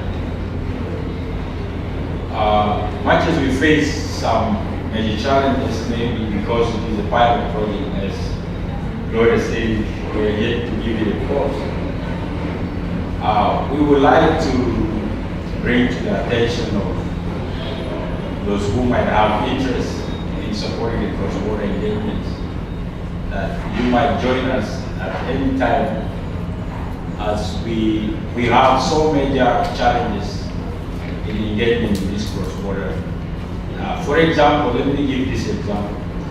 That is, the communities along the borders know their borders is blood relationship. But the political border tends to divide them. And this becomes a challenge because we already have the structures on the localization that we're talking about. But then we have also involved the regional security organs in this. But then we don't know who in the national government is involved in this, so that the advocacy at the local level or the issues at the local level are taken at the national level. And the national government is able to address those issues along the borders. Because there are key issues that require the national government to attend to. But when they will attend to it, we don't know. But then they are a problem in the implementation of the program. So maybe we would like to ask all of us here, whoever might be close to us, let's try to configure our engagement with the higher authorities. And yesterday a question was asked, what will LWF want to do with the national organization, with the national institutions? And that is a question I want all of us to take away, not me taking away. I want us to take away that what will we do for us who are at the higher positions? Can we get the relevant institutions that have mandate at the border points? Thank you. Thank you very much, Akim. Flora, in 1 minute, what can you say about the campus project and your experience with it? What is the key message that you want the audience to take? Thank you so much, moderator. I think with this initiative of the campus project, we really appreciate the initiative, especially the donors who are giving funds to our partners on the ground to implement the activities at the grassroots level. And you know, by then, most of the organizations, the international organizations, when they come, they go. But now they are trying to strengthen the local NGOs on the ground who are with the people, and they are able to intervene in case of any issues that are arising within the community. And we actually appreciate the campus by bringing up this project, and especially by forming the LPAC, the local advisory committee, who are actually monitoring the activities of the project. And up to this level, the LPAC 2 on the ground are doing their work at their best level to make sure the project is successful. So we appreciate the campus, and maybe in future we still need your services, we still need you in other ways. Thank you. Thank you very much, Flora. LPAC is Local Project Advisory Committee, and in this project we have level 1 and level 2. Level 1 is where Flora and Joe mostly have their engagements, and we also have some members of LPAC 2 in the audience where you're seated. And then we also have the higher level 1 where we have the donors participate, and then the implementing partners. Thank you very much, Flora, for bringing out that. And let's have Joe. Joe, please, 1 minute. Thank you, Miriam. I would like to say that Compass has been a success, but still there are still very many challenges which are still lying out there. It is upon this fact that I would like to call the stakeholders who are in this house to really still work together to ensure that those other challenges which are still remaining are handled, so that we have peace in our body. More especially, I would like to call upon stakeholders in northern Uganda, and none other than in Namor, and then in those counties of Sudan, of southern Sudan, Magui, Gudi, and Nikodos, to go back and sing to the ground to ensure that the common person down there is also singing something about peace, development. That might change. The change of mind towards loving peace should be emphasized, so that we live as one people. And by doing this, we live as the requirement of this African community, which is bringing us together. And then by that, we are also meeting the demand of Pan-Africanism. This need unity in Africa. This is one. Two, I would also like to appreciate our donors for making it to the level where we are placed. Remember, this problem was going on, and the stakeholders would look like they were sleeping on their responsibilities. There was that complacency, seeing things going wrong, but nobody would come to handle them. So with the support of the donors and the people, the architects of this particular project in the name of LWF, they stepped forward to ensure that this problem needs to be addressed. And that is where we work from and came up to this level, where we are at least able to point out something positive. right from the time I got involved in the implementation of this project, I realized some drastic reduction in cattle rustling, which was the order of the day, right from the time Uganda got independent in 1962, and it is still being addressed now. This is something that we need to contemplate upon and reflect on, such that with support, sometimes supports that come like this, reactivate us into our activities. These activities that we should have done ordinarily as government. So I want to thank you very much and call upon members of local project advisory committee to continue playing our role even beyond the end of the project, because I know this project is ending by December this year. So I call upon you, because this is just additional work we are also doing as expertise in our own way. Security, community, health, and all. God bless you. Thank you very much, Joe. Joe talks because he's from the government, so when government is speaking, you don't stop them.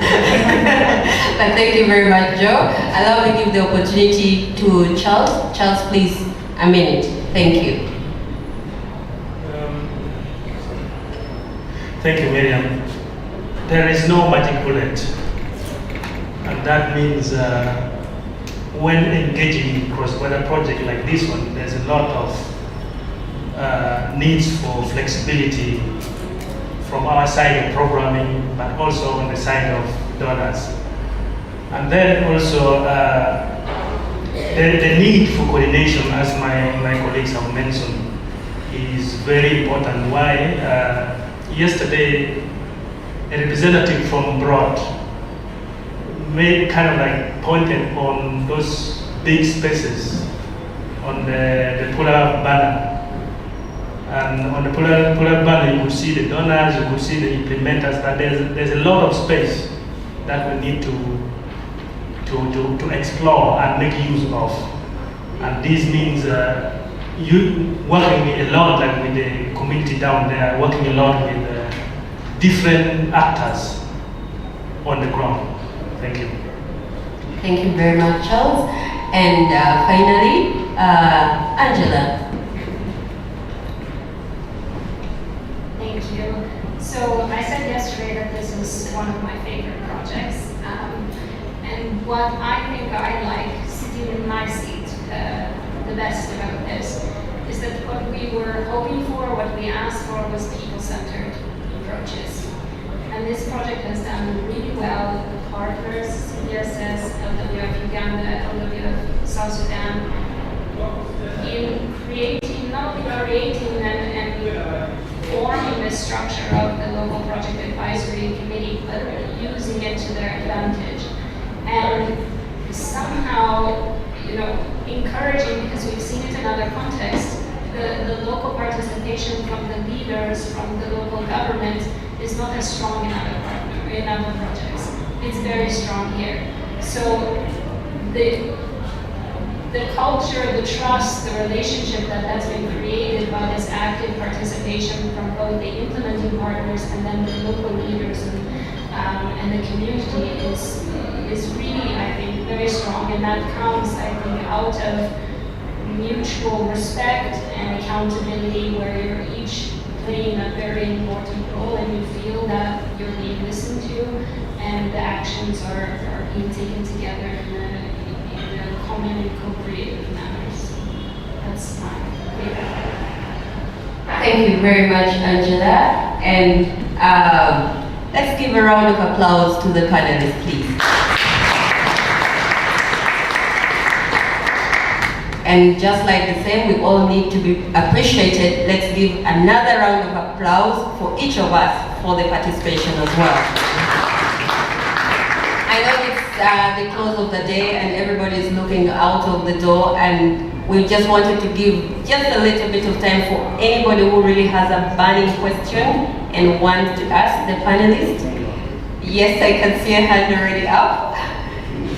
Can somebody reach out to you with a microphone?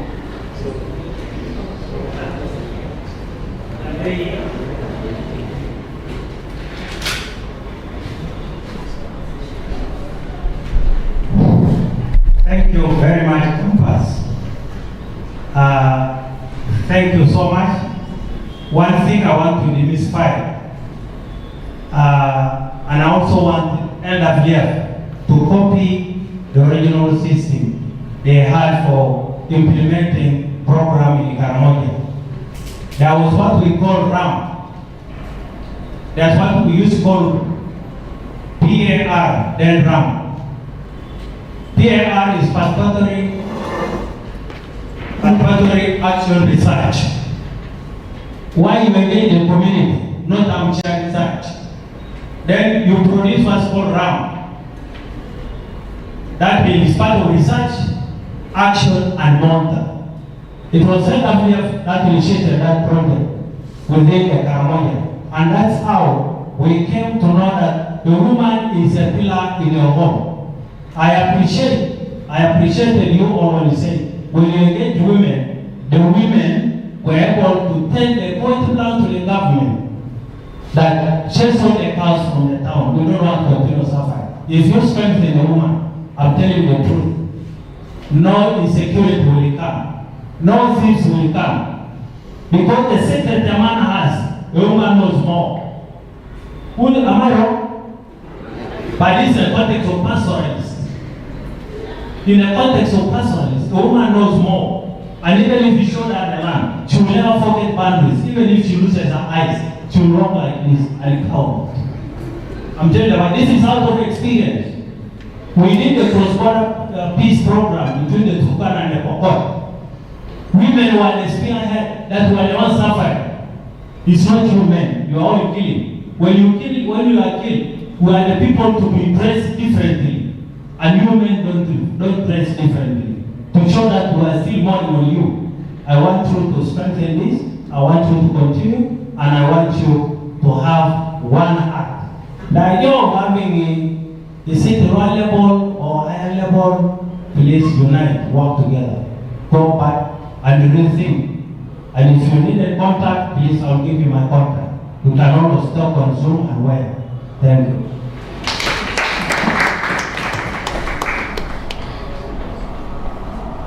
Thank you very much. Is there any other question? Okay, there is a question over there.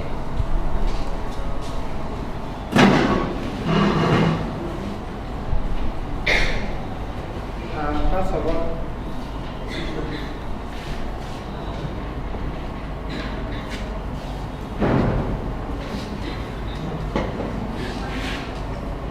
all, I would like to give thanks to the Master of Ceremony to allow me to stand. You, Alfred James, coming from Ikotos, South Sudan, working as a chairperson for CBSS LPAC chairperson. I think quite enough all along yesterday. I think some other things, which is good. I would like also to take this chance to thank the LWF as the partner. It has been mentioned all along that they have done work a lot for 45 years. If I remember also, I think we saw this LWF in South Sudan around 2000. They also constructed some schools whereby most of us also ran there. And we are able to stand before people and talk. Those are part of the contribution the LWF is showing in South Sudan, not only in Uganda. Secondly, I think I stood here, I may ask the wrong question, whereby most people who could answer this question, they are gone. But all the same, I can throw to the floor.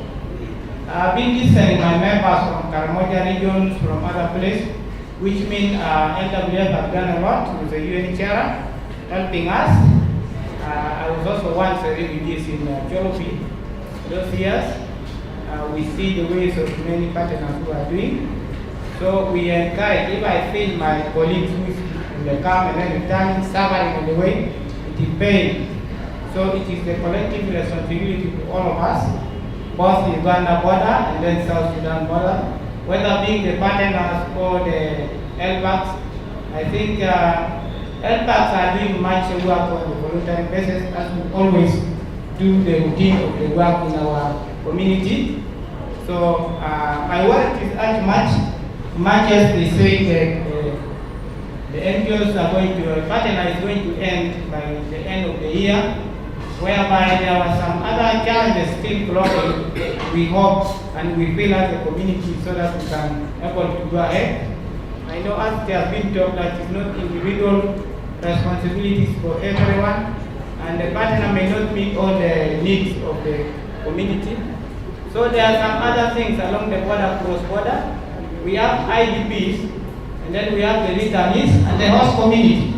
And one first and priority thing is peace always. So as what we are doing, we continue creating and then telling the issue of peace. Because peace is not only a minute, not only a day. We need to continue telling. If we talk that, okay, it reduces, then we forget. Things will happen. Much needed in the border.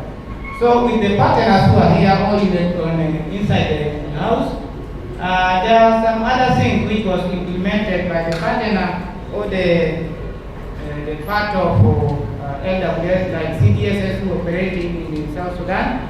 I think they did their best, what they have. They constructed the schools in Ikotos and Budi, but the classes were not enough. Whereby the classes, the school was targeted the population of the returnee who are returning from Uganda so that they can also join the colleagues who are in South Sudan.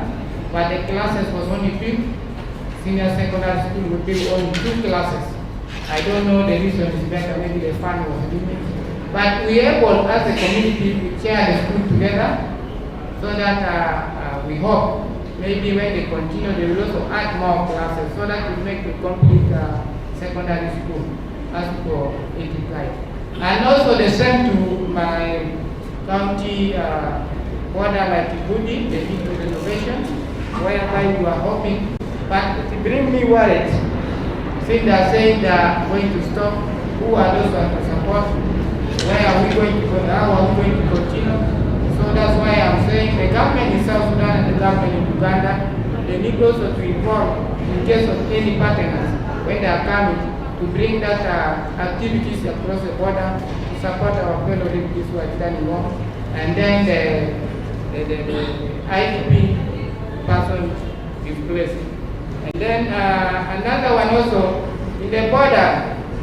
I don't know what are the strategy the government and the partners, maybe the UNHCR are putting. Our people are returning. First of all, I would like to know what type of repatriation is that being carried in the border. The former speaker talked of that. There are returnees who are returning, going and then coming back. What are the types? Is the government aware? Is it the government concerned or the UNHCR? When they are returning, what are the kind of support being given to these people who are crossing the border? So, and then another thing, what are the ways can we put forward?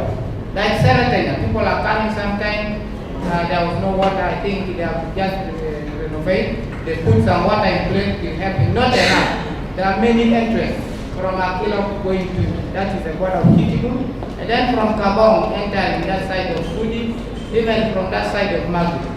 So this is what I'm bringing as the helper, because it has been, the thing will be left to us as a community so that we will change. So these are some of the questions I just want to also talk in the public so that we get a thing. Otherwise, I would like to thank the initiator of the project, like the campus, I think they did a lot. So in the border, we are able this time to enter, sometimes we are not being disturbed. Because of the meeting, the government is sharing, even the partners are sharing, so not like usual day. Because those days our returnees were going, sometimes they can lose their property, simply because the border issues was still, when they are going with their items, at times our fellow Ugandans from the border they were moving, or when they also reach to South Sudan, some other wrongdoers, they may also take their property. But when these things come, I think they are now moving. So this is just simply what I wanted to say. But I think I need to thank the LWF also for the work they have done. So there's a school there, they normally called LWF Primary School, of which is not the Thank you very much. Thank you very much for the observations that you've made and the reflection on the project. And what I picked from the two people from the audience who actually stood up is the fact that Campus Project just opened up space for conversation on cross-border programming. So there's a little that the project has done, and there's quite a lot that has to still be done. And this requires a concerted effort and different stakeholders taking interest in it, because when we have peace, then everything else will fall in place. So that is what I take from the two people who stood up to speak. And because of time, allow me not to allow the panelists to speak again, because otherwise we might miss the next session, which is just around the corner. But please allow me to appreciate all the panelists for what they have delivered to us, and for you for being a great audience. But also I want to take the opportunity to appreciate the donors. As LWF, we have many donors, but specifically I'll mention the ones that have been supporting the cross-border project, which is Bread for the World, and Bread for the World is actually in the house. And then we also have the European Union, who we have representatives, but they sent their apologies, they weren't able to be here.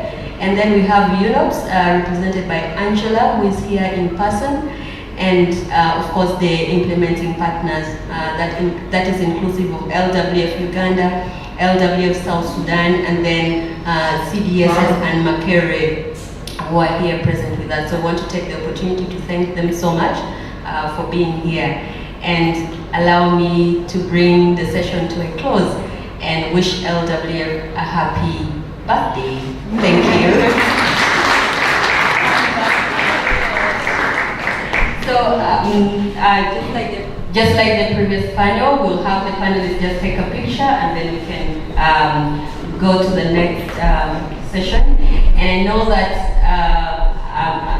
Apollo is actually going to invite somebody who will crown up fully this panel discussion, that is Crystal.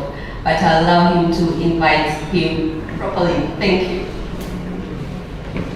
Thank you so much, Miriam and the panel. Let's give them a big hand. Yeah. Excellent. Thank you. We are right on time. We were supposed to finish at exactly 5:30, and we are now, it's now 5:22, so we still have about 8 minutes to use. Thank you so much to all the panelists, to all the moderators for not only managing time, but giving us excellent content. May I now take this opportunity to invite Chris from Bread for the World to come and just, wrap it up for us. A big applause for Chris as he comes up. Thank you.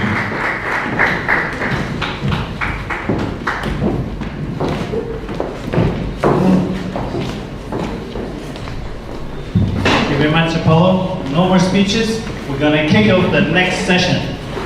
All right? So, Adriana, we need you here. And you may bring some colleagues.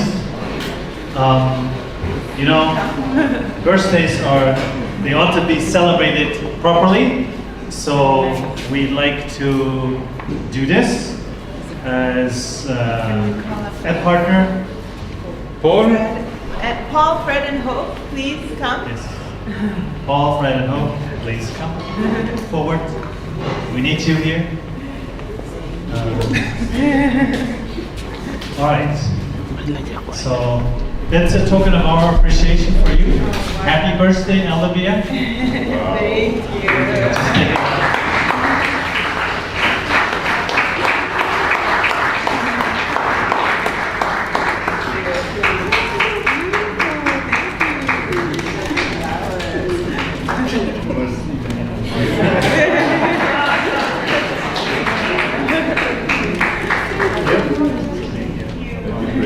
Thank you.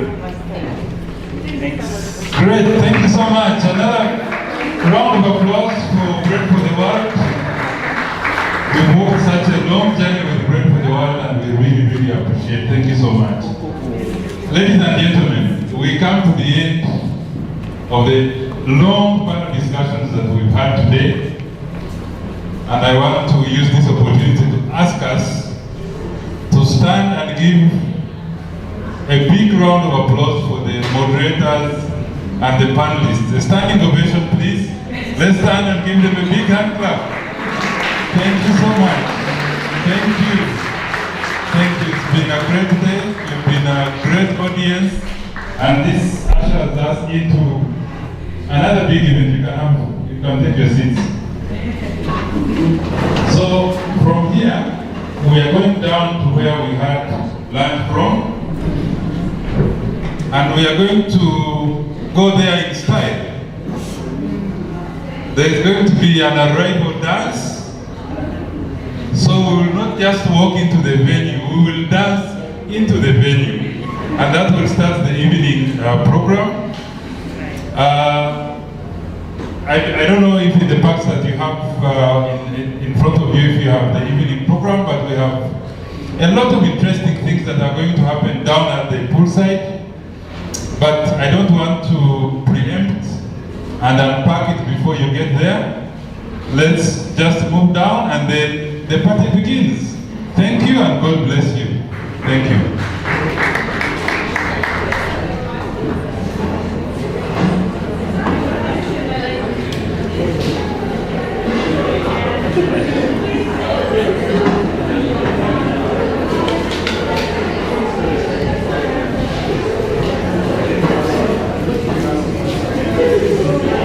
And please, no one is allowed to leave without permission. I know the temptation is that after here you go and try to dodge the jam, the traffic jam, but please, you will not leave without Adriana's permission. Thank you.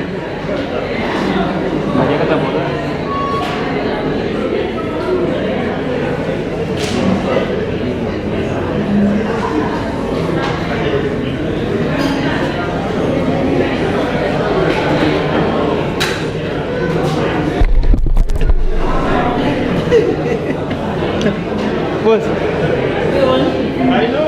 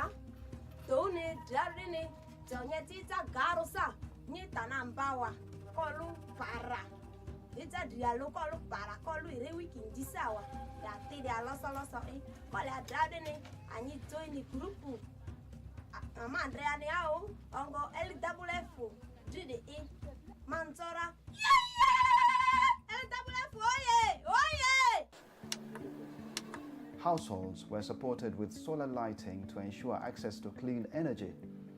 This has improved on the quality of life of the targeted households and reduced dependence on candles and kerosene. Refugees and the host communities do not only face livelihood challenges, but also face health challenges like inadequate access to reproductive health and psychosocial services, which affects their well-being. The LWF Road project also addressed the reproductive health and psychosocial needs of the target communities.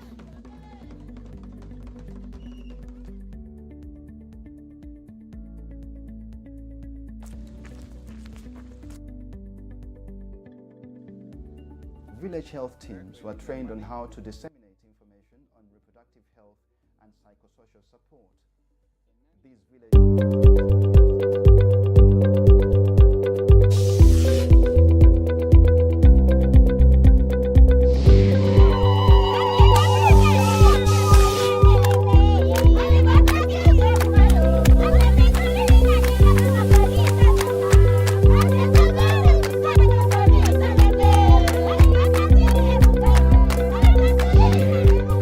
Adjumani district in the West Nile region of Uganda hosts the highest number of refugee settlements in the country. The 19 settlements have become home to over 200,000 refugees. These refugees have been highly dependent on food rations provided by World Food Programme. However, these rations have dwindled over time due to funding gaps. This significantly affected the livelihoods of many refugees. To bridge this gap, the Lutheran World Federation, LWF, with funding from Bread for the World, started implementing a 3-year project to enhance sustainable livelihoods, environment and promotion of reproductive health needs and psychosocial well-being of refugees and the host communities. 50% of the project beneficiaries are refugees and the other 50% the host community. This project came at a time when World Food Programme is doing categorization, and categorization is where they are removing some refugees from the normal food ratios and others are giving other categories. This created a lot of gap in terms of sustainable livelihoods for the refugees and hosting communities, as more pressure was created on the refugees who demand for food. And to the hosting community, they limited the small food that they were producing. Now they are sharing with the refugees. LWF adopted a donor-supported and a district-owned approach. Donor-supported, district-led, and community-owned programming to be able to implement this particular project in Adjumani. And meaning therefore, as soon as they got this funding, the first thing they had to do was to come and have an inception meeting with the district leadership with the purpose of sharing the project goals and objectives and ensuring that the district takes full ownership of the planning, the implementation, the monitoring and the evaluation of this particular project.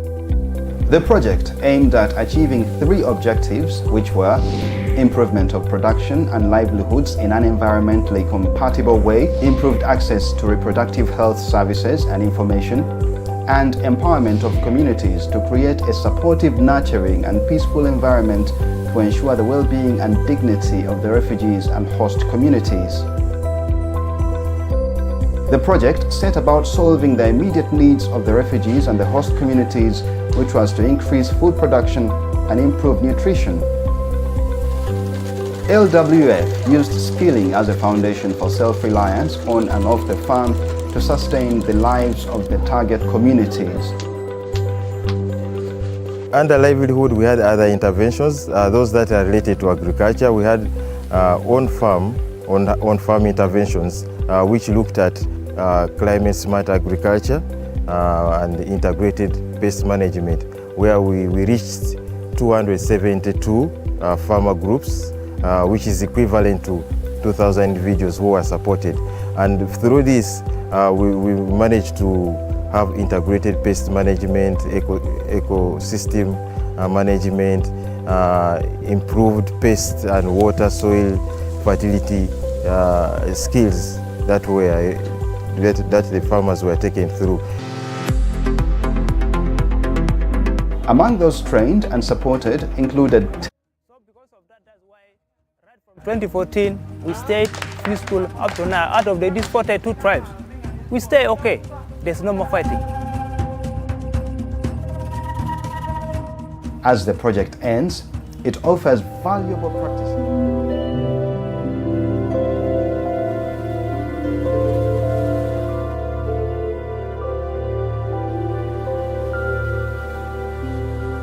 It was May 2012 when I received a call from a colleague at the Office of the Prime Minister notifying me of an upcoming crisis. He was informing me about the plan to start a settlement in Rwamanja. There was a conflict in eastern DRC. Heavy fighting has taken place between government and rebel forces in the Congolese government have been battling M23 rebels for more than a year and a half. 800,000 people have fled the fighting. You just have to look at the history of this region to understand what war and between towns, the displaced are a common sight. Some have been uprooted several times in the last few weeks alone.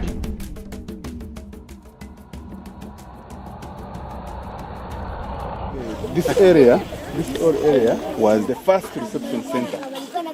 It was an open place, and the refugees would be brought here first, stay here for about 2 to 3 days, maximum 4, before they could be given plots. At that time, the critical need was water. I met 3 partners on ground, Uganda Red Cross Society, there was UNHCR, and of course OPM. And they had already erected their tents. They were staying in Rwanda. So we also decided the best would be now also for me to put my tent, and I stay with these other people who were already on ground. By that time, the refugees had arrived. They had put people already in that area. So we continued with borehole drilling. Our initial target was 8, but then I received another communication from Paul in Kampala that we got additional funds so we could do additional 6 boreholes. Now in the process of our hygiene promotion activities, I also came across another refugee who was able to speak English. And when I interacted with him, I learned from him that back in Congo, he was actually lecturing in Goma University. And because he was able to speak English, we also hired him. He was one of our hygiene promoters. We started working with him. Good to see you. Good to see you too. How are you? I'm okay. How are you? Good. Good to meet you. How is life? You are lost, my dear. I'm around now. I was so lucky to have you. I still remember you. I remember Innocent. These are the people who made my work easier. I was here in Bunagana trying to see how I can cross the boat to come here in Uganda. The war started of M23. They came and they attacked the Bunagana city. Many people, they crossed, the border was open for everyone. So also me, I crossed among the other people who were running the war. First, we started with WASH. I was an agent promoter. Then, later, I went in livelihood. I was an extension worker. I take people, I put them together. We try to save money. We try to rear pigs. This is where you are keeping them. Oh, I can see them already. This is good. We were in a group. We got money from LWF, and that money helped us to start small businesses.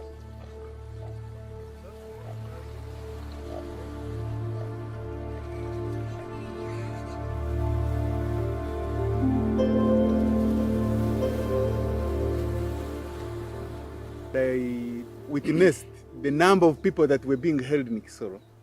It is felt that our operation was not going to be 6 months. It was actually going to be bigger. So we started preparations for a longer term engagement, and we also engaged the UNHCR on the possibility of partnership. I think the first wave of refugees was about 3,000 that crossed from Bunagana into Kisoro, and that is when UNHCR was alerted. For us, we brought in, settled, follow-up, then the partners, and that's when LWF came in. It was a WASH partner by then. It was an operational partner. The WASH sector was quite keen because without the sanitation and hygiene, we were bound to have a very mass epidemic or something like that. The commandant then told us the dynamics of the area, the resistance that was there. I remember seeing a very big battalion of policemen, and I was wondering, and then they explained that the communities are really not welcoming. The name right now is Inteziario Primary School, but before Inteziario, we used to call it St. Michael Primary School. We named it Inteziario after the death of our settlement commandant, who was stoned to death by the encroachers who had entered here. Because people were not happy about the reopening of the settlement, the mob attacked the team that was planning to do the assessments. Everything that government has done in this settlement, I'm really very proud. But one thing that stands out is the integration policy for refugees, in a sense that once you get into the settlement, you can hardly realize who a refugee is and who a national is. I knew the tension was very bad and the situation were not good. We went to the district. The LC5 told me, don't talk about Ramanja. I begged, I pleaded until he gave me a chance to talk to him. And then immediately he convened the district executive committee. I talked to them and they started understanding. We started working together with the Office of the Prime Minister to have structures in the community. And I will move with all my sector heads to the field. Question and answer sessions. They asked from Chempang all the zones until the acceptance, we were now accepted in the community. We were struggling with the generators, operation, electrical activities, and others. So we had to recruit Engineer Basonga to help us. Oh, good morning. Oh, nice to meet you. How nice to meet you again. I came to office and met Mr. Onen. I tried to explain about the life I was going through. After that, I started now working with LWF. The manager took me like a parent. Whatever issue I was having in the common life in the family, I could tell him and he could assist in one way or another before the salary comes. I initiated a group, which is actually a CBO today, anti-discrimination team. That tribal discrimination was continuing to disturb the community. All these buildings, you can see even the building you have here, all these things were not there. Nothing completely. Even the staff, LWF staff, they are sleeping in tents. But today you can see staff now in good buildings. Onen acted fast and recruited staff. George is here, Danish is here, Harriet is here, Lucy is here. These are the big, I call them historicals, who helped in the establishment of this settlement. I was actually the first project assistant in the sector of sexual and gender-based violence. We had work because as refugees come from Congo, the laws of Uganda are different from the laws in Congo. So we had to do a lot of awareness creation on sexual and gender-based violence. Right from the time they arrive, we started implementing a methodology. It's called Zero Tolerance Village Alliance. We started in Chempango. We implemented in 2 villages. We trigger the community. We form a stakeholders forum, which is comprised of the religious leaders, the village leaders, opinion leaders, and other influential people in the community. We did community dialogues about sexual and gender-based violence and HIV, and we had great impact in that community.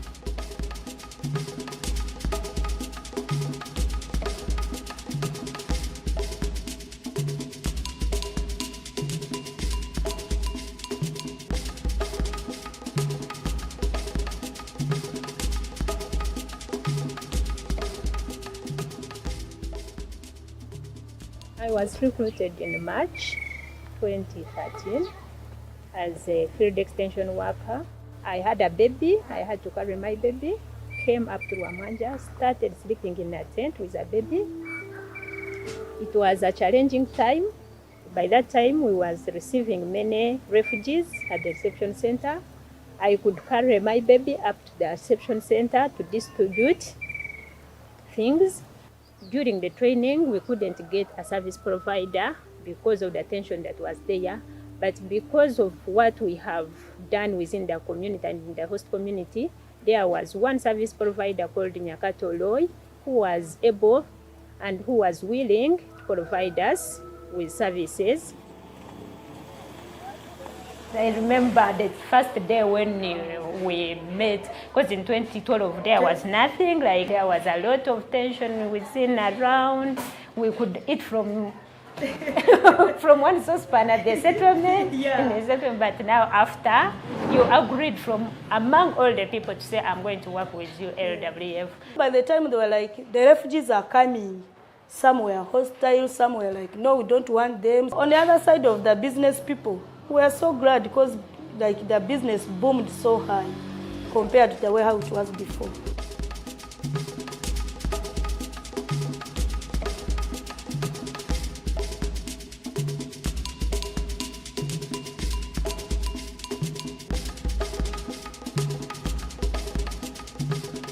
When people flee, they tend to carry war with them. And in this complex environment, people are trying to cope up, but in a very negative way. People are fighting, people are engaged in alcohol, people are, practicing other forms of human rights abuse like defilement and rape. One time was a very nasty story that I had to deal with. And this was a case of a woman, while in a settlement, she got another man she initiated a relationship with. As time goes by, she conceived and produced a child with this man. So after giving birth, she dropped the baby in a pit latrine. But by good luck, the baby was retrieved from the pit. We got the baby, brought to the protection house. The child protection sector had to identify a caregiver to take care of the baby for some years at the protection house. As we talk now, the girl is 6 years old. And this particular good family adopted her in 2018. Elizabeth iko wapi? Elizabeth. Juu kwanza tulifikaka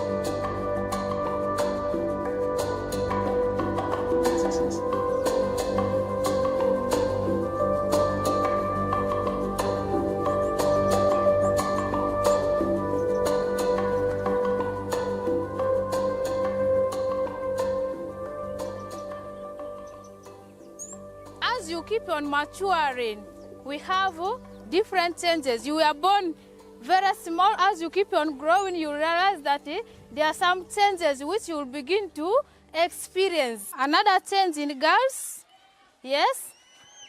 Enlargement of hips.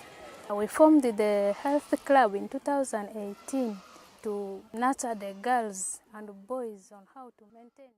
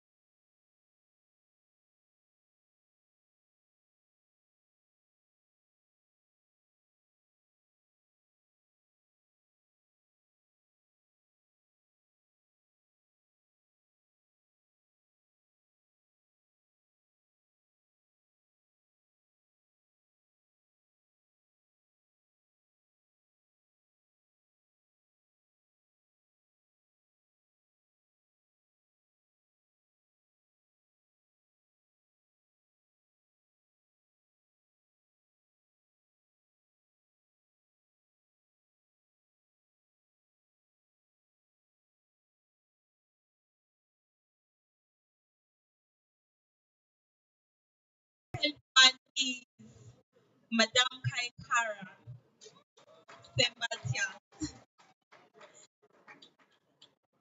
And last but not least, we have Mr. James Trichi.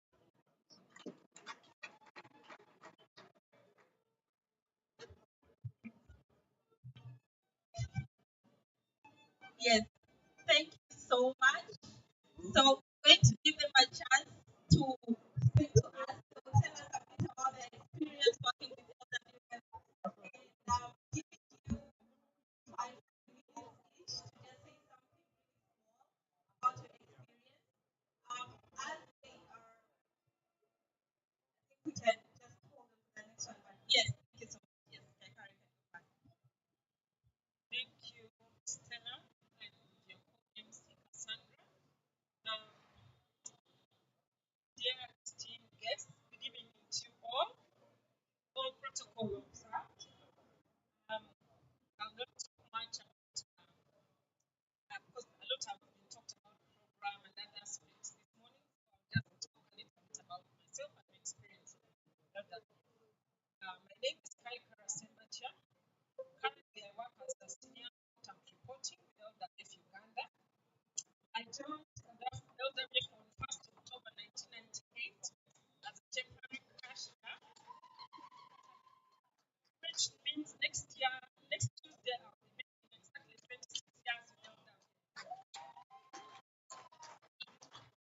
Our finance manager when I joined was Mr. Ben Garaza, and since the organization had experienced some challenges in cash handling, the interview process was quite rigorous, but I managed to go through and started work soon after. Later on, I was given a permanent job and rose through the ranks to the position I currently hold. Since then, I have been privileged to work with 5 other finance managers, namely John Bazara, Agnes Atana, Margaret Kakumba, Becky Alitaru, and currently Fred. All these gentlemen and ladies have been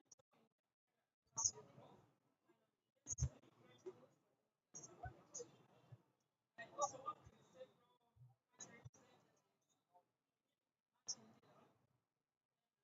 several Armstrong, he was an interim representative. Then there was Pavel Farm, Craig Kibbles, Leonard Hanada, Jessica Armstrong, and now Adriana Franco Chitanana. All have been wonderful country representatives and made a big contribution to what LWF is today. LWF has done a lot of humanitarian and development work, and initially, when I joined, they were working in Karamoja, Rapai, Antonde, Adjumani. Later on, there was Katakwi, Sembabule, Kitgum, Kadeni, Cafe, as well as the current sub-programs which I believe have been mentioned by earlier speakers. Before I joined LWF, I was working in a government body, and it was really, and joining LWF was quite an adjustment from what I had previously known. In LWF, it's like a family, and you find people calling their bosses by their first name. For me, it was really a challenge getting used to that. I was used to the sir, madam, and it took me quite a while to adjust to that. And that's why now I always tell the younger people who are doing that, please don't call me madam, please call me by my name. Because this is the environment. LWF was a very busy office with a huge volume of work. We used to deal with a lot of cash, which was really very risky because it was very challenging sending funds to the remote sub-programs for project activities due to poor banking services. Communication was largely by radio calls, so we had to learn that language to mention but a few challenges. We had a unique way of communicating whenever we had to send money to a sub-program. We would label millions of shillings as kilograms of beans and transport the beans by plane. I think how did you remember that? But the sound is not coming up clearly. So I'm trying to add inputs.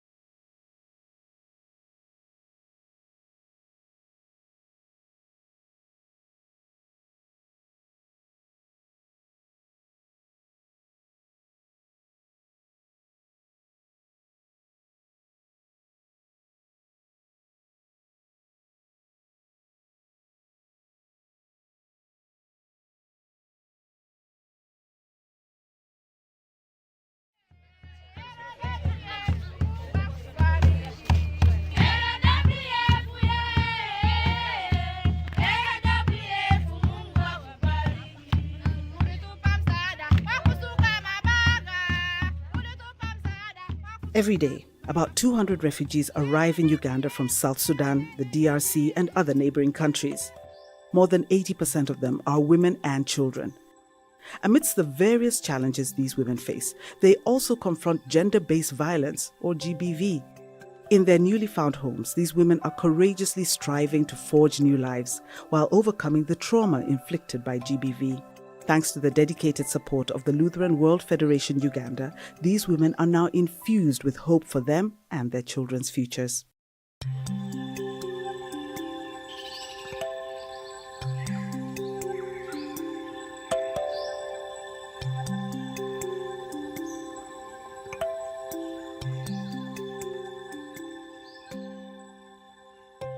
My village back in South Sudan, I'm someone from here. I got someone, man started confusing me with my children. At the end of the day, he also uttered from me some words that were not good. This was a man who came at first telling me, let's join together to raise these children, because he divorced with his wife. Me, I didn't know the story about. He has children.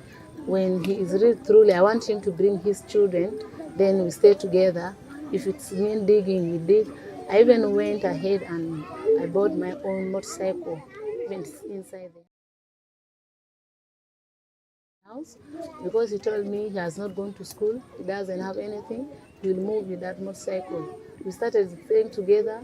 This man started over the relatives. He told me I am an old person, like I am not an age to that man. The man also started joining with the relatives, that he didn't expect even to marry a kind of person like me, who have children with other different people. And I told him, you got me when I have my children. Why have you decided to say this at the last minute? When I was alone with my children, I was comfortable.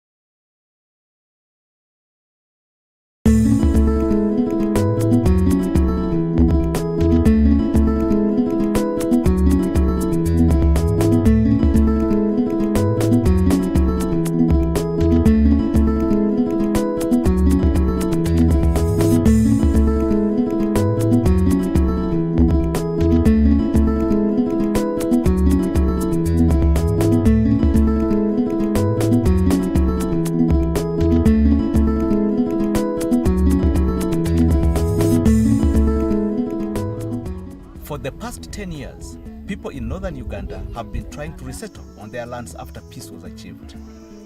Clearing of land on a massive scale, mainly for cultivation and commercial production of charcoal and timber, has been taking place.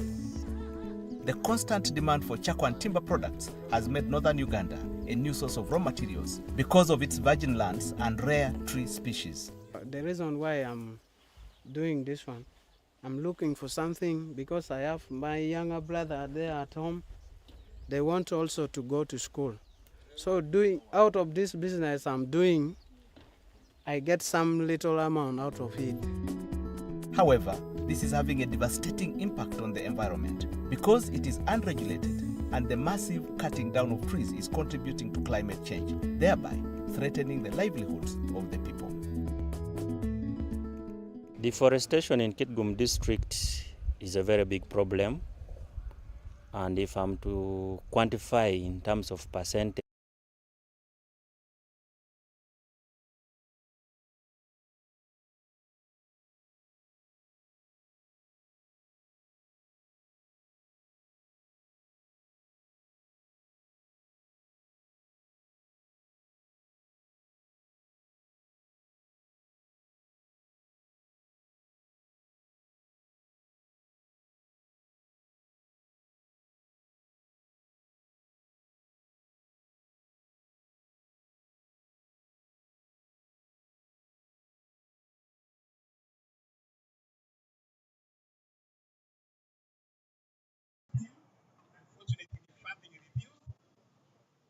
some of us pray a lot. By the way, for your information, one thing is tell about myself is I'm a prayer warrior.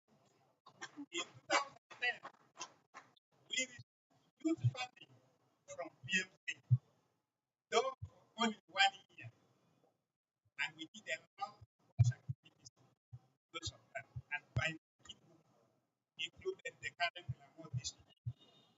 Up to 2012, because I want who hates failure, so I had my own ways of doing my work. And that management for me was key. So make sure for every work activity we did, I had my data. When this came in, this is so. Of course, we moved to other programs. I did such in an environmentally sustainable manner. TEQUA means our strength. First objective is reforestation and sustainable use of bioenergy resources. The second objective is to increase access and use of renewable energy sources, specifically improved energy stoves. Then the third objective is to increase access and use of solar PV technologies.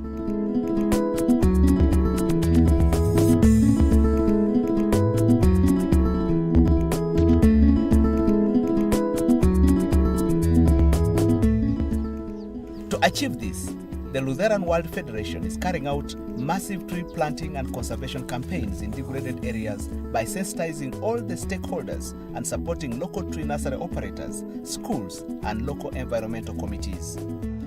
80 private nursery operators have been supported with trainings on tree nursery management, site selection, management of seedlings, and they were also given facilities like wheelbarrows and watering cans. Maurice Opio, a local nursery operator, is a resident of Pader Sub-County, Pader District. The training has been timely for Maurice, who has had a passion for growing trees from an early age, and he is now engaging in it as a business. This garden, I hope you are now seeing we have the pea plants here. Then at the same time we have what? Our young seedlings growing. They taught us to trying to adopt what we call tanja system, whereby you integrate crops with timber trees like this. Since we started adopting this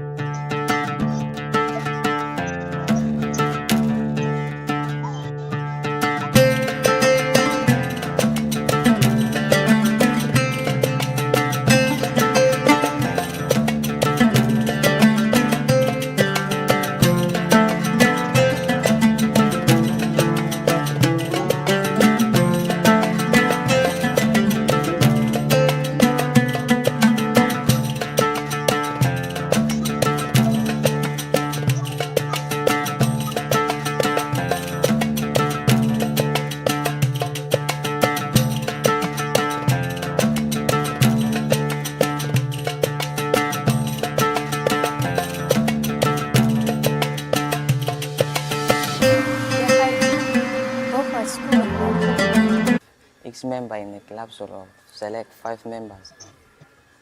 And for me, I have my 5 members.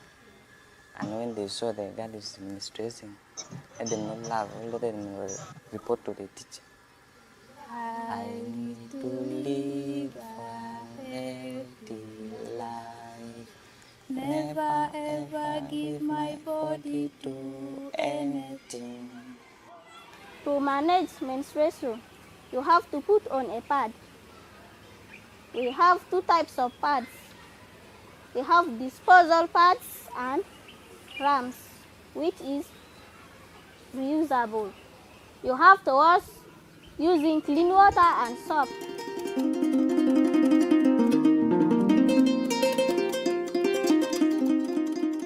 We are in Zone 2, among the 5 zones in the Palorinya settlement. And it is one of the first zones opened in Palorinya when the refugee influx started in 2016, December. Here you see 2 tanks. Each one has capacity of 200 cubic meters. And the other side you have the round tanks. There are 4 of them. Each one has capacity of 70 cubic meters. And the water is distributed to the entire Zone 2. In total, we have 59 tap stands spread all over Zone 2.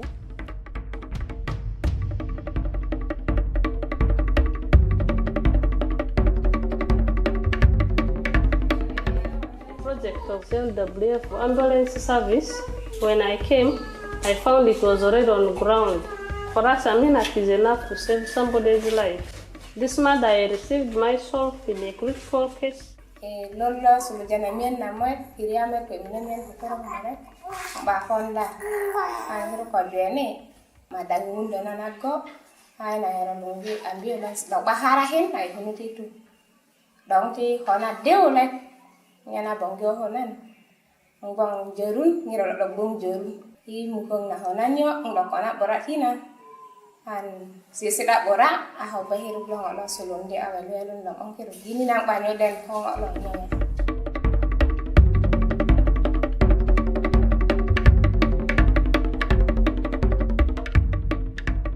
We look at activities that strengthen social well-being of people of concern, specifically for those people with higher levels of emotional distress. Because of the skills that we take them through and the sessions, they get empowered and they cope positively with these life challenges. LWF has an MDD.